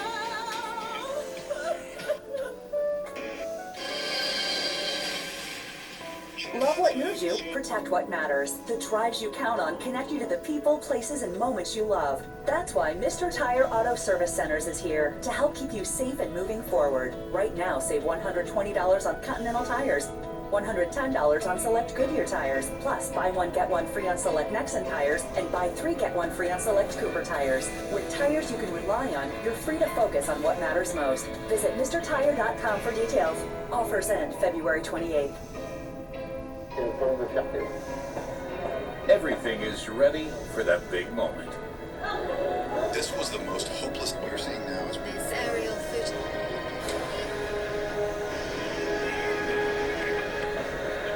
You're cruising in forward.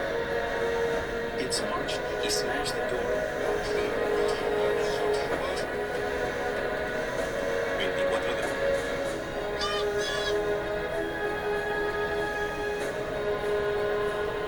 The openings in the machine are covered to protect against rain before the aircraft is moved to the next hangar. To be German wings a freedom.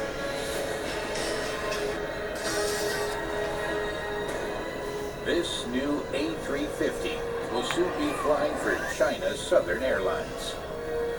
Millions of people will be putting their lives and their trust in the work performed by Arnaud Herry and his team.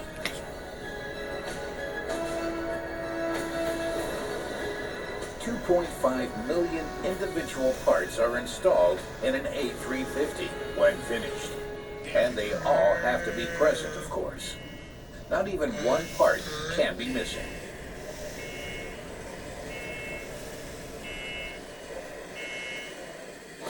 Airbus gathers together the parts for its aircraft at 2 logistics centers. Stored on an area totaling 84,000 square meters, the equivalent of nearly 12 football fields, are aircraft parts and everything needed for the cabin interior, galley, overhead compartments, toilets, and seats.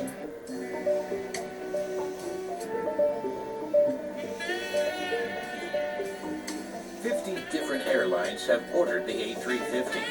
This means 50 different interiors for business, economy, and first class. The logistics specialists supply the components to the assembly hangars as and when needed. This just-in-time process requires precision in supply and demand. David Gaillan is the head of the Airlock Center. He must be aware of what parts are needed at all times. If just a single curtain is missing, the aircraft cannot be delivered, and the entire production line grinds to a halt. Bearing in mind the number of outstanding orders for the A350, a disaster. David tries to avoid delivery bottlenecks and delays by way of stock keeping. Airbus's strategy involves looking to see where the greatest expertise in a particular discipline is located. This is why we work with many factories in Europe, and indeed throughout the world too, if you include all of our subcontractors. The logistics are highly complex, and that's precisely the challenge our department faces. We coordinate everything and take delivery of parts from all over the world that arrive by plane, train, ship, and of course by road too. We're talking about 40,000 deliveries a week. In existence. Now, as I mentioned before, this incident did happen on Tuesday, but we now have footage from Every single delivered item is checked and logged by David's staff. If any part turns out to be damaged, his team immediately organizes its replacement or repair.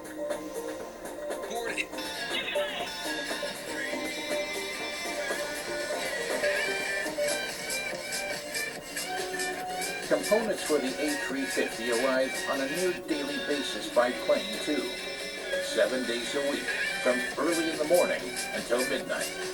And then there are the machines waiting to be delivered.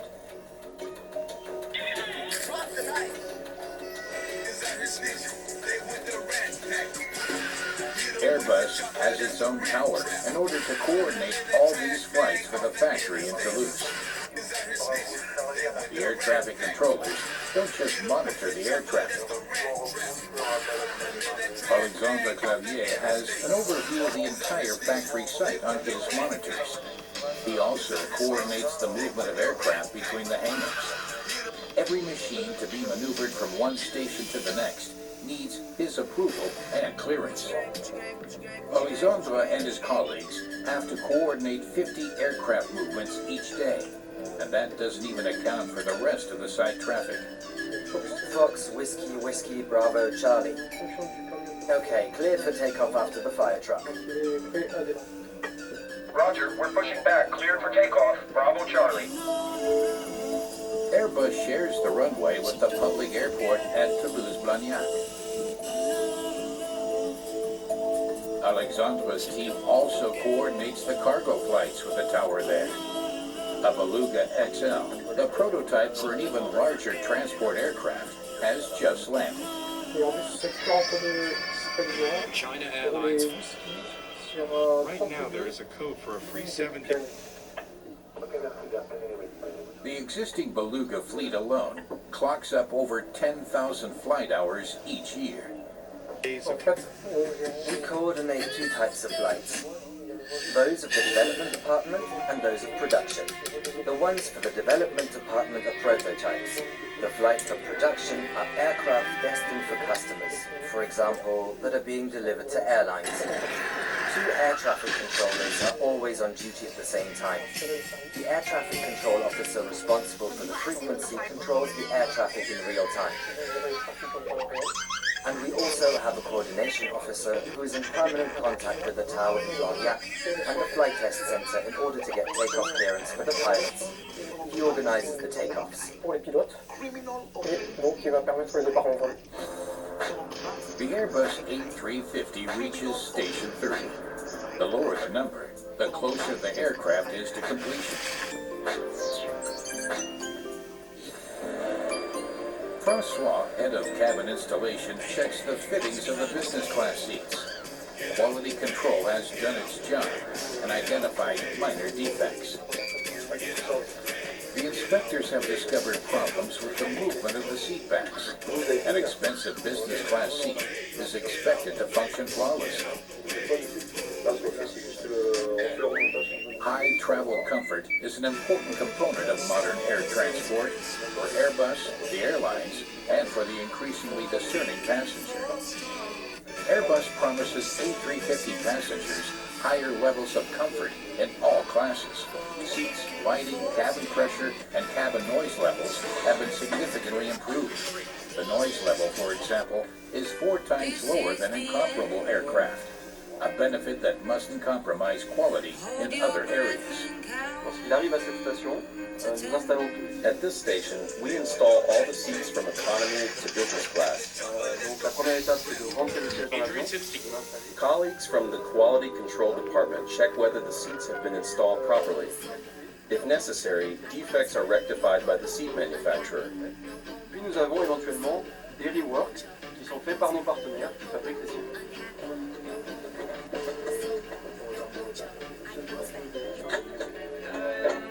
While the remedial work is going on, another team installs the seats in economy class.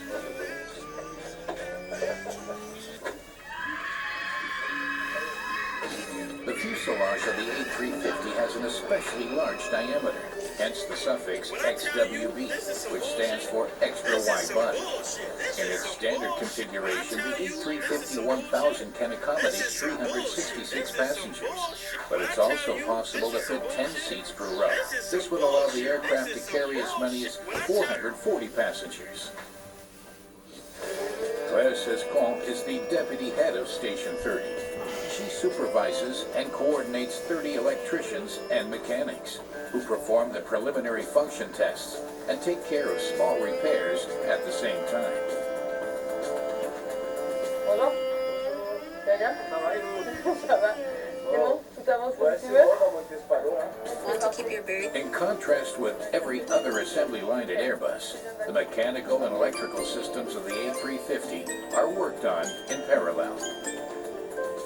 It is a great responsibility to take care of the safety of the employees and of the aircraft, especially here at Station 30, where different departments work simultaneously.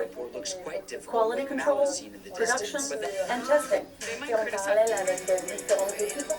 The key to our successful work lies in the harmonious cooperation required to build the aircraft on time, to the highest quality, and to everyone's safety.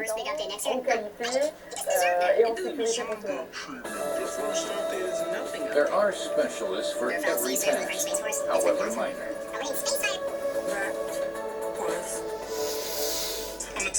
Will this be ready soon?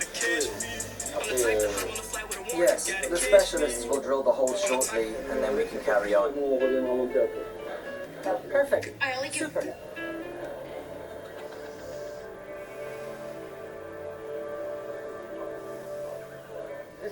I grew up in Toulouse.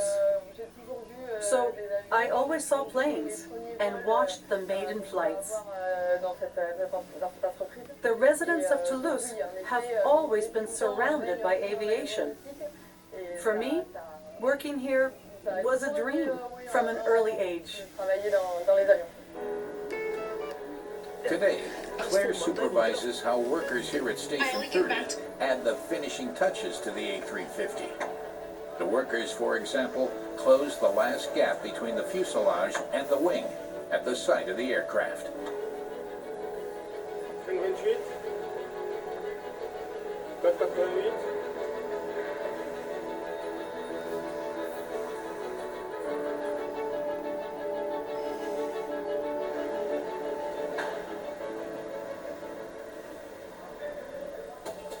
In the cargo hold, electrician Cédric Lomond is testing the cabling. 180 kilometers of cable are installed in every A350. Keeping track of everything here is a complex undertaking. In position now. Okay, I'm ready.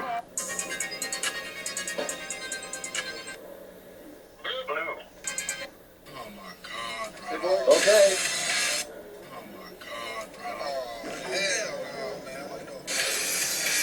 Connecting to ground.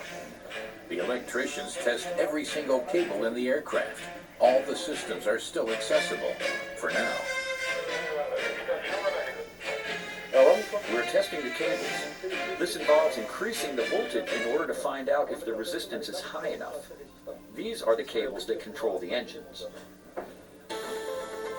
After the test, Cedric's colleague seals off all the connectors again. No dirt can be allowed to get into this sophisticated control system.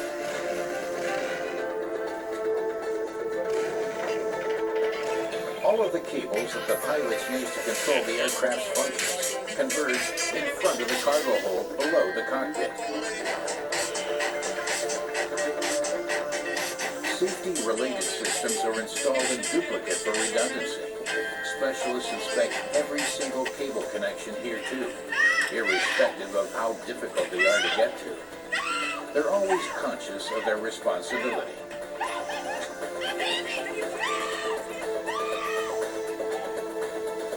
Any mistake that electrician Nicolas Vernier makes now could have fatal consequences. This is where the electronic control systems are located, the heart of the aircraft, as it were. When doing my job, I often think about all the passengers who'll board this aircraft someday and set off on their travels with complete confidence.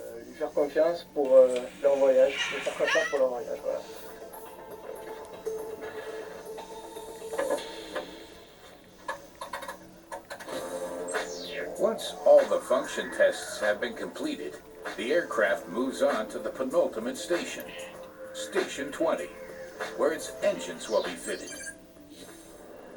The A350 is powered by two state-of-the-art turbofan engines, developed exclusively for this aircraft by Rolls-Royce.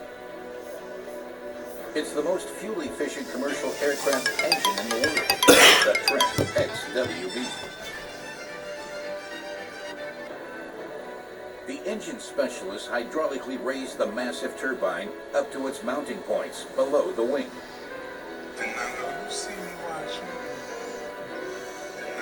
They bolt the 8-ton, 50,000 horsepower engine to the aircraft wing using just two mounting brackets.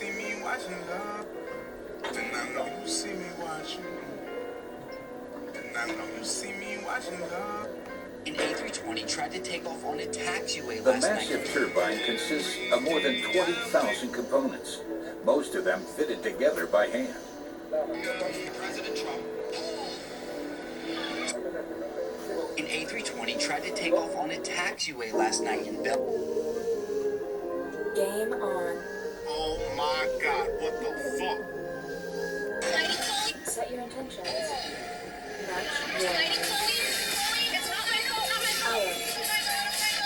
Attention. If dealing with your insurance company causes one or more of the following, you may have insuranoia. Don't wait. Call NJM today.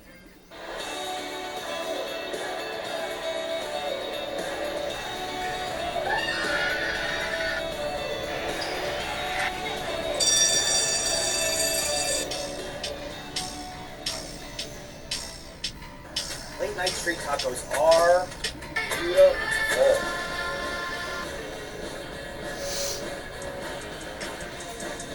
For the tall people.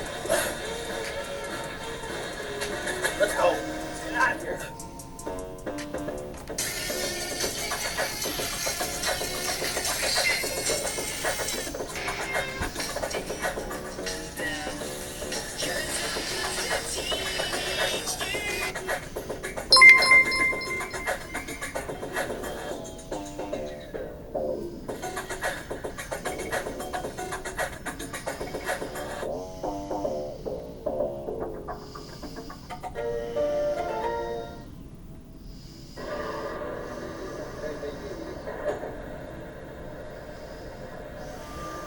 Once the turbine is secure on the pylon, the hydraulic transport vehicle is lowered back down.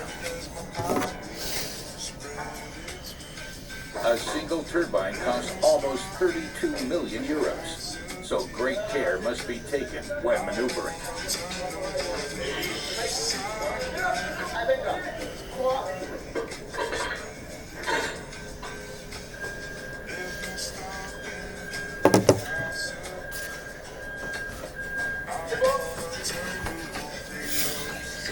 Each of the two engines generates 374.5 kilonewtons of thrust.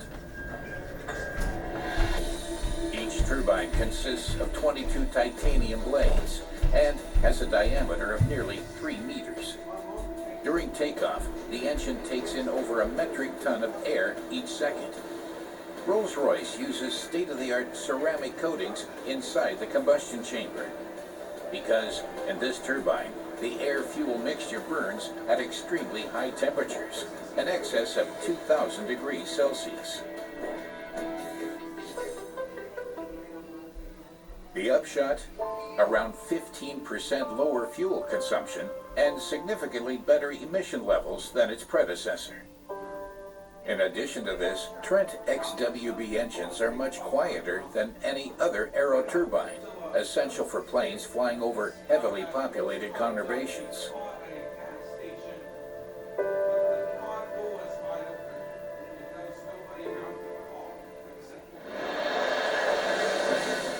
Before Airbus shipped the first A350 in December 2014, aircraft and engines were subjected to extensive stress tests under extreme climatic and weather conditions that the aircraft would not have to endure during normal operation.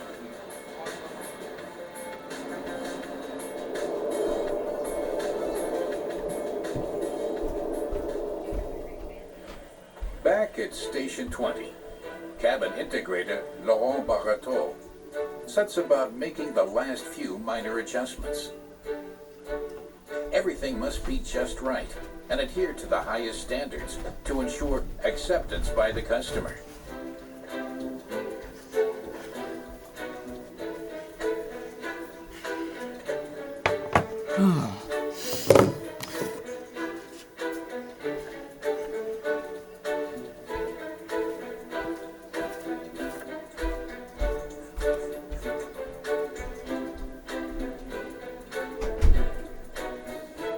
Every reading light must be angled properly. No scratches must be allowed to ruin the impression. The list price of an A350-1000 is almost 330 million euros. So the customer understandably expects to receive a first-class product. At this point, we examine everything again very closely and place great emphasis on protecting the cabin, as all the elements are very expensive. If you install them, you should avoid damaging them, as several jobs are always being performed inside the aircraft at the same time. Everything has to be well protected. Unfortunately, however, we sometimes find some damage, or we discover during testing that a seat doesn't work properly. Then we have to rectify the issue. Just a couple of days until completion. Time for the plane to receive its paint job. The painters apply 5 coats of paint. A polyurethane paint with low volatile organic compound content, That's better for the environment and the painters. The spray guns use an electrostatic spray system. They distribute the paint extremely evenly, thus reducing paint consumption and aircraft weight.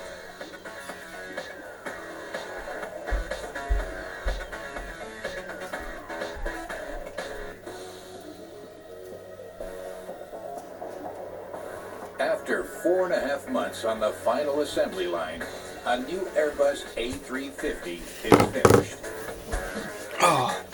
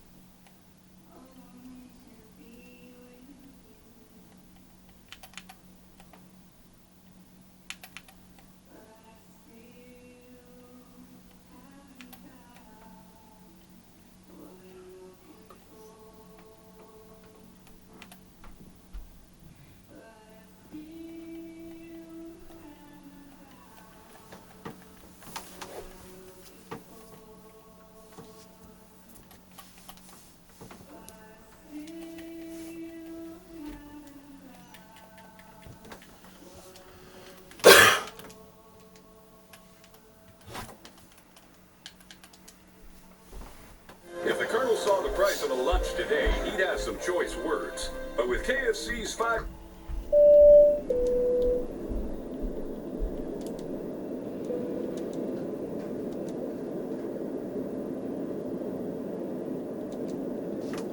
So basically I'm just going to have this playing in the background when I'm going and doing other stuff, so yeah.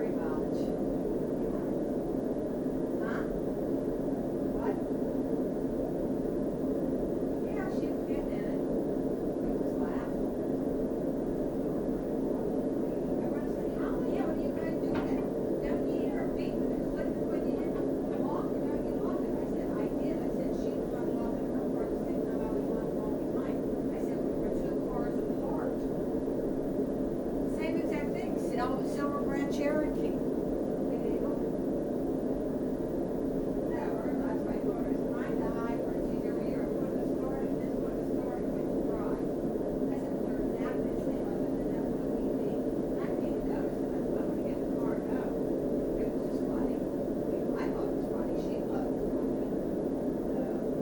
Anyways, that's about that. My mom's electric bill was $518. But she keeps her electric, her heat on 73. Well, the furnace runs by electric. Well, I'm just telling you. That's how much her does. She doesn't use that fireplace out there, but she has electric heaters out in that room and porch that she keeps on low. Because our plants are out there. So that she sleeps out there. Yeah, that's what it is. I said, I'm not gonna be cold. She's fine. It might be broke, it won't be cold. That's what I told her. So anyways, we were gonna go out to eat, but my mom didn't wanna listen to her. So they have to fix the whole time. So we're eating at my mom's, I'm picking up Rainbow here in 5 minutes. Jessie just wanted French fries, I think she's gonna go out to eat.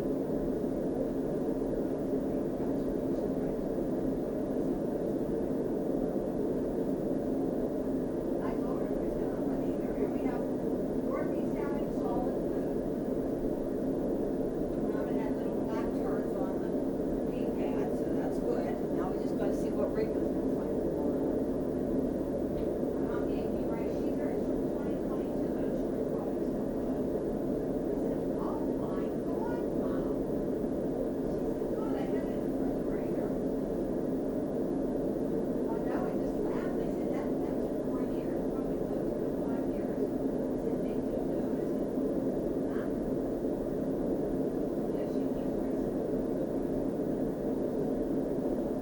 No, it's minute rice in bowls. It's just plain white rice. Yeah, a little box. So she said it'll be good. I said, well, I'm not gonna mix it up till tomorrow morning. I'm just gonna make it. Other than what you do all day. Well, you get everything burned.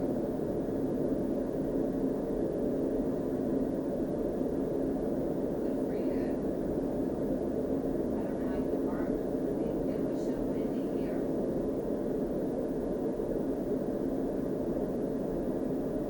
Must have been windy.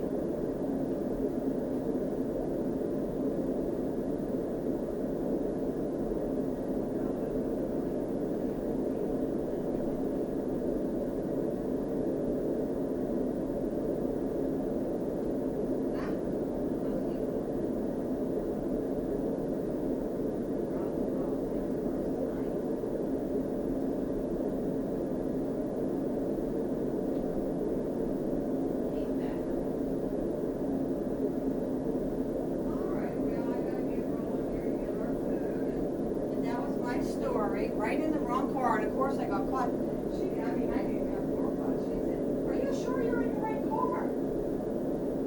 Yeah, it's our eggs. I'm not putting my car in the egg, but it's the same thing. I mean, it's the same car, right here.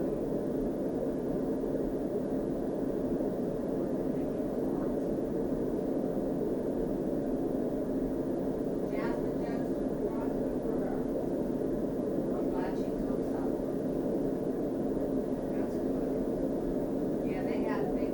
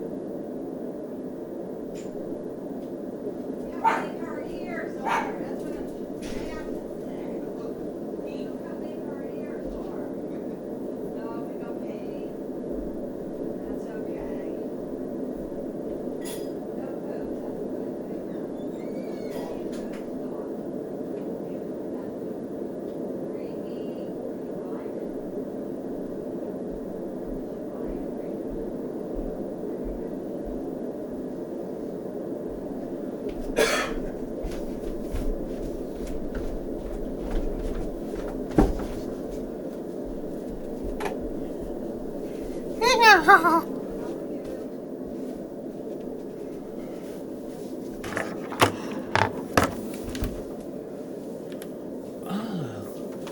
it's 4 hours. Damn.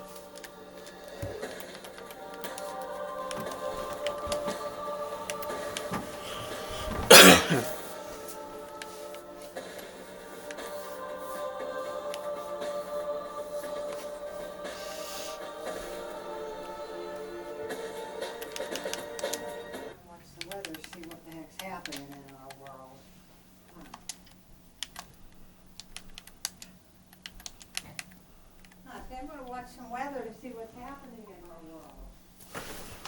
Philadelphia versus no. Philadelphia versus no.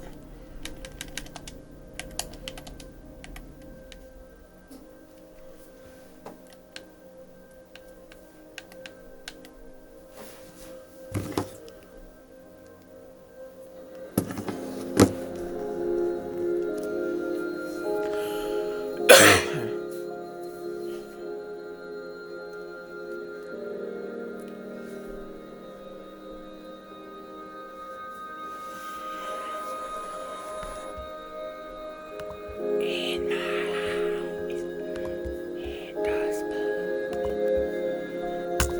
burn. 24 gigabytes left. I can quickly change that by talking a lot. Or just by going here. Just sitting here. 30 minutes. 100 megabytes used.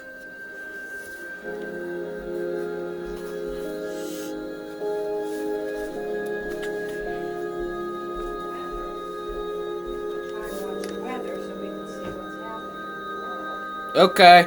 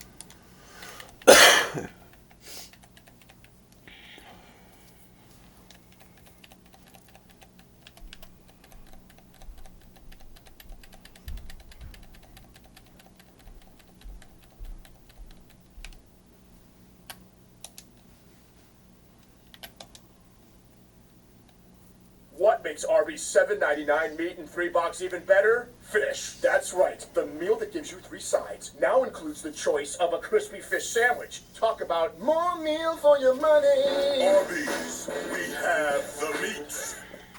You can do this. You can be the first millennial to book a trip. Ow! Kayak. They compare hundreds of sites, so you know you're getting the right flight, hotel, or rental car. Kayak. Got that right. They are the fastest, the largest, and the most dangerous in the world. They conquer every terrain, and they overcome borders. This is a very challenging thing to bring out a new ship like this. But it is much more than a challenge. It's absolutely a privilege to be here and do this.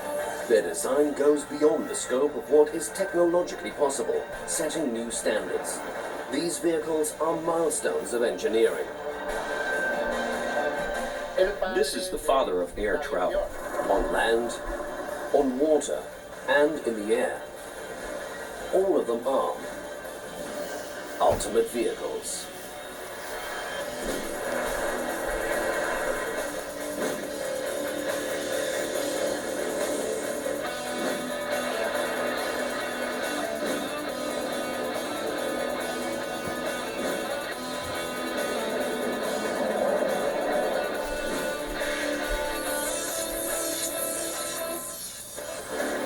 In this episode, a jet for around $19 million, the F-35 Lightning II, a bomber with a maximum life expectancy. The B-52 is foreseen to be in service for almost 90 years. A jet to teach American bombers the meaning of fear, the legendary MiG-15. From the same manufacturer, the MiG-29 is for many still the best dogfighting jet in the world. And finally, the most modern military transport aircraft in the world, the A400M. That technology makes it undefeatable in battle space. It's going to change the way we fight wars. The Lockheed Martin F-35, the most expensive defense project in the world. A fighter jet that almost makes flying child's play, in part because it lets the pilot focus entirely on flying the plane. The F-35 completed its first flight on December the 15th, 2006. It can reach a maximum speed of over 1,900 kilometers per hour. Cost per unit, currently about $94 million US. Phoenix, Arizona. Luke Air Force Base. The largest base for the F-35 is located here in the American desert. The United States military has ordered a total of 2,400 aircraft for about $400 billion, thus making the jet the most expensive defense project of all time.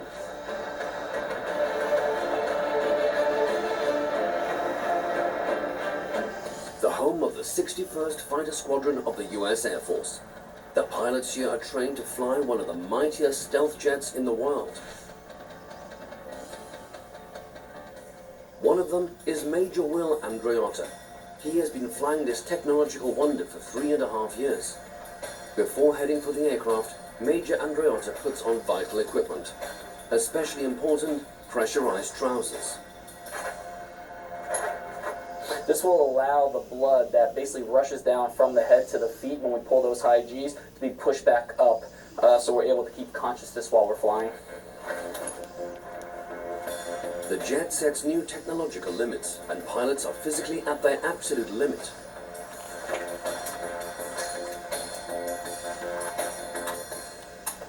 So we're really well trained. We do this every day.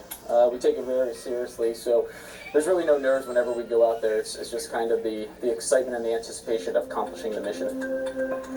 One thing left, the helmet. And it is considered the F-35's secret weapon. No one is allowed to examine it closely, but it is designed to make flying far easier. Before takeoff, Major Andreotta gets his flight briefing from the top three of the day. Major Jason Hall.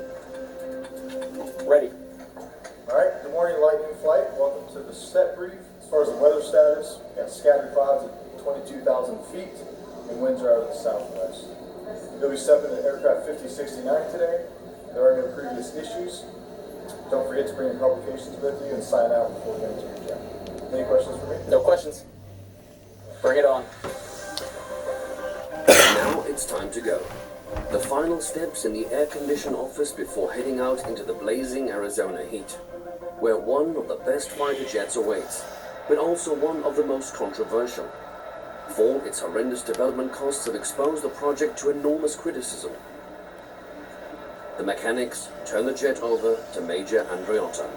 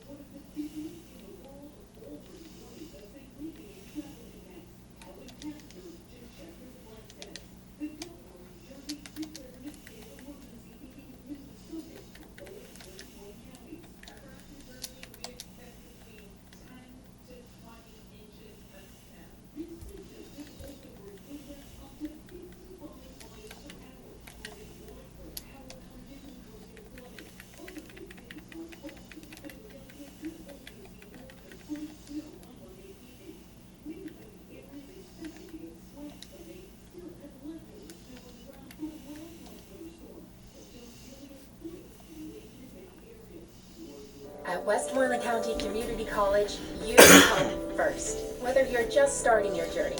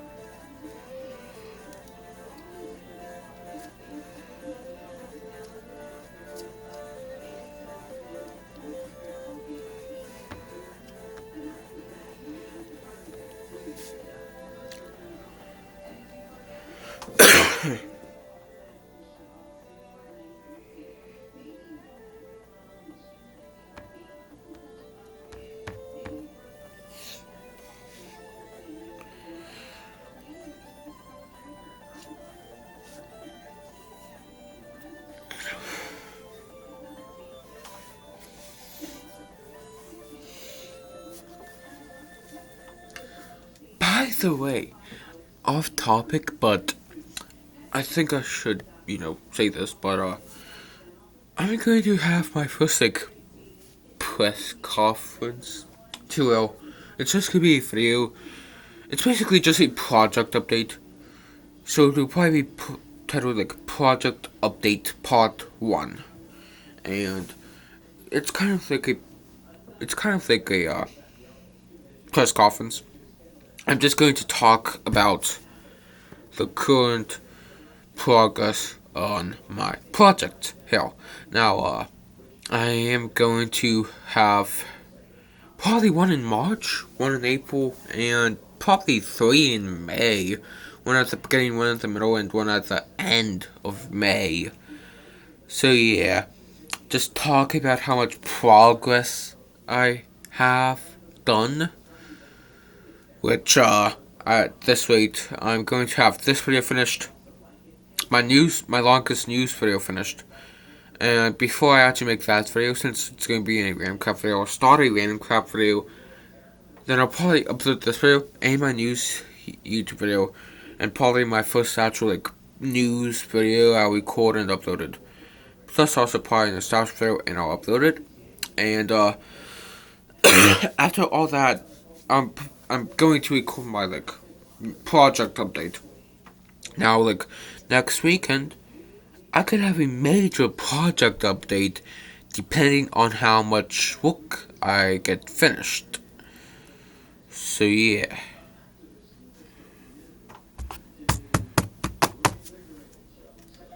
But with this video, since also in my random craft video, I'm still making a 2 hours of Finnair model plane and 3 hours of Finnair model plane.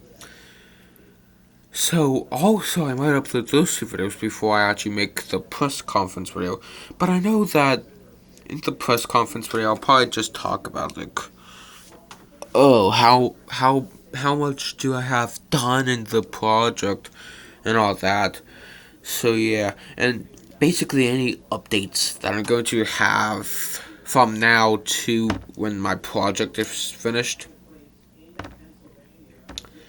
So, yeah.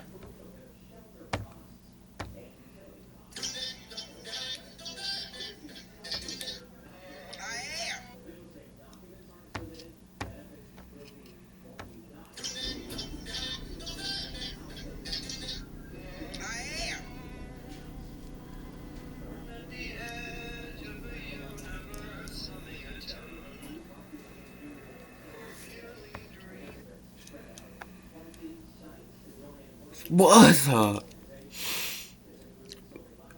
What? Sometimes I think YouTube's going crazy. Well, right now I'm uploading World of Warcraft's Part 78 as a scheduled video.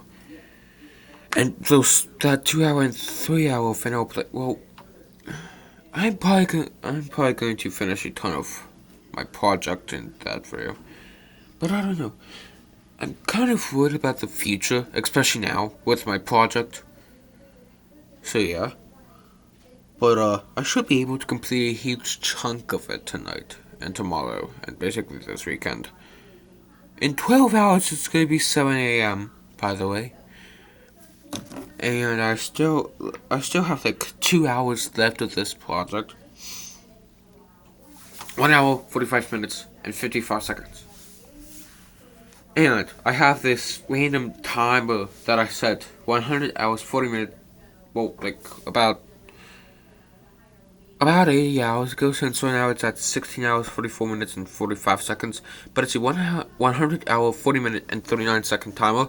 I'm going to be done with this video. I'm going to be done with my longest news video. And I'm going to be possibly pretty deep in, that random crap video that I'm going to have after my news video. So yeah.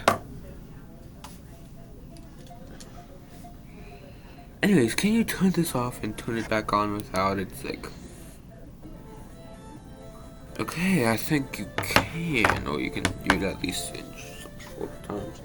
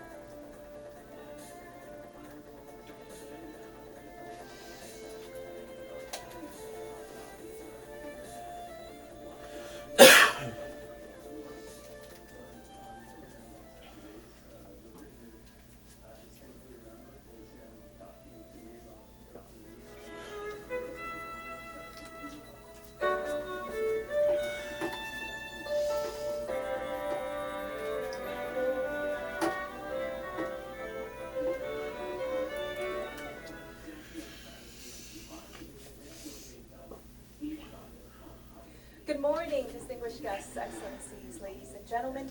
Welcome to the Airbus Delivery Center here in the beautiful city of Toulouse. My name is Ngo Phương Lan, and it's my honor this morning to be your MC.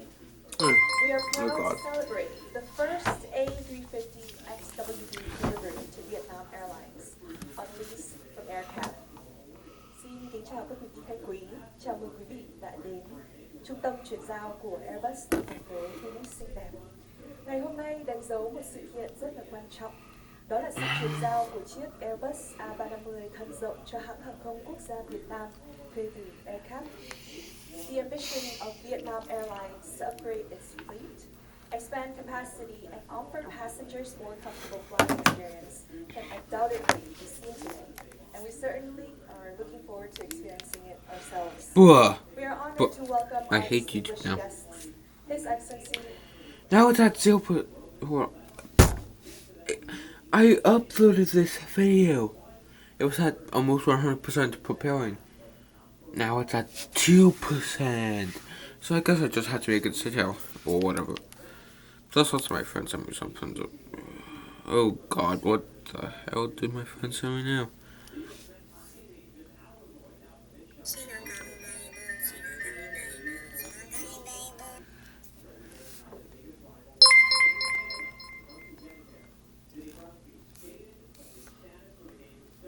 Anyways. But why did you send me back there then?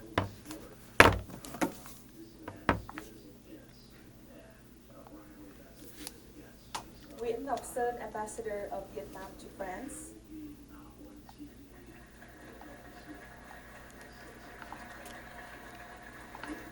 Her Excellency Lê Thị Tuyết Mai, Ambassador of Vietnam to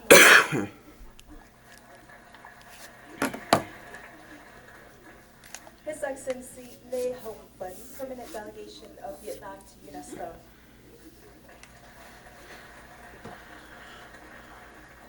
And we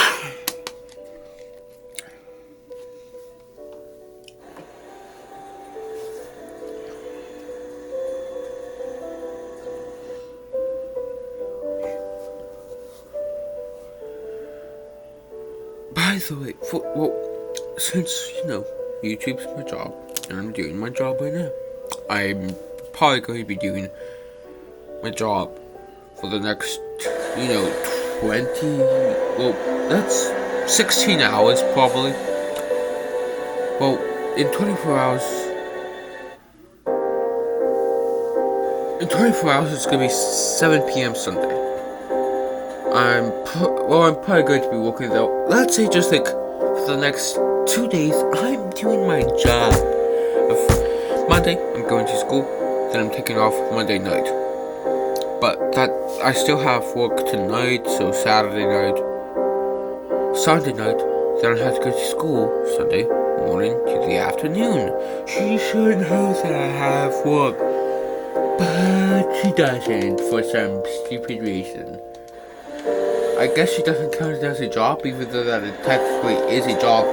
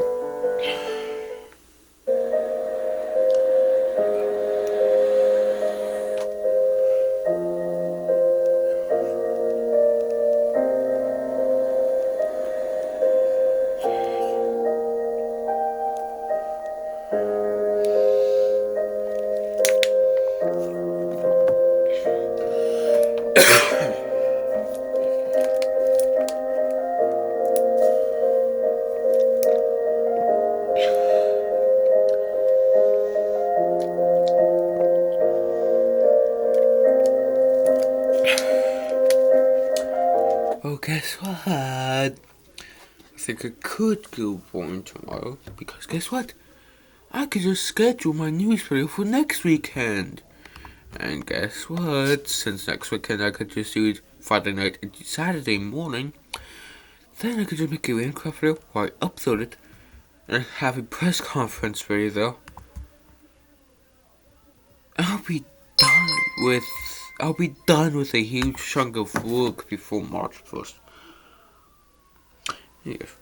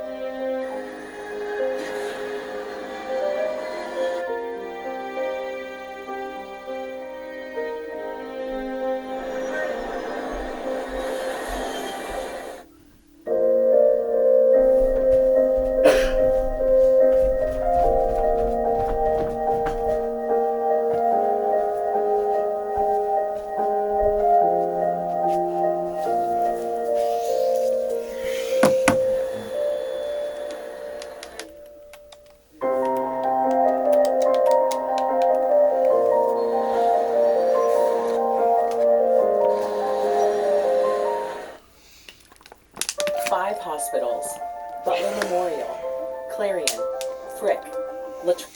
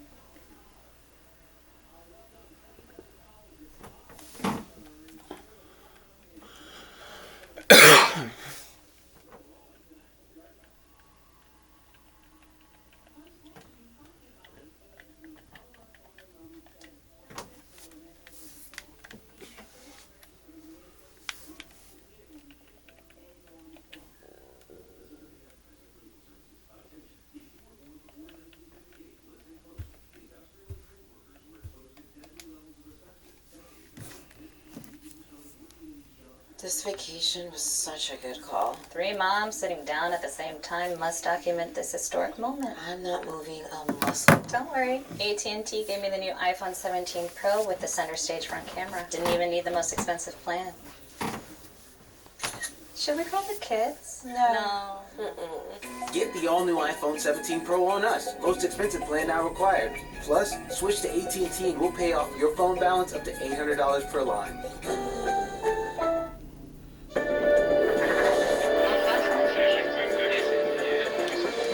This is the largest plane in the world. The Antonov is unmatched as far as how extraordinary of a flying machine it is.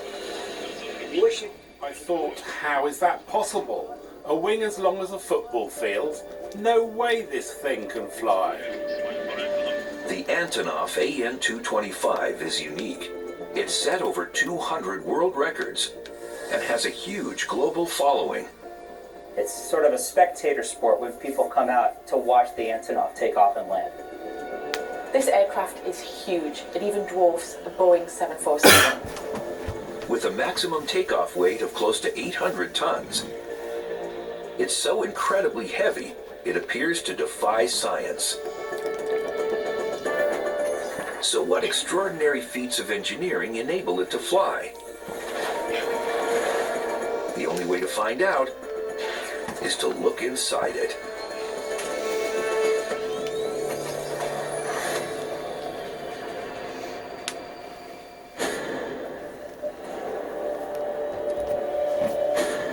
The giant Antonov AN-225 is a cargo plane like no other. Its role? Transporting the heaviest air freight on Earth. In May 2016, it undertook an epic journey, transporting a huge industrial generator from Prague to Perth, Australia. Public interest was so high that a German news crew filmed it every step of the way. Dmytro Antonov is in charge. He's not related to the company founders, but he is one of a select group of pilots qualified to captain the plane. We are carrying some very heavy cargo. For example, to Australia we are bringing a generator. We have so big cargo and now we'll fly with this cargo. How is possible? But I know it's possible. This Antonov is the only plane that can load over 100 tons. The generator weighs 117 tons. That's the weight of 18 African elephants. And transporting it by air is super expensive. Hiring an AN-225 costs about $30,000 an hour. For that, you get the largest plane in the world. If you were to park it in a soccer stadium, its 290-foot wingspan would reach over both touch lines. And its 275-foot fuselage would stretch from box to box. It's unique. Only one in the world, and the biggest, still biggest plane in the world.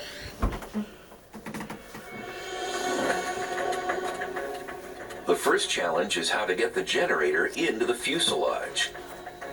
Remarkably, the front of the plane is hinged. The Antonov AN-225 is so cool. Because the nose lifts up, it gives you quite open access to the entire cargo bay, so you can easily load things in. Precision hydraulics lift the normally sealed nose and open the fuselage like a giant mouth. But it's...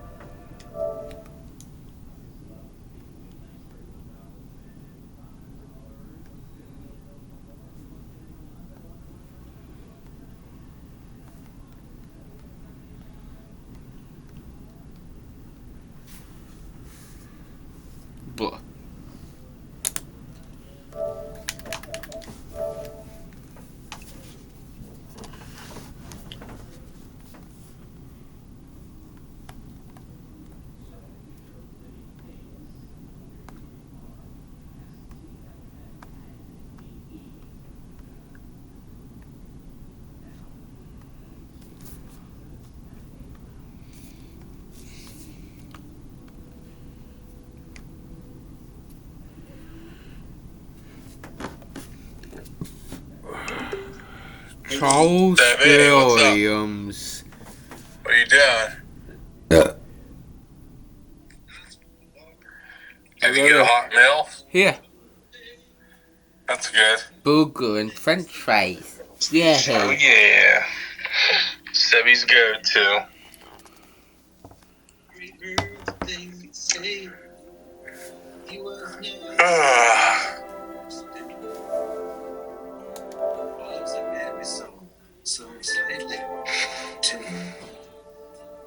He'd say, everyone got to go to hell.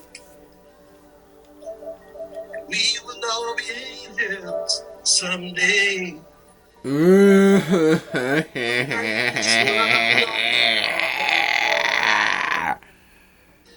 are only children.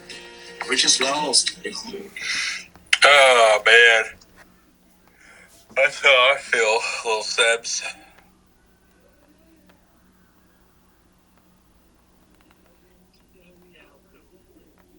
Tickets at the door.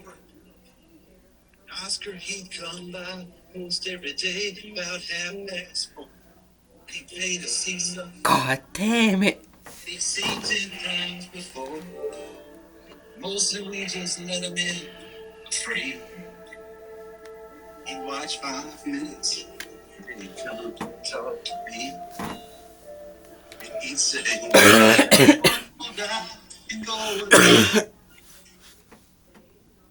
We will all be angels someday.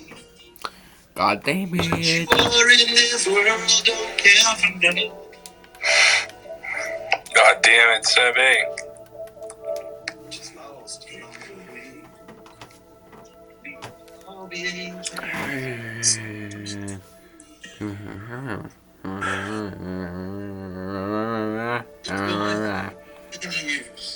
since I left my hometown, went back on the phone for a week.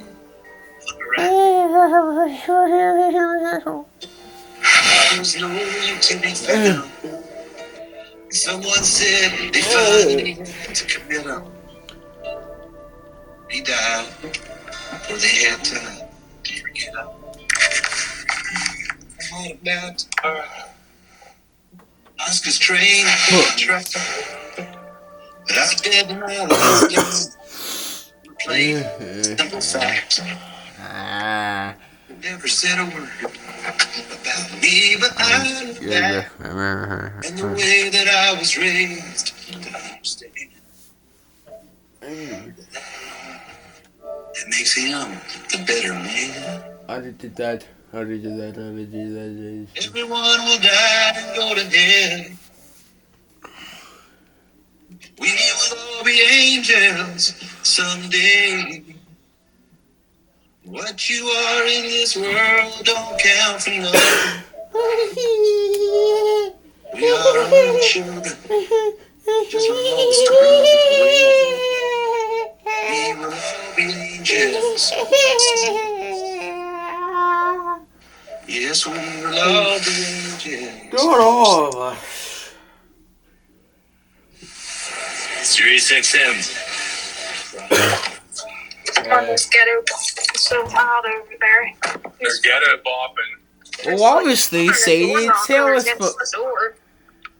It sells for. What do you expect? Sadie ghetto bops. USSR. How was it? 99.97.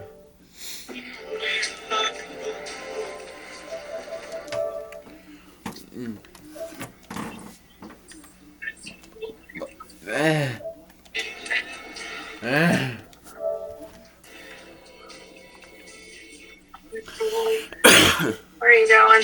You can't get anywhere on the program. I was hoping to go left, but I don't think Yeah, you're not gonna. I told you. fucking ghetto, dude, because they're not supposed to park here. I am aware. I wanted to go there and go left to go back down. Where are you trying to get to? Ghetto, back onto this road. Oh. Because it's easier to get out.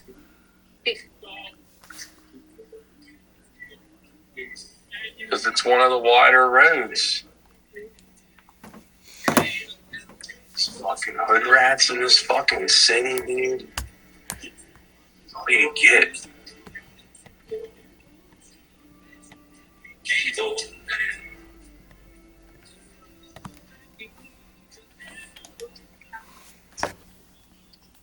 Harvey's crispy fish sandwich is back. And Cops now never it's do part of nothing. They So can't you be can bothered. get a You big just go right sandwich down and here. three sides It's for just for $7.99? Holy fish! Arby's, we have the meat. Before you try drastic They measures, can't. try new Olay Regeneron, They upgraded so with triple collagen peptides to strengthen cellular bonds from shouldn't within. be like For that. firmer, lifted, more radiant skin. People fuck the Only city Olay. up.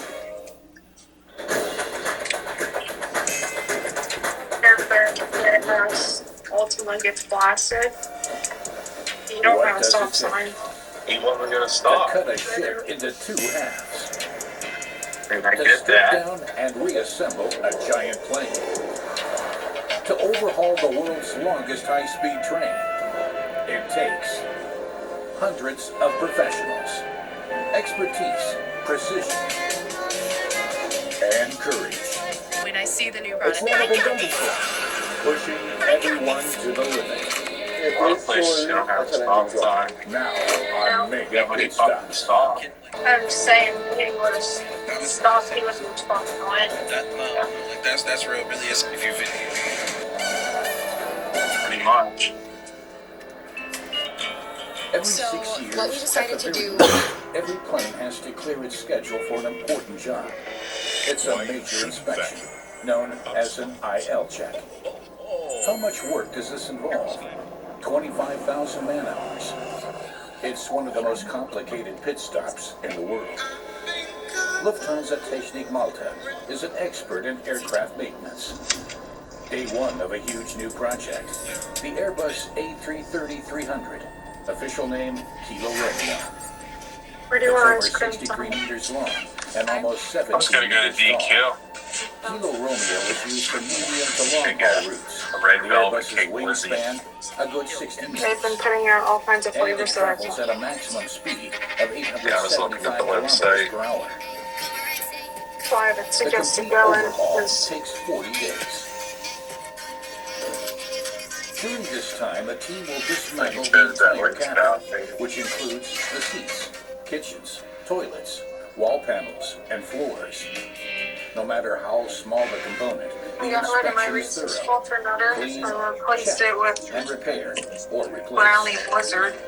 Once everything is outside, the team checks the airplane's structure for damage. What I don't Right down like to when the they last do a lot screw. of them is they usually make the ice cream chocolate and At the the same brownies too time, much. engineers perform any repairs needed on the wings, landing The flaps, and meetings were engines. all blocked up back there. You were grumbling and hit me in here. You Checks were the grumbling safety of me. fleets from several different airlines. At the start of Before any they new take it away, inspection, I'll go get project shampoo manager and shake Daryl for Heyman myself. can never be sure what kinds of problems he'll I thought they discover. just didn't even, I thought they barely just Whether came he will out. manage Yeah, to but stay on schedule. they end like right after Once you St. have Patty's everything Day. stripped down, we kick into an inspection phase, and from the inspection phase, we will know exactly what we're looking You at. go and get me some burgers and surely, get a shamrock steak. challenging job. The first big challenge is getting the gigantic aircraft into the hangar. Engineer Patrick McAuliffe takes command. The blue work platforms in the hangar are carefully adjusted to Kilo Romeo's dimensions. The 200 million euro jet has to park right in the middle of them. Routine for the 29-year-old engineer. Even so, he needs every spare pair of hands in the hangar. You will need to be like you have like 10,000 ties on each person because a slight crack costs thousands of dollars. Stay one left, one right. Everything is clear? Okay, good. So, we'll be inside in a few minutes. Step one. Despite different nationalities and noise from the turbines, Communication has to be as simple and clear as possible. Patrick's instructions are standard marshalling signs. Get out into Dewberry Street. Just like parking a car, reverse parking a plane relies on turning the wheel at precisely the right time. The entrance to the hangar is a critical point. From here on, Flagman Patrick only has minimal tolerance on either side. That road's wide.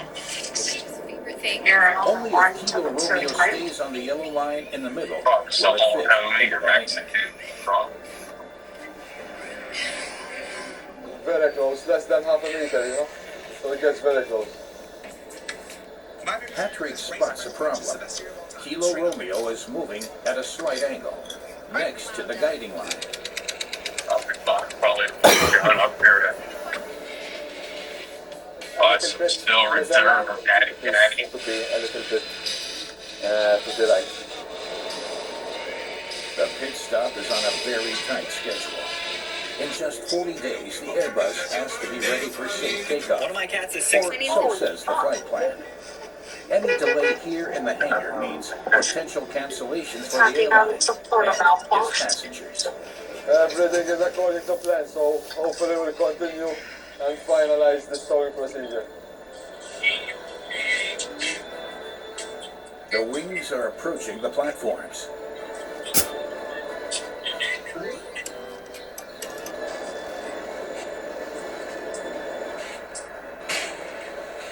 They did it. The plane is in position. Hot breath's fogging up the window, Charlotte. As it is. Brakes on. Good job, boys. Or grumbles. Everything clear. Nothing He's grumbling.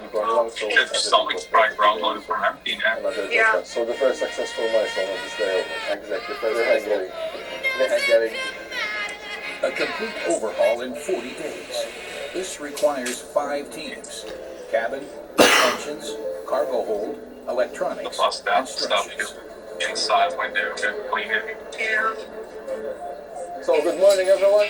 We're day 1 of 40 for the next incoming project on Kilo Romeo. The clock is ticking to achieve the 40 days. We need to start now, so let's go. And let's do the job and make it in time. The only way to stick to the schedule is for all departments to work at the same time. Gas went off. The engines team starts by removing the turbines. To do this, Patrick has to prop and lift the aircraft. This allows the lift truck to fit underneath the turbines. To lift the plane, he positions 3 jacks, like the ones you find in a car workshop. They literally think they can just do whatever the fuck they want. Yeah. He places one at the nose of the Airbus and I'd have been laying on the horn about that car. Yeah. When they get a fucking dip out. No, then the gear jackets, everything is okay. They look nuts all the time, so if there is any movement, It's like disability, because they can't work because their back hurts and they get strapped up. we start lifting the nose. That's what they do. They claim they can't work. They can strap. Patrick starts by lifting the aircraft's nose. Then the team slides the jacks under the wings. Their back.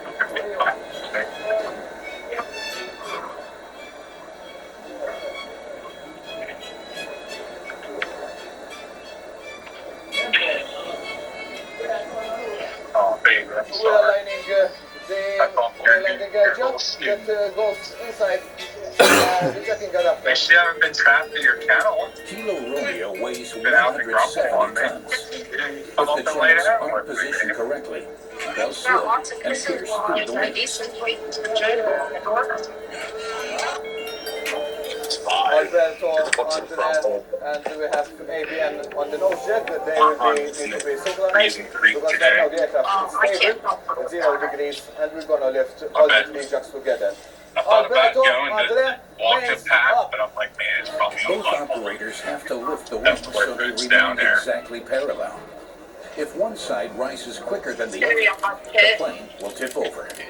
It's not like we can really just lift her off of the house. The massive lifting platform elevates They Kilo can't leave Romeo that stuff outside, 7.5 so meters that's up from the all ground. that. I swear. Its 170 tons are balanced perfectly At least in my between the dad's 3 house, we points. have detachable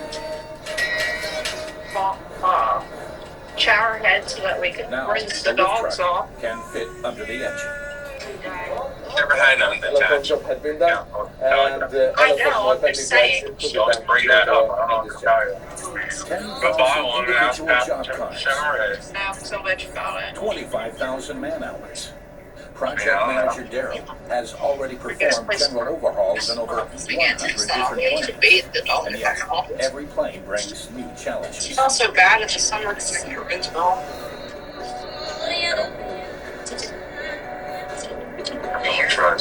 So in the next couple of days, we'll be seeing a different aircraft.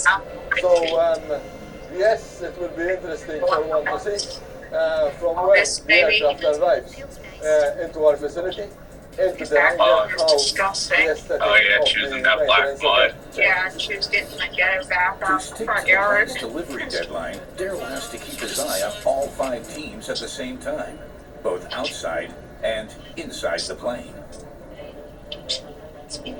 James Sheed is in charge of people there. His job, Like completely dismantle the interior, inspect it for faults, and then place everything back where it belongs. Bookshop CBD Plus is open. Gabriella's just packed. Yeah. carpet guys. So upholstery, we start removing all My carpet. sister said about it. She said it was good. How much time do you need to at least 2 hours? Eat this highfalutin. The carpet. So She's not. A lot of her friends are all though. cope lights and area settings, sidewalls, and day ropes will be removed today. James coordinates 15 tradesmen and engineers. All of them work in sync, which is why they truly depend on each other. A single delay, and the entire pit stop schedule would fall behind. It's fucking good. Yeah. No, like, probably would have been better going there out at the same time. I have to go instead of fucking all the time to see that Longhorn, everything Texas. is going smoothly. It's not even I keep the mean bringing it up. I'm honestly just really disappointed with Texas. From an area to be removed. Because I honestly always liked their That's why stuff. it's a little bit Okay, complicated. bud. I'll call you back, Seth. Okay. The seats have to be removed. Bye. That is safety security stuff. The more comfortable the seat, the heavier and bulkier it is. A business class seat takes around 6 times longer to remove than an economy seat.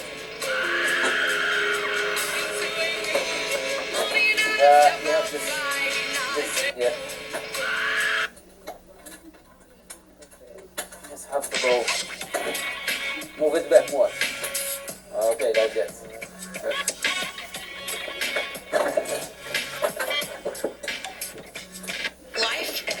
Mainly, this is the best care.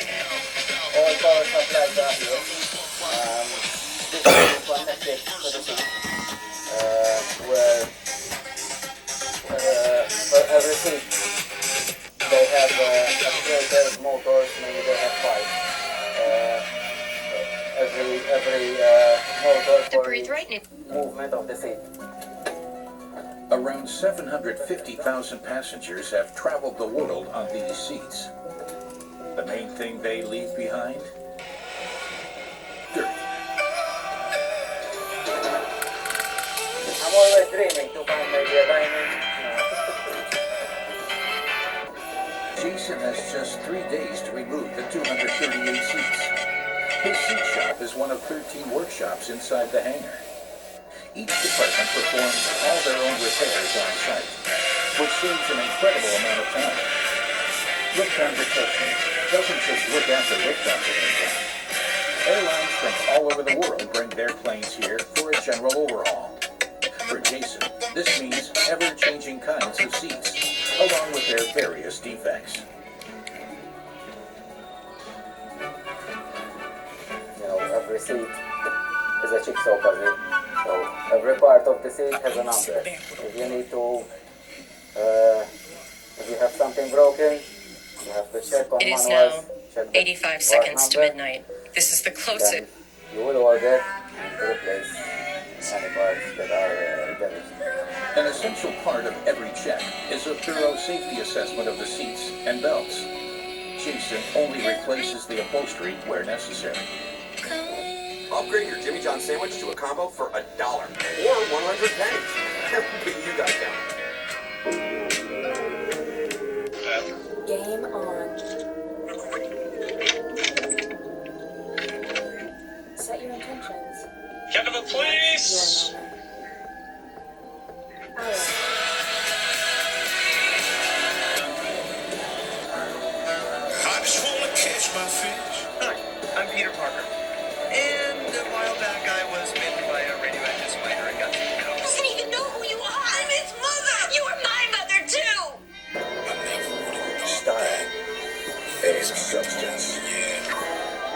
CMC Sierra.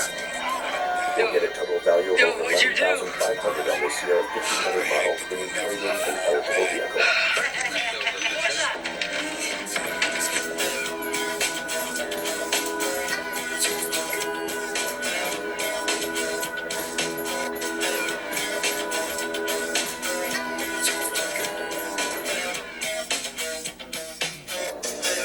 Inside the hangar, the teams continue dismantling Kilo Romeo. 70 people work simultaneously on every part of the plane. The structures team is inspecting the Airbus's steel frame. Every single bit of corrosion must be identified. Patrick and his team are still removing the turbines. An assessment of the hoisting under the engines is a mandatory part of every IL check.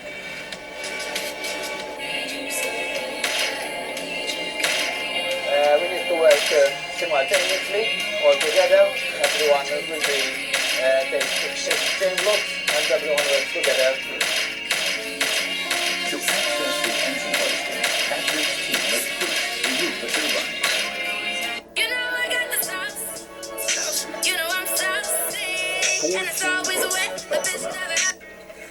Using synchronized levering movements, they slowly lower the engine.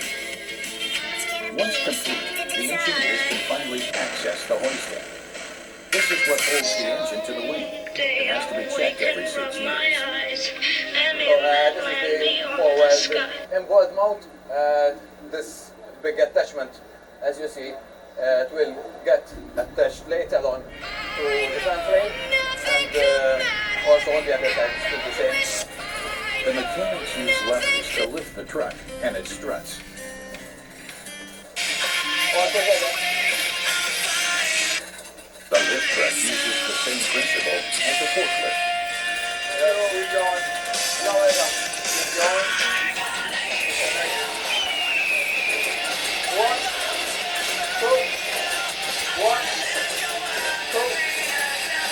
Once the truck has reached the right height, Patrick detaches the engine from the wing.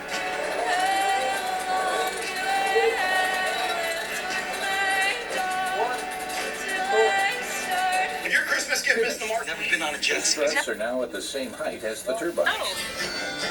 The team detaches the connection to the wing.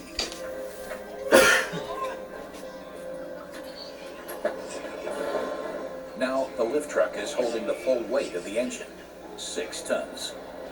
One of the plane's heaviest components.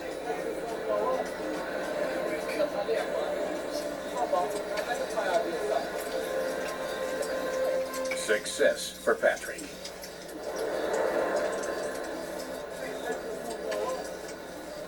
So another engine has been removed, another job is done. Everything went pretty well, everything is okay. Another task for the mega pit stop. Checking the outer shell for damage caused by bad weather. Even the tiniest bit of damage from hail or lightning can pose a safety threat.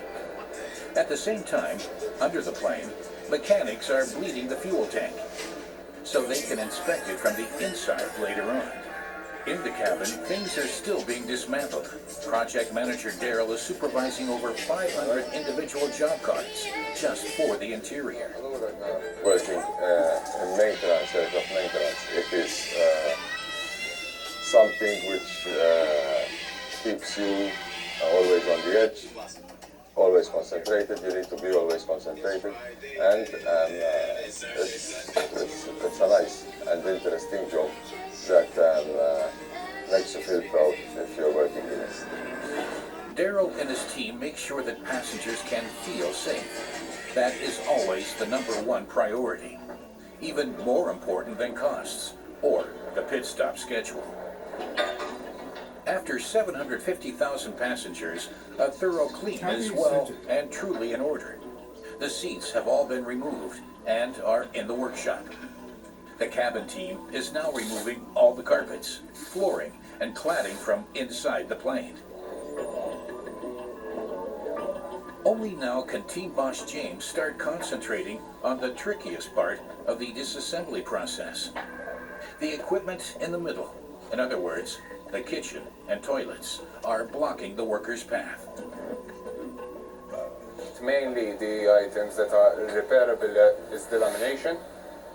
Here, which you can There's see got to be several sacrifices along the way. damages which can be repaired, and new lamination will be installed. The term monuments refers to components that are assembled as a group. This does not split, so it's very heavy to get it out. So you have to be exactly with the door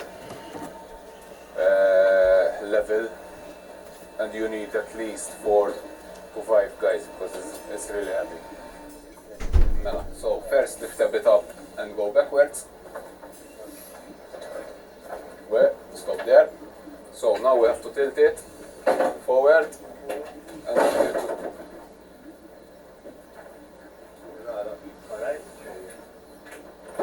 Slowly, slowly. Lower it down from the front. Okay, so let's go straight. You have to tilt up. Yes, tilt, right. Lower it a bit. It's okay at the top. Alright. Yeah. So go forward, door. Lower it a bit down, more. So I have to go straight like this. Very small, yeah? Go straight.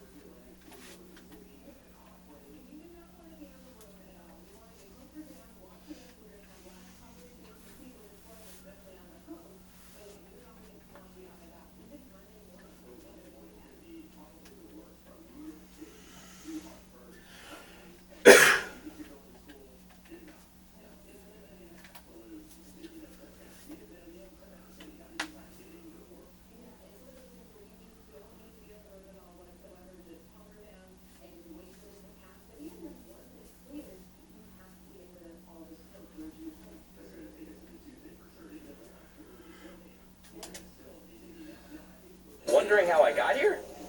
Well, when you get a taste for something different, different is all you'll live for. Try it. Try different.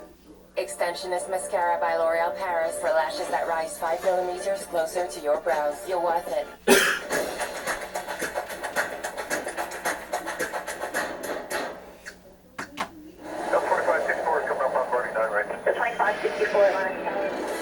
Hartsfield-Jackson Atlanta International Airport is the busiest airport in the world. 5 runways handle up to 250 flights an hour. Security staff check 95,000 bags every day. We are taking anything you can eat, drink, or surf the web with out of the bags. I'm looking for anything that can connect to make an explosive material. The airport handles 2 million passengers a week. And it employs 63,000 staff. The pilot doesn't get this, he can't go anywhere. So how does this enormous airport work? The volume here in Atlanta is always the difficult part. Exclusive access takes us behind the scenes. It's kind of like the underground Disney. Exploring the airport's hidden secrets. Some people don't even know that I exist. To discover the amazing team on call 24/7. What I love most about this is being the good guy. And incredible technology. You process a U.S. citizen in a matter of seconds. That makes this extraordinary place work. Once the captain gets clearance out, we're ready for on-time departure. This is the secret life of the world's busiest airport. Final call, Delta Flight 353 service to Liberia, Costa Rica. Hartsfield-Jackson Atlanta handles more flights than Heathrow and Gatwick airports combined. Good afternoon, ladies and gentlemen. Your aircraft has just arrived here at gate A28. Around 261 million people, 80% of the US population, live within 2 Jesus hours Christ. of Forward Delta Flight 2179 to Pensacola. and it's the home base for Delta Airlines, one of the biggest carriers in the world. Connections information is here on the overhead monitor. That's why 104 million passengers pass through the airport every year, relying on the 2,700 flights that arrive or depart every day. So it's 104 affirmative and make a left turn on taxiway number. To ensure everything runs on time, hundreds of aircraft must be emptied, prepared, and reloaded at one of the airport's 192 gates. Under such pressure, every breakdown, every weather delay, every security alert has the potential to bring the operation to a grinding halt. So how do you manage the job of getting all those aircraft in and out throughout the day? This is where it all starts. Delta Airlines Ramp Tower, one of 3 across the airport. And American 1309, coming on your left side to your gate, Tango 10. From here, the staff control all the operations required to turn an aircraft around across 60 gates simultaneously. Each flight has certain things that have to happen. It has to be fueled, has to have catering, has to be clean. So we're coordinating all those different inspections and activities that go into it every flight. We're ground control. So we bring the planes in and we push the planes out. Repeat and go, repeat and go. Roger, United 4484. You're push approved tail south. Currently there's 2 in queue. Ramp controllers manage the flow of aircraft, enabling pilots to find the right gate and head for the right runway. Hey, I got Bravo 29. It's ship number 950. Gate controllers oversee the turnaround itself, managing up to 8 gates simultaneously, constantly troubleshooting problems. My gate Bravo 31. He just pushed off the gate. He was on time, and I got Bravo 33. We have the jetway off, and it looks like he's going to be early.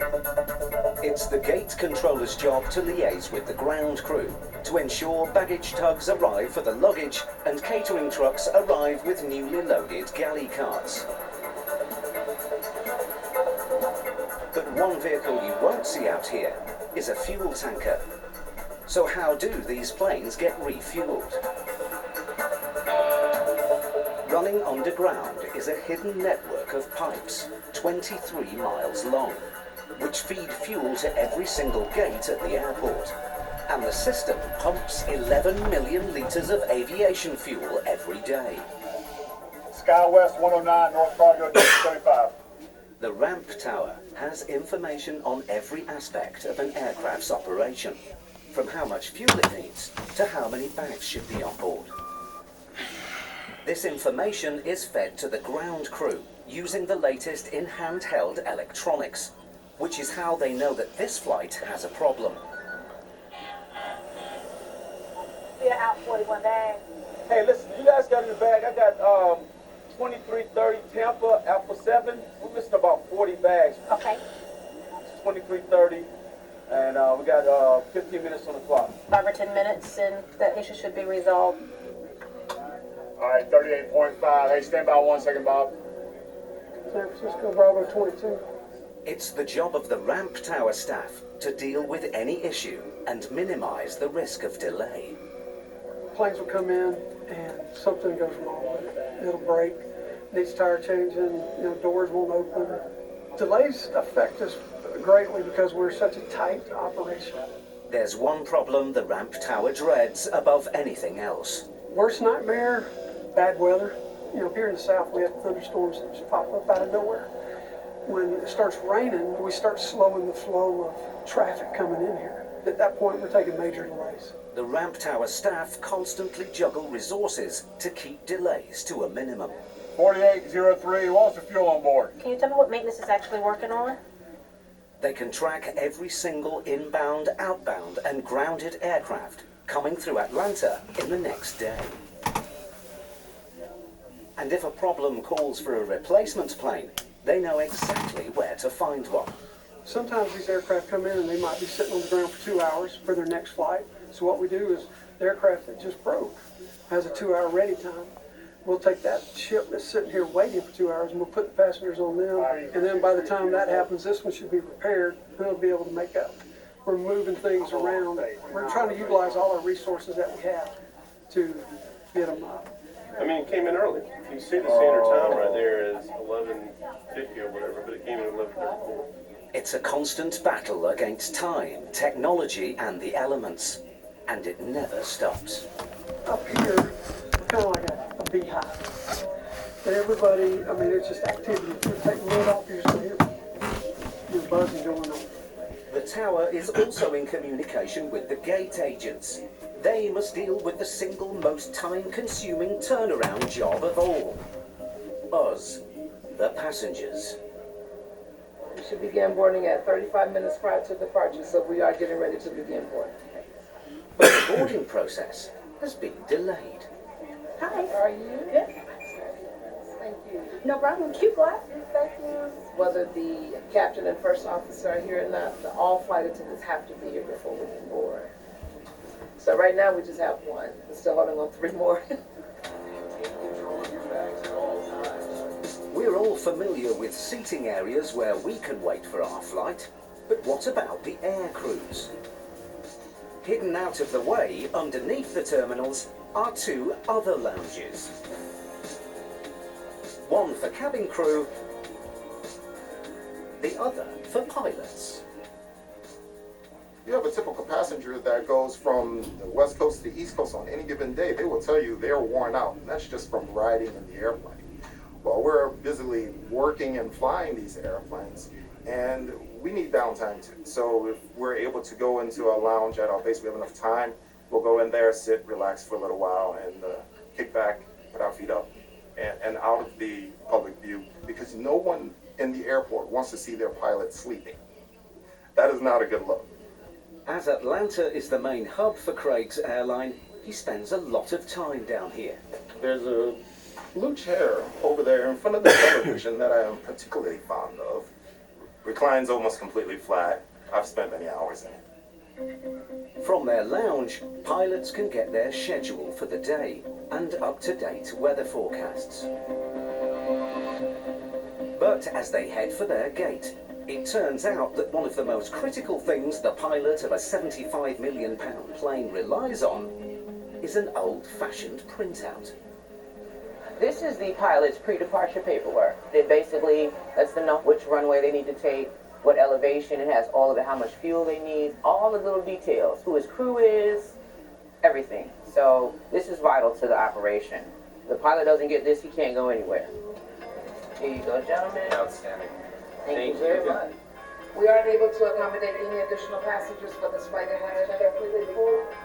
There are still 5 minutes to go when the aircraft door is closed, even though work can still be going on the tarmac.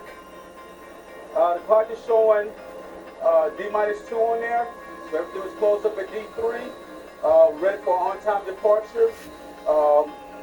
He's on the headset right now, just waiting for the captain to call him. Once the captain gets his clearance out, he'll be ready to go. We're ready to take the canopy off the aircraft and get the plane back for an on-time departure.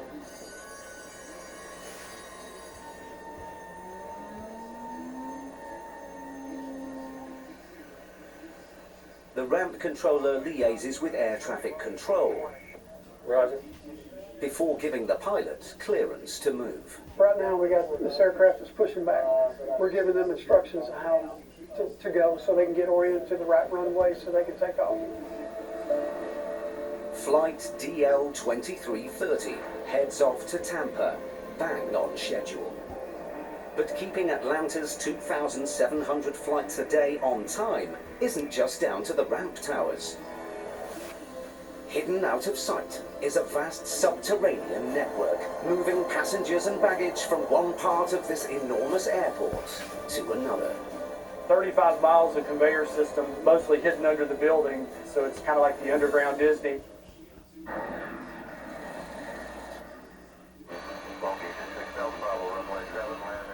Hartsfield-Jackson Atlanta has been the world's busiest airport for the last 2 decades.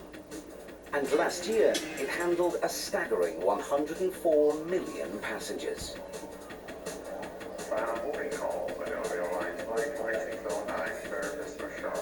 Managing that number of people requires 2 massive terminals and 7 concourses spread across the 2-mile-long axis of the airport.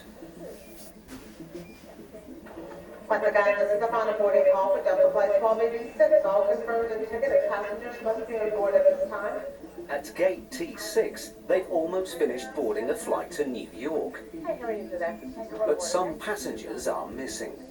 We're missing still about 8 passengers on board. Most of these passengers are coming from a connecting flight. Atlanta is a massive hub, with flights coming in from all over the world, as well as across the USA. Over 60% of passengers are changing from one flight to another, and with gates as much as 1.5 miles apart, getting them from one aircraft to another is a huge issue. So how do you get passengers to their flight on time? The solution lies underground. A subterranean automated railway, which handles more passengers a day than all the terminals at Heathrow combined. A 3-mile loop of track runs along the spine of the airport, connecting terminals and gates. The next stop is for A gates, A as in Alpha. At peak times, the trains run a minute apart, allowing the plane train to shuttle 250,000 passengers, staff and crew from terminal to terminal every day. It's the busiest automated airport railway in the world. The next stop is for B gates, B as in Bravo. But what and who keeps it running? You should head out to F2. Got doors failing a lot. F2. We have to ensure that there's no glitches, no hang-ups. We want to keep it moving smooth. It's all about getting people safely from entering the airport. What makes Arby's $7.99 meat and $3 even better? Fish. That's right. The meal that gives you 3 sides now includes the choice of a crispy fish sandwich. Talk about more meal for your money. Arby's. We have the meat. Happy birthday again. Here's a cake and some friends. But what if we actually celebrate Julia and how much she loves snacks, or her elegant style, and the home she gave Alfie with gifts from Etsy. Gifts that say I get you, Etsy. With a Toyota, affordability isn't about cutting back. It's about getting more. And with many models starting under $35,000, getting ahead to their destination. From the control room, Rod can monitor the performance of every train in the system. Any problem, like faulty doors, overloaded trains, or power failures, will raise an alarm. Train 4, car 47, the doors failing to close. And as soon as there's an issue, Rod alerts his roving team of engineers to fix it. All right, no problem. They are part of a secret army of people who keep the airports functioning. We have 3 guys spread out across the entire system, and they all have a certain area to cover. If an issue happens, we can tell them where the train is, car 34. what the problem is. The pressure on Rod is immense. A plane train breakdown is the nightmare scenario. Without that 1 minute train, now the crowd's starting to pile up and pile up and pile up. Those stations would be crowded in just 5 minutes. It affects everything. Now the planes can't depart because they don't have the passengers. I mean, it's a ripple effect. With 2,700 flights routed via Atlanta each day, the ripples spread far and wide. It wouldn't affect just Atlanta. We're talking the whole southeast, eastern seaboard. I mean, it's not a good thing. Not a good thing at all. Careful. Doors are closing and will not reopen. While Rod's team attend to every technical fault, some problems are beyond their control.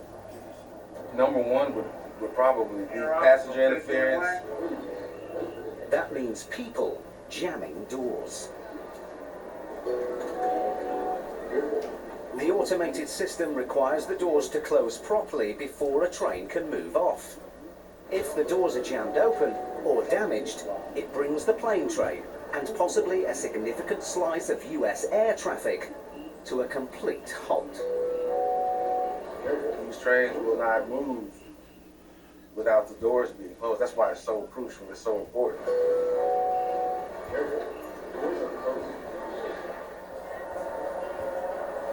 But passengers aren't just worried about catching their flights. I don't feel too comfortable checking in luggage. Like, especially if I'm traveling with dance costumes or something important, like, I always get scared that they're gonna lose my bags. This is actually only my second time on a plane, so the first time, my baggage got lost. Worldwide, around 20 million bags are lost or damaged each year, costing the industry £1.8 billion. Atlanta uses the latest in technology to minimize the chance of your bags missing your flight. Welcome to Atlanta's high-tech baggage highway. First stop on the line, the Transportation Security Administration's screening facility. TSA, as they're known, scans every single check-in bag before it goes anywhere, which adds up to 14.9 million bags a year. At peak times, TSA will run 42 X-ray machines, each costing £261,000, to hunt for explosives or other banned items. If we deem that it might be suspicious, we end up sending it to one line, and if the machine says we're okay with this bag, it'll actually send it to another line straight onto the plane. Most bags pass through without any problem, but a significant number are sent down the suspicious bag slipway to TSA's baggage inspection room for stage 2. Here's my bag right now. Using the X-ray from the scanner, inspectors can zero in on the suspicious part of the bag. Any bag that has a laptop in it is going to pretty much come down and be along to check on the floor. So that's easily something that you can hide or conceal explosive device. I'm checking for any type of explosive or trace material that might be on the item itself. Analysing the swab from the laptop is the surest way to check if it's okay or not. Any bag containing tools, electronics or liquid containers must pass George's inspection before it can go on its way.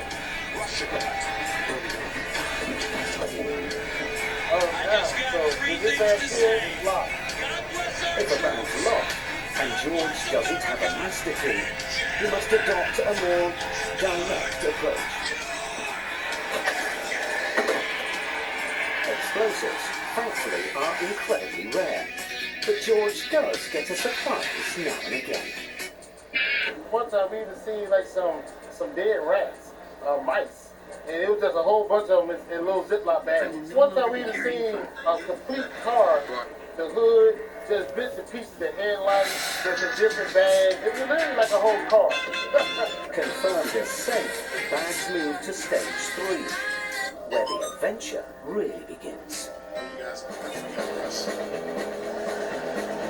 35 miles of conveyor system, mostly hidden under the building, so it's kind of like the underground Disney where you really don't know all the different things that are happening. It's a mechanized wonderland with 500 junctions, and it's here that the tag on your bag really earns its stripes. At Atlanta, they're special because they contain a microchip, or RFID. We have optical readers around the system that periodically check the location of the bag, as well as RFID readers. The RFID allows bags to be identified even if the barcode gets obscured. This ensures that every bag gets routed to the right destination. And the microchip offers an extra little peace of mind. So it allows us a lot better information. We're now able to relay that information to our passengers. They can use an app to see the location of their bag at any time, whether it's on board, whether it's sitting at the claim unit for them. Andy and his team constantly monitor the system. There are different color codes that come up depending on the activity of the system. Green is good. Green is always good. Purple indicates there's a little bit of a problem and bags are starting to back up. And then if there ends up being a jam, it indicates a jam. And yellow.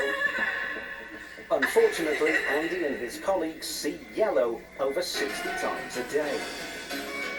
Here's jam at 143 and 143. A baggage system technician is dispatched to sort out the problem.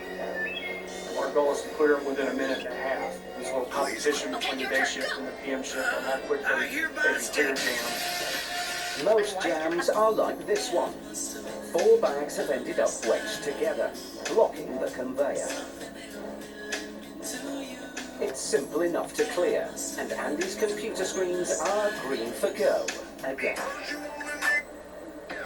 The biggest cause of lost bags is when luggage is in transit to a connecting flight.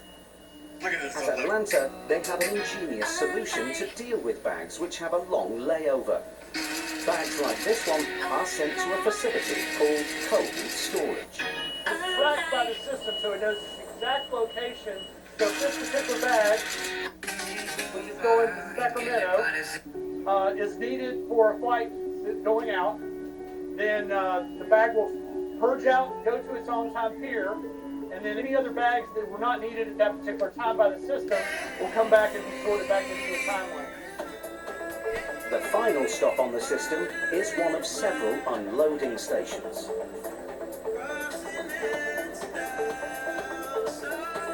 On any given day, you can lift a couple of hundred to several hundred bags. Just like the passengers, bags have departure boards, and the baggage handlers make sure each bag catches its flight. This thing right here lets us know what flights are going out on this pier, and then we set these cards up for each destination. Jacksonville is due out at 12:18. We like to haul the first part out 40 minutes prior to departure. But if any other Jacksonville bags fall, It's Sierra we like to Knight's have first those to the Valentine. gate within 25 minutes. The most we've handled in any particular day was 108,000. That's pretty mind-boggling. How many bags we're able to move through here in a day, keep them sorted out, keep them, get them to the correct flight. Can I talk to you for a moment? Can I talk to you for a moment? The airport systems do a remarkable job of getting passengers and luggage to their onward flight. But what do you do if you've got a tight connection? Can I talk to you? And even the plane train isn't going to be fast enough. Ever wondered what those people with name boards on the air bridge are doing? Are you Mr. Stender? I am, yes. How are you? Good morning, sir. Delta passenger Stephen Stender has less than 30 minutes to make his connection. Well, I've got a 19 waiting for you downstairs if you're following me. Having alerted the airlines of his problem, they've stepped in to help.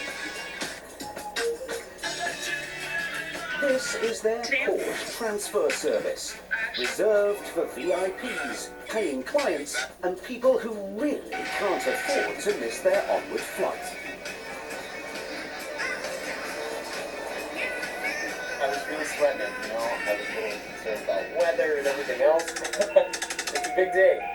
Actually asking my girlfriend to be my wife. I'm flying home to Milwaukee, and immediately as I see her, I'm going to ask her to marry me. And we are then celebrating. We're off to Hawaii. It might seem a bit absurd, using a sports car capable of 160 miles an hour to tootle across the tarmac at a modest 30. But with an automated massage included, it's been chosen for comfort rather than speed. We could just take a little tour around the airport for an hour. I could do used to this.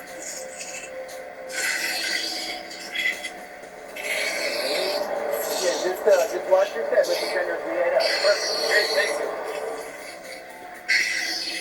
passenger's journey that could have gone south is now heading north, on time to Milwaukee.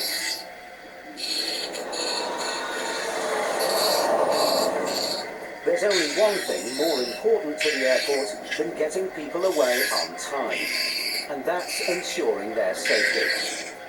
With terrorism an ever-present threat, how does the world's busiest airport keep us safe? Never again do we want 9/11 to happen.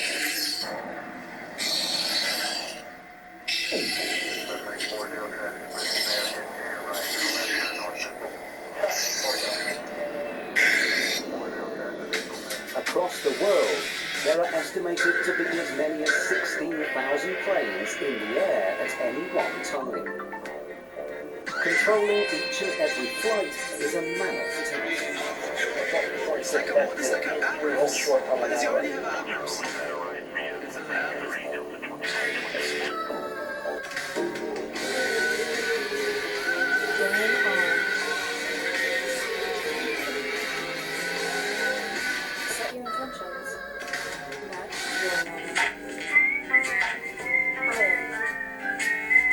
To those who never got over Olive Garden sweet beef tortellini, and those who rallied to bring back ravioli to Portobello, we're obsessed. But you're still obsessed, so we're bringing back fan favorites for a limited time, starting at $12.99.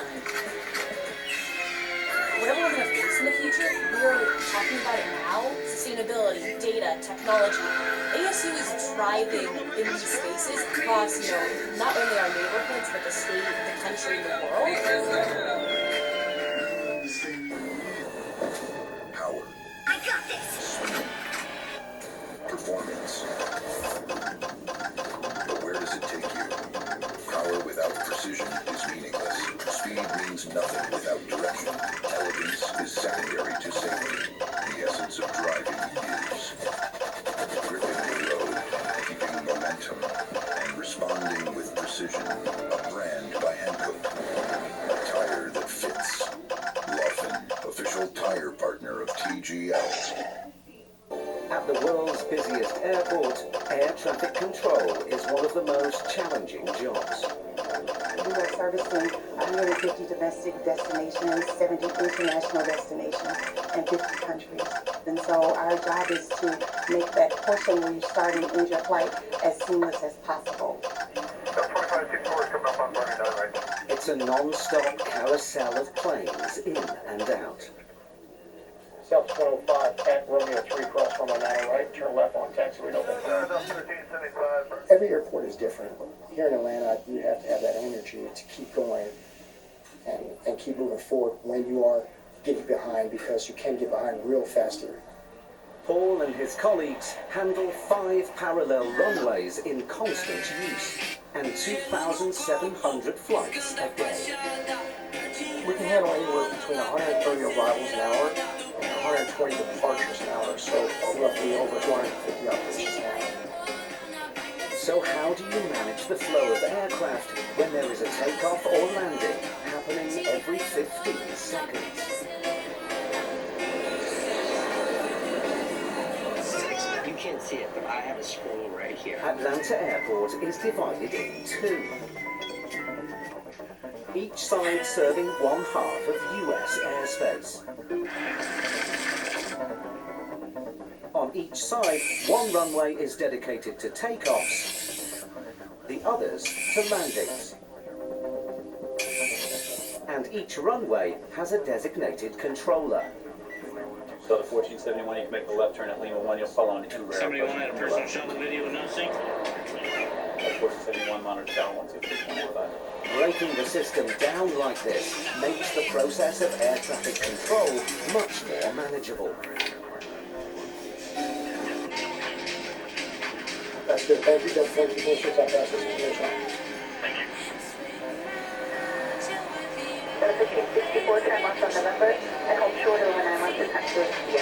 The airport's taxiways operate as enormous one-way streets, channeling aircraft to and from their gates. And this allows air traffic control to maximize throughput when things get busy. The ground controller's main objective is to taxi the aircraft, both arriving and departures, to get them to their runway. The shuttle 61, 16, your next departure, monitor tower 13185. Aircraft need a minimum separation between takeoffs. But smaller gaps are permitted if their routes diverge as soon as they're airborne. When they would taxi out for departure, you could get a north departure and you could get followed by another north departure. And what the ground controller would do is he would park that second north departure and wait for a west departure to come out.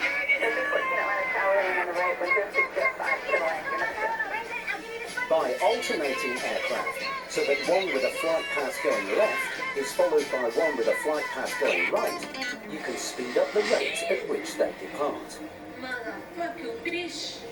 That's fine for getting aircraft out. But how do you get inbound aircraft to the gates without crossing busy runways? Atlanta's built a way to keep the taxiing traffic flowing. Called Taxiway Victor. It's effectively a bypass, diverting taxiing aircraft round one end of the runway. But the crucial factor is it sits in a man-made dip. This means the taxiing aircraft is below the level of the runway, so it won't interfere with aircraft taking off. It actually reduces our runway crossings by about 600 crossings a day, and it also allows the aircraft to keep moving, which means they don't have to idle down and power back up, so they use a lot less fuel. In air traffic, it's always good to keep an aircraft moving. But moving aircraft is a happy aircraft, as we say. So even if you're taxiing longer and you're not stopping, I think the passengers enjoy that. There's at no point to do your stop. Taxiway Victor's being so successful, a similar system is planned for the opposite side of the airport.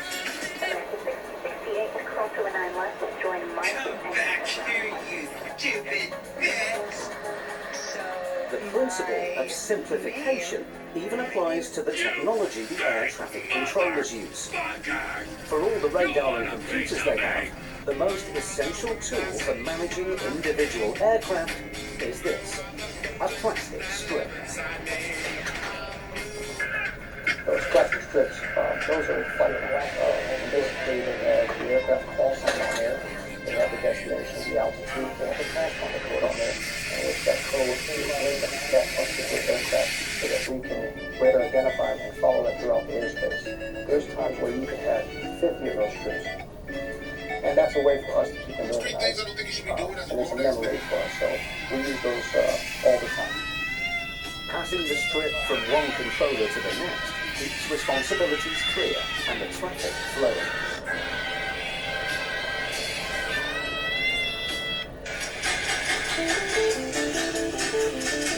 Airports rely on keeping the passengers moving as much as the planes. And as any regular traveller knows, that means clearing security.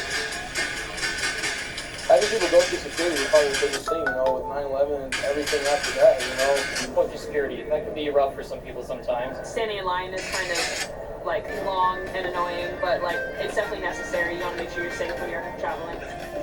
The Transportation Security Administration, or TSA, are responsible for all US airport security.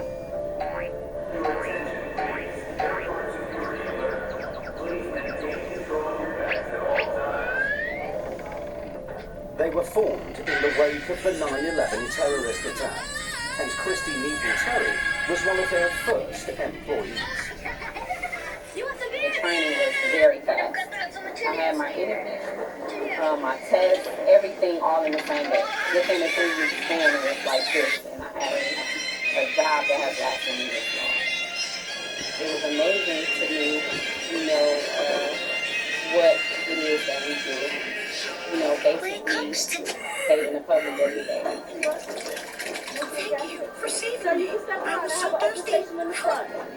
We have a motto, not on our watch. Basically, it means never again do we want 9/11 to happen.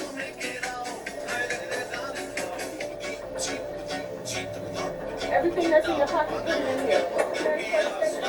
The main weapon in TSA's armory is the X-ray scanner. But if it can see inside our luggage, why do we have to take anything out?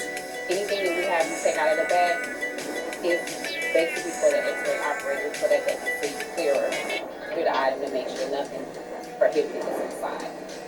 Laptops and other metal items can block the X-ray machine's penetrating eye, which is why passengers have to remove them from their bags. They can hide prohibited items from detection.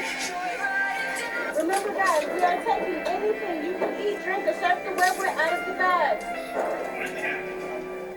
Last year, screening at Atlanta revealed 245 handguns carried in people's luggage, of which 222 were loaded.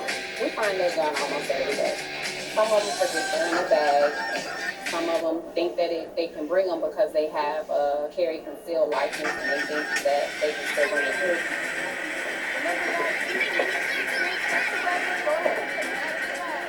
The meticulous process of security can cause long queues, but Atlanta does have one tool up its sleeve.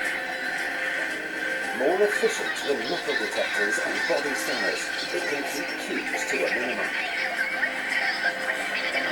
Say hello to Flint, one of 17 specially trained explosive sniffer dogs. You're not about it, it's personality. Well, the technology is very good, but the dog's keen sense of smell is much better than the machinery and it's a lot quicker. So we can screen passengers much faster. We used to screen cargo, and they would call us because if they had 20 couches, the dog could do it in 10 minutes, where it would probably take them 2 hours. By eliminating the possibility of passengers carrying explosives before they even reach the X-ray machines, the remaining security checks can be simplified. You're not gonna buy it. I stuff familiar. They don't take their shoes off. They don't have to take their liquids out. It's just much more efficient and a faster way for them to pass through the secondary part of the screening. Security is one of the most important aspects of airport life, and it can affect its operation in some very unexpected ways.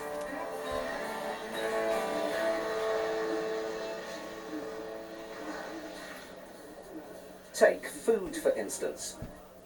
With 275,000 people passing through every day, restaurants are a vital part of the airport.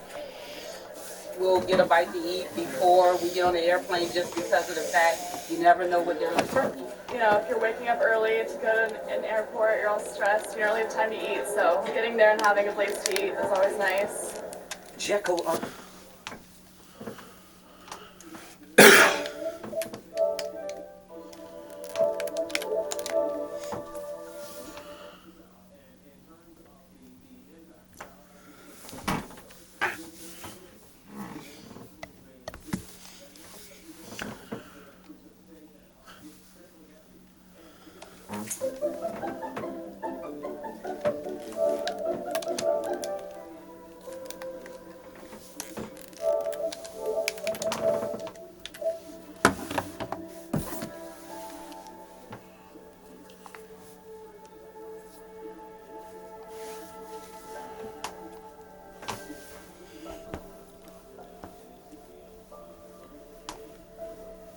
Well, I am going to go to the bathroom, so yeah.